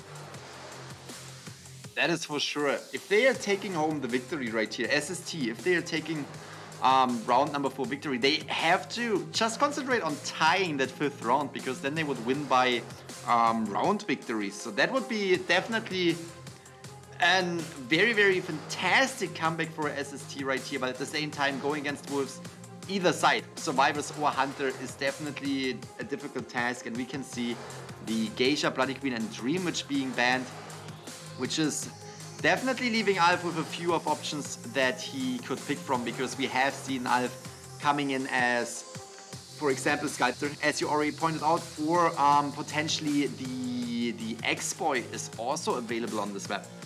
Mechanic will deliver the coding progress right here, so definitely immediately as soon as you see a Mechanic on the field, you know which will be the main target of the Hunter. And we can also see the Prospector, this time on Wolf's side. Yeah, Dream Witch ban here is interesting. We haven't seen Alf play it at all, but I guess the Survivors just don't want to have to deal with the potential surprise Dream Witch. This comp is really hard for Bonbon. But it's double, yeah, we have to see Alf is going to have to go Sculptor. I think he wanted to go Bonbon here, but again, the decoding, Postman decoding letter with addition to Mechanic Cypher Rush is so hard for a hunter that struggles against Cypher Rush like Bonbon. On top of that, Prospector, a very effective kiter against Bonbon as well, because of how small, you know, Bonbon's hitbox being very small, it's easy for the Prospector to get those pushes. It's just, yeah, this comp's just too hard for Bonbon, so Alf forced on the Sculptor here, which isn't necessarily bad. Bonbon, of course, being stronger in Arms Factory typically than we see with Sculptor, but we did see Alf Sculptor be very effective on Arms Factory earlier in this tournament, so we'll have to see. Again, this Cypher Rush comp's going to be very difficult for even something like a Sculptor to deal with, but yeah, Prospector choice here, I believe, should be 487 on the Prospector. We'll probably see those names get switched in a second here. And yeah, it is 487 on the Prospector.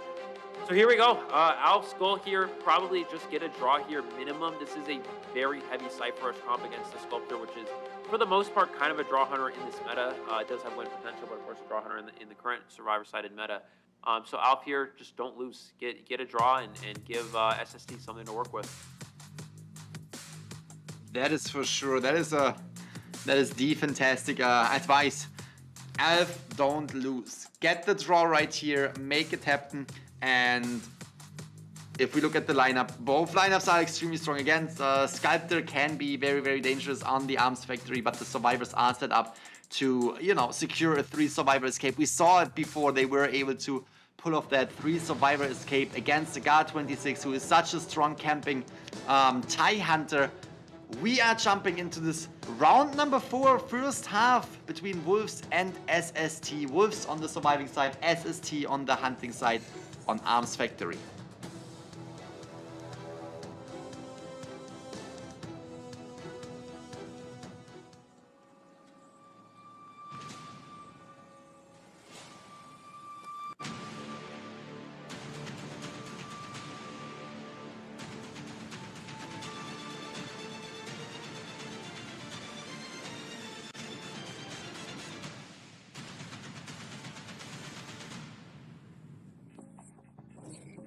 Right, we are going to see Alf spawn into the game over near the factory area, immediately going towards Deep Sandbox 2 survivor spawn over near that area, and we do see he's going to go maybe towards Shaq instead. Back there is Lion. That's not a... Oh, this is actually going to be really good for Wolves here. If Alf spends too much time looking for this mercenary and finds that it's just a mercenary, he's going to be in a bad spawn. And actually, Wolves have had a very good spawns throughout the majority of these games. Look at the last match.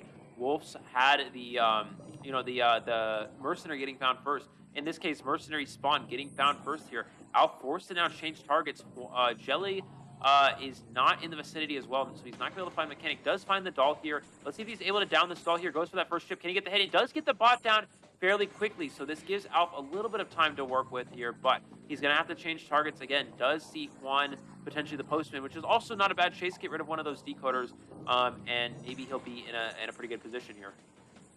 Yeah, the Mechanic was already setting themselves up for that doll right here, because they are across the entire map, and now Alf has to consider to, you know, go for a different survivor, because they don't want to waste all time to cross the entire map, give the Mechanic time to rotate out even more or to potentially hide, and therefore concentrating on the postman definitely makes a lot of sense right here. But the postman is just able to dodge all of these statues, is in the open now, so therefore we will see the normal hit, first damage, but again, there is still a chance for the team to re-decode since the Mechanic is still up and running. We have Blink ready, which means the postman could go down potentially quite soon, but we have the mercenary who tries to come in for a body block. I think mercenary is trying to take that blink hit there, but yeah, Alf seeing through that, not going to go for that blink there. We're going to see the postman dog. Can he go ahead and dodge it here? Goes for that statue. He needs to get the dog. Dog does not register, and Alf's able to get the down with no blink having to be used here. One Cypher machine is down, and the survivors have a lot of progress, so Alf took a pretty decent amount of time to get that down. It's going to come down to how well can he camp this. He knows where mercenary is coming from. That's the main rescuer, and I don't think any others, the rest of these survivors will have Tide Turner. It's probably going to be just mercenary. He's going to try to spike that bot, try to get a chip here, get some extra presence, unable to do so. But if you're Alf, you got to save some of these statues for the mercenary camp. He's wasting too many statues on this here, and that's going to make the rescues a million times easier here for this mercenary. Here comes the mercenary. He's just forced to go for a hit here. No extra camping there. There's the postman dog to get some distance, but Blink's still in line for Alf here. He can use it to get the down on this postman once this dog runs out. Postman is really able to dodge these statues to get away right here. Is sending out another letter to teammates, and now we have only 1 chip damage until the postman falls again. Blink is still active, but I would assume that Alf is trying... Oh, there we go, is trying to close the gap with Blink and is bringing down that postman for the second time. But again, if we look at the Cypher machine progress, it is looking absolutely fantastic for the survivor side right here. Wolves is having almost 4 Cypher machines decoded. Another one is halfway done. And again, postman is on the chair for the second time, so there's everything still on the table for them to come in for the rescue and to prime that last Cypher machine that they need to support the postman in case he goes down late game. Again, Alf using so many statues here to pressure here, but it doesn't matter. You really want to use them to try to camp here. Here comes the Mechanic. Is he going to go for the statue? There's that first one. Can he get the second one? And he does get that first chip. If he can potentially stop this rescue, but look at that Grizzly. He has no statues. He used them all on pressuring the Prospector, and now this means the Cypher machine is going to be primed. He had his only chance here was to stuff that save, and we're going to see Prospector come in for the harass as well, absorb the hit, and the Cypher machine is going to be primed in a moment. And another long stun here, and this should be a winning position here. Excellent harassment from the Prospector. Jelly able to make some distance, but it's not going to matter. Mercenary Cypher Machine is primed, and they should just pop it right here. Wow, the Prospector really coming through, making sure that that Cypher Machine is primed, that Cypher Machine is going to pop. An Elf now on the basically wrong side of the map. You can really see all survivors going to the front gate, and the front gate is already being opened right here by the Mercenary. Will he be able to do so? He took 1 chip damage, but none of the survivors are crucially injured to go down to these statues. The dog might come in trying to slow down, is not attaching. Will that gate be opened in time? Lion is pushing for it, and the rest of the survivors are there as well. It's gonna be so close, but no, Mercenary falls down. Yeah, the gate, I think it's like 90%. It looked like that was gonna be a potential 4 escape there if he was able to get the gate open, but Alf catching them just in time here. Again, Alf needs to get a kill. Again, we talked about Alf, you know, trying to get a draw, of course, would be really good, but Alf needs to at least get 1 kill. You cannot get 4 escaped here. We do see the Prospector maybe trying to come in and stun here, sharing the Mercenary. The gate's gonna be open, but sharing near the gate gives them a chance to potentially save. The gate is now open. Prospector can go for a stun, and one of the other survivors can potentially rescue. Detention online. They can just wait out detention. They can wait out detention and go for this 4th escape here. So, yeah, Alf needed... I think he needed to try to take the Mercenary farther away, and he just didn't go for it. Oh, this is really smart from Alf. He's going to allow them to save, and he's going to down the postman who's dead on chair. This is a really smart play from Alf here. He's going to take the kill on the survivor that's dead on chair, which means it's impossible for them to actually get a 4 escape anymore. So, smart play from Alf, but Wolves survivors are able to get 3 out the exit gate here. We're going to see Alf take him to the rocket chair, and that is going to be a 3 escape here for Wolves, which means they have a really strong position going to the second half of this 4th round. That was an extremely good play. You're very right to just bring out that postman. To eliminate 1 survivor was extremely crucial. This was almost a 4 survivor escape, and honestly, Mercenary being on the chair, as you said, they could have waited out detention, and that's definitely what they were going to do, right? Like, we saw Wolves coming in when the situation was way more dangerous, when the survivor on the rocket chair was way further away from the exit gates. They were coming in for the rescue. This rocket chair right there, close to the exit gate, yeah, they were definitely trying to get that 4 survivor escape, but with the knowledge of the sculptor of Alf right here, that if he finds the postman, if he can bring down the postman, that is a secure 3 survivor escape, but also like secure 1 survivor elimination. You really just want to take that 1 point and get your team into a position where they could potentially still take the victory by getting a 4 survivor escape, which can be extremely difficult, but at least they are set up that if they are getting 3 survivors out of the gate, they can tie this round. Else, everything besides that, now we have Alex on the hunting side. If he's able to tie this round and only eliminate 2 survivors, that would already put them into a winning position for this round number 4 right here. Absolutely fantastic display yet again of the coordination of the teamwork, coordination and teamwork of the survivors of Wolves. Yeah, so now, yeah, this is really good for Wolves. How the points work out on this, it's very interesting in a best of 5. It's kind of unique how it works out. But basically, so right now going into this round, Wolves was up 4 points. So in this situation, if Alex gets a 4 survivor elimination, that's going to give them 7 more for this round, which puts them up 11 points, which means even if SST goes 10-0 in the last round, it will be over. So if Alex gets 4 survivors eliminated, Wolves win straight up here. Now, if Alex gets a draw, like you mentioned, then Wolves will be up by 6 points, and then SST is going to need to have a 6-point lead, a 6-point round 5 victory, which is very difficult. So if you're SST survivors here, you really got to push for a win. You got to try to tie this round. You really got to try to tie this round, and then you just win the last round. That's really kind of the main goal here, is just try to tie up this round. Again, Alf wasn't able to get the tie, so now a lot of pressure on the survivors to win here. And if the survivors win, SST's still in a fine spot. They can just win round number 5 and just take things from there. But it's going to be really difficult. Again, if Alex gets a tie, then SST needs a 6-point lead in round 5 to tie things up. And if the survivors get 3 out, then they will just need to win the last round.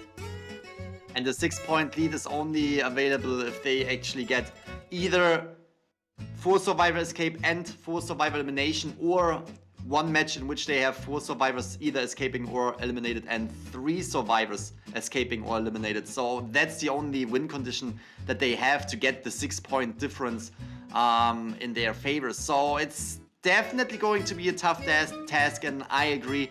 They should try to push this as good as they can to get the victory right here against Alex. But at the same time, it can be difficult. First of all, it can be difficult to go against Alex in these later rounds where you also don't have a lot of your main characters available to you. But second of all, you also have to see how SST is playing so far. They have been coming back from such difficult situations.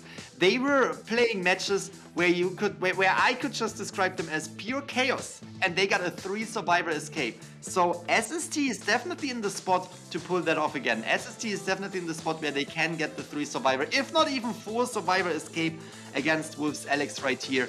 And this is exactly what they're aiming for. We will see what will happen right here. If they're getting a 3 survivor escape, this will tie round number 4. Either way, I think by now we're gonna see a round number 5. Only in one case we are not, in case that Alex is getting the 4 survivor elimination. Yeah, so if the survivors get 1 out, we're going to the last round. So if Alex, if survivors get 1 out here, then that gives, how the point is play out there? That would give Wolves a 4-point lead for this round, and that would add on to their 4 points, and then that would be 8, which means even an 8-1 wouldn't work. So if Alex gets a, okay, this is complicated. So if Alex gets a 3 survivor elimination here, then SST has to go 10-0 in the last round. If Alex gets a tie here, SST has to go 8-1 in the last round. And if the survivors for SST get 3 out here and Alex only gets 1 kill, then SST just has to win the last round. It could be by any amount of points at all. So a 3 survivor escape here for SST is really, really crucial. And an 8-1 round is just really unlikely against Wolves. So we're gonna see. Yeah, here we go. I think if you're the survivors, you don't have to ban Alex's wheel because it is Arms Factory. So we're probably gonna see Bloody Queen ban. Get rid of the tie hunters. We're gonna see Bloody Queen ban. We're gonna see Bonbon ban. Now the last one, what do you ban here? Probably Geisha. You could also go maybe Sculptor or Axeboy, but those are hunters that are fairly easy to win against. We're gonna see Entomologist ban. This does allow Alex to play Axeboy here. That opens it up as a potential option. But we're gonna see Bonbon and Bloody Queen 100%. Now is the last one gonna be Geisha? Is it gonna be Axeboy or is it gonna be Sculptor? That's a very good question, but yeah, you highlight the points yet again, and every single outcome honestly sounds extremely difficult for SST. Either way, it's gonna be a difficult task for SST to come back from this and to take home the victory. They are definitely able to do so, but Wolves is in a little bit of a better situation right here. Can definitely play it a little bit more comfortable, a little bit more, you know, leaning towards the ties just because they have such a good standing when it comes to the points. And here we can see that Anne is actually being banned, and we have seen Alex coming through with this Anne, and Anne can be extremely scary, but this is still allowing a couple of other characters on the Arms Factory. We definitely, I'm trying to think, we won't expect the Breaking Wheel to come out, but we definitely could still see the Geisha coming out. We could still see Nayat, we could still see the X-Boy, who Alex also knows how to play. So there is a lot of, there are still a lot of options for Alex right here on the table to at least secure a tie for their team. Yeah, so I actually forgot. Yeah, actually the Anne ban here makes sense as well. I actually didn't even consider that. Anne is another good draw hunter in a situation where the survivors need to win. Alex could actually ban Prospector here because, you know, it is an option for Prospector. I don't think I'd ever, I didn't think I'd ever hear myself say that, but Prospector ban here actually isn't bad. Prospector can be strong against Geisha. And since Alex probably wants to go Geisha here, maybe he'll go Naiad, I don't know. I feel like Geisha will be better. But again, we'll have to see, especially because there's a patient. So let's see. Yeah, he actually does ban Prospector. So this makes sense in that you don't want to have to get your Geisha countered by Prospector. You don't want to have to play into you know, the Prospector harassing strategies or potentially the survivors to struggle free. And we're actually going to see Painter from SST as well, which is not bad either. It's okay. Painter's okay for Geisha. Acrobat's okay for Geisha. Patient can struggle, so that's something to keep in mind. And then again, maybe Alex still goes Naiad, but I don't think you want to play Naiad in this comp. It's difficult. Painter can cut out Naiad pretty effectively. Acrobat and Patient, all three, are very effective cutters against Naiad. I think Geisha is probably the safer option. Or it is Arms Factory Geisha, so I really don't know what we can see from Alex. He could go with anything. And he's going with the Sculptor. Sculptor, of course, makes a lot of sense. Sculptor can be extremely scary. We saw how SST was coming up with the Sculptor. Now Alex wants to show, hey, Sculptor, you only got 1 survival elimination. I can do better. I'm gonna give you not only a tie, I'm gonna give you a 3 or maybe even 4 survival elimination. Let's see what Alex can do against Kazuneko's Painter as well as the Mercenary Patient and Acrobat combination. Overall, the team composition still looks very, very strong. Still looks extremely good to go against Alex, and I'm sure that SST will put up an extremely strong fight. They have proven themselves to be one of the best teams in the world, and today we already saw what they can do on the Survivor side as well. So they are hoping for the best. I am hoping for another chaotic match which will lead them to a potential victory. I'm really looking forward to this round number 4, second half here on the Arms Factory. Here we go. Yeah, Alex going Sculptor here. He's playing. It's a bit risky to go Sculptor because it may be a good. It has drop potential, which is fine. Again, Alex just really wants to draw this round. If he draws it, he's in a really strong. He puts Wolves in a very strong position. So yeah, again, this comp is fine for going against Sculptor as well. Painter can kite Sculptor pretty effectively. Patient, Acrobat are all okay. A lot of this is, again, there's going to be a very minimal support here. The only support you're really going to see is maybe an Acrobat bomb, potentially helping a kite, or a painting, potentially help a kite. So we're starting to see the less commonly used team comps. This is what happens in a best of 5. This is what happens in the later rounds. We see these other characters like Painter come out and come into play. We'll see how effective it is for Kazuneko and SST. Here we go, SST Survivors versus Alex's Sculptor on Arms Factory. SST really wants to get a 3 Survivor escape here to tie things up for this round and be in a strong position going in, or a good position going in round number 5. Alex trying to be the stopper here, get those kills and push for that victory here in the grand final.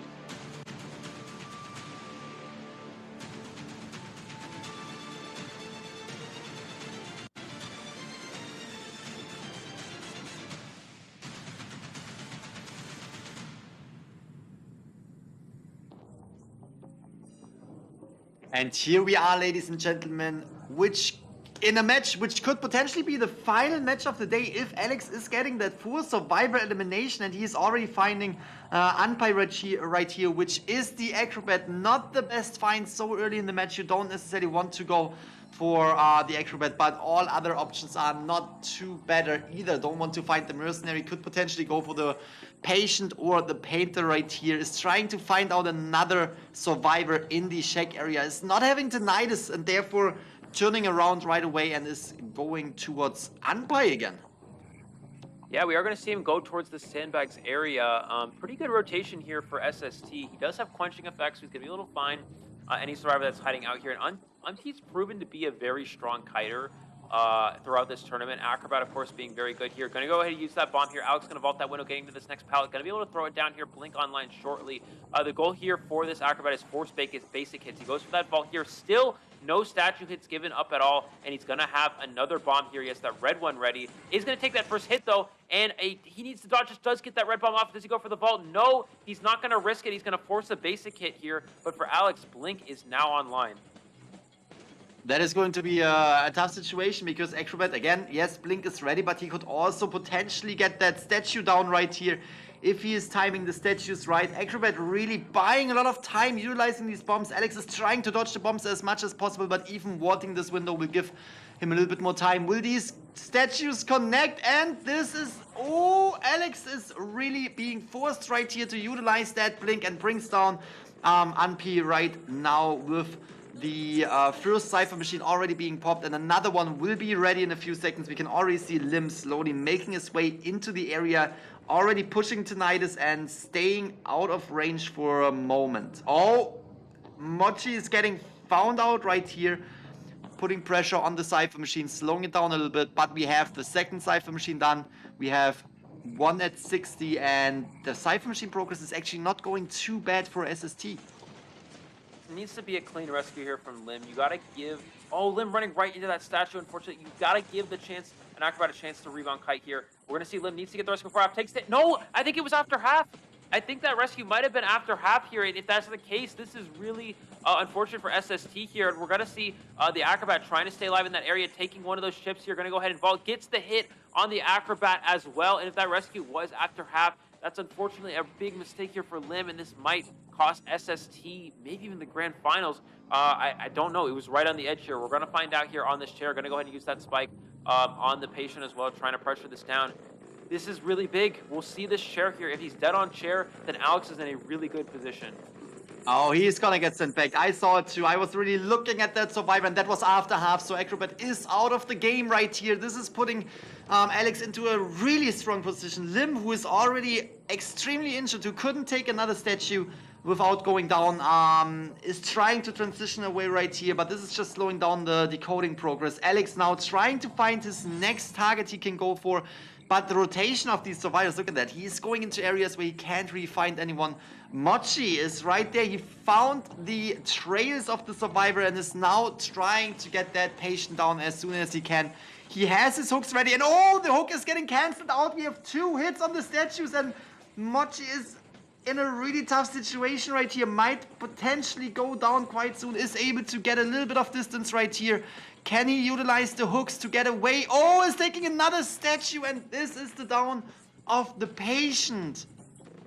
Yeah, just Mochi unable to get off any hooks. He got 2 of them canceled there. That's really, really, really strong for Alex. Also dies on the last Cypher. Alex, if he has trade swap, it's going to be back online now. We're going to see here. Slow pallet breaking speed indicates he probably does have it. We're going to see Kazuneka come in for the rescue. He has to get a clean rescue here. And also, Lim cannot die. Oh, Lim goes down to the full presence. This might be it, Grizzly. Again, if Alex gets 4 survivors down, it is over. And I think this might actually just do it. That one chip there. We're going to see Painter try to get the rescue here. Able to take that first hit there. Is he going to get the second one? No, he does get the rescue off. No tide turner. And does get a farm here. Painter can get a painting potentially. And he's going to go for that blink to try to get the hit on the Painter. He's going to get the hit as well. Painter can get the painting here. But again, I think this might be it. I think this might be the secured win here for Alex.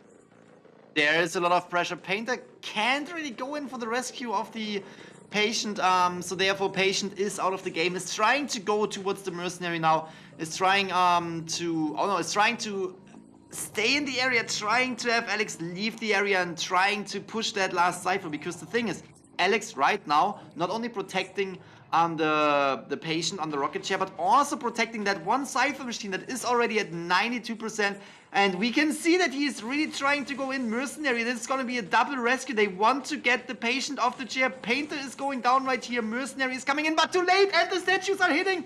Mercenary will fall down, and he exhausted his self-heal. And since the Painter is getting on the chair, this will be it. This will be the 4 survivor elimination of SST. Wolves right here getting the 5-point game they needed to make this 4th round the last round of this tournament and to take home the championship title of the Call of the Abyss 5 tournament. And that's it. Wolves is going to be, if we're not mistaken on points, that is it. Yeah, Wolves winning the Call of the Abyss 5 finals here. You see how excited they are. Again, Wolves was a team that they didn't make it into the COA 4 last year. They didn't even make it, and they come in here winning that fall IVL here, being the best team, arguably the best team statistically out of China. They come in being the team expected to win, and they live up to that expectation, taking it in 4 rounds. SST put a great fight up, but again, Wolves, such a strong team, very strong hunting from Alex and the survivors, just beyond anything we've seen anywhere, out of any of these other survivor teams. And Wolves taking the finals here. They are going to be the Call of Abyss 5 global champions. Congratulations. And did you see how Alex was just sitting in this chair, still a little bit under pressure even after this match, and the team was coming in and congratulating him and cheering him on, and extremely happy. Call of the Abyss 5 tournament winners, Wolves. Absolutely. I mean, this is a big moment for them. This is a big moment for, I mean, just the entire team. I mean, think about this. Wolves being, of course, a very strong survivor team. Alex being a hunter. That imagine being Alex, you know, coming out of being a ranked hunter in the China server, and you come in, join this team, and win the COA V 5 Global Tournament. I believe we are now getting into an interview with this championship team. 我只想说，属于我们狼队的时代，这一年是已经来临了，狼队的王朝。 那么今天这一场总决赛载入史册，因为是第一次在总决赛的舞台上出现中国大陆赛区跟日本赛区的战队争夺一座冠军奖杯。今天打下来，最大的感受是什么？啊，就是艾丽是啥，我们就随便打打，然后就赢了。艾丽表现得很好，所以今天有没有什么话想送给屏幕前的粉丝？就是你们的期待，你们的支持都没有辜负我，就是非常的 nice。没有辜负每一位粉丝，也希望狼队能够越来越好。今天真的非常棒，再次恭喜狼队。那么在简短的采访之后呢 So they're asking, what is the biggest achievement for this team? And 47 responds with no pain, no gain, which is a good response. 战队颁发属于他们的奖牌，有请张先生。 Now let's welcome Untitled 5 Global Esports Director Mr. Yang Zhang to present the medals to our champions. Welcome.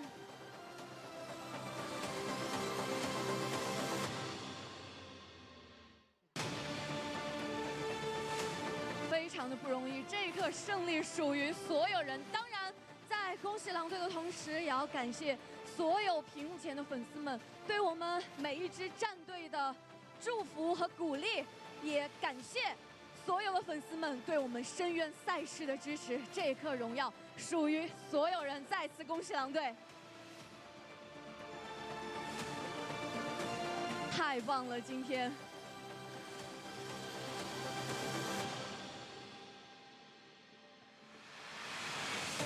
Congratulations again to Wolves right here, making it this far and taking home the championship title of the COA V Global Finals.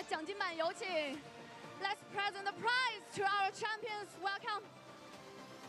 Congratulations.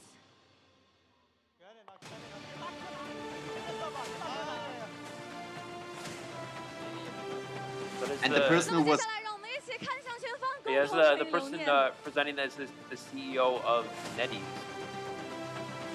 They are going to take a photo shoot with their with the team. Not only winning the tournament right here, also getting the honor to take a picture with the CEO of NetEase.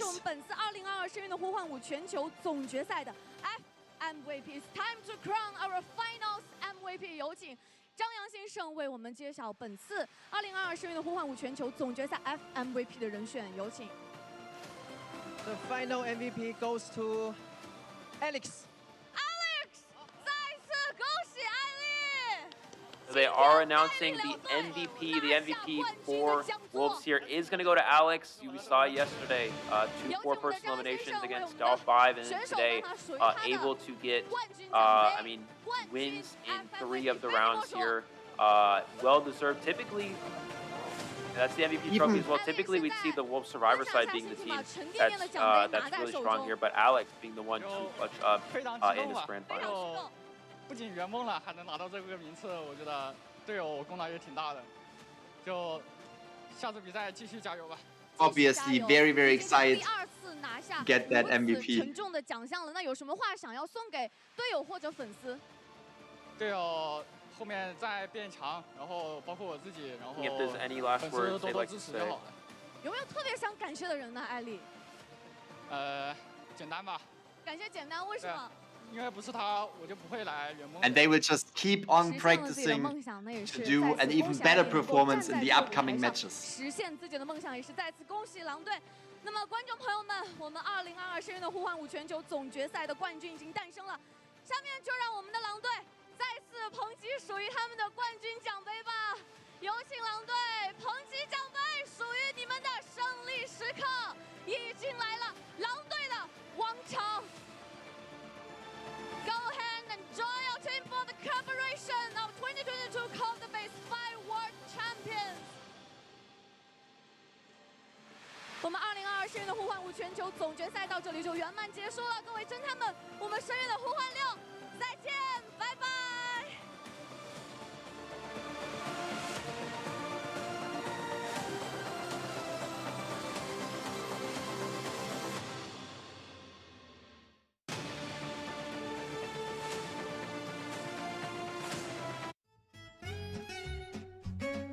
Wow, what an absolutely fantastic celebration right there. Getting the trophies not only for the championship title, but also for the MVP, Alex right here, who was really clutching up in this last round as well, securing the victory in round number 4 instead of having to go into round number 5.